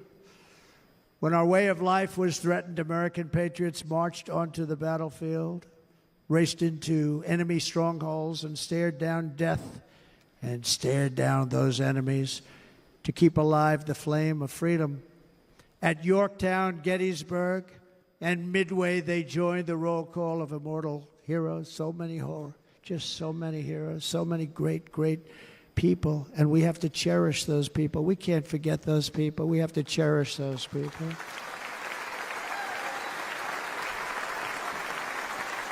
And building monuments to those great people is a good thing, not a bad thing. They saved our country. No challenge was too much. No hardship was too great. No enemy was too fierce. Together, these patriots soldiered on and endured, and they prevailed because they had faith in each other, faith in their country, and above all, they had faith in their God.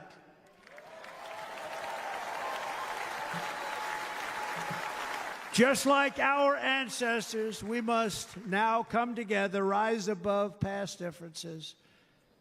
Any disagreements have to be put aside and go forward united as one people, one nation, pledging allegiance to one great, beautiful, I think it's so beautiful, American flag. Tonight I ask for your partnership, for your support, and I am humbly asking for your vote. I want your vote. It's going to make our country great again. Every day I will strive to honor the trust you have placed in me, and I will never, ever let you down. I promise that. I will never let you down.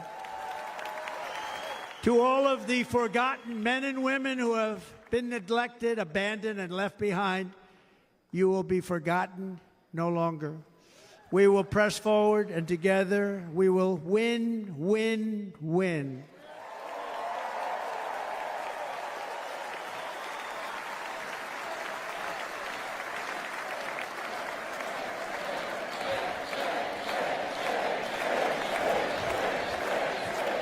Win, win, win, win, win, win. Nothing will sway us, nothing will slow us, and no one will ever stop us. No matter what dangers come our way, no matter what obstacles lie in our path, We will keep striving toward our shared and glorious destiny, and we will not fail. We will not fail. Together, we will save this country, we will restore the republic, and we will usher in the rich and wonderful tomorrows that our people so truly deserve. America's future will be bigger, better, bolder, brighter, happier, stronger, freer, greater, and more united than ever before.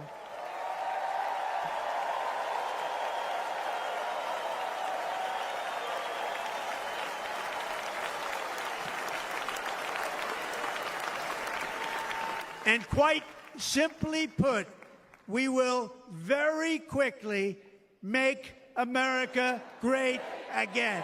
Thank you very much. Thank you very much. Wisconsin, God bless you. God bless you, Wisconsin, and God bless the United States of America, our great country. Thank you very much, everybody. Thank you.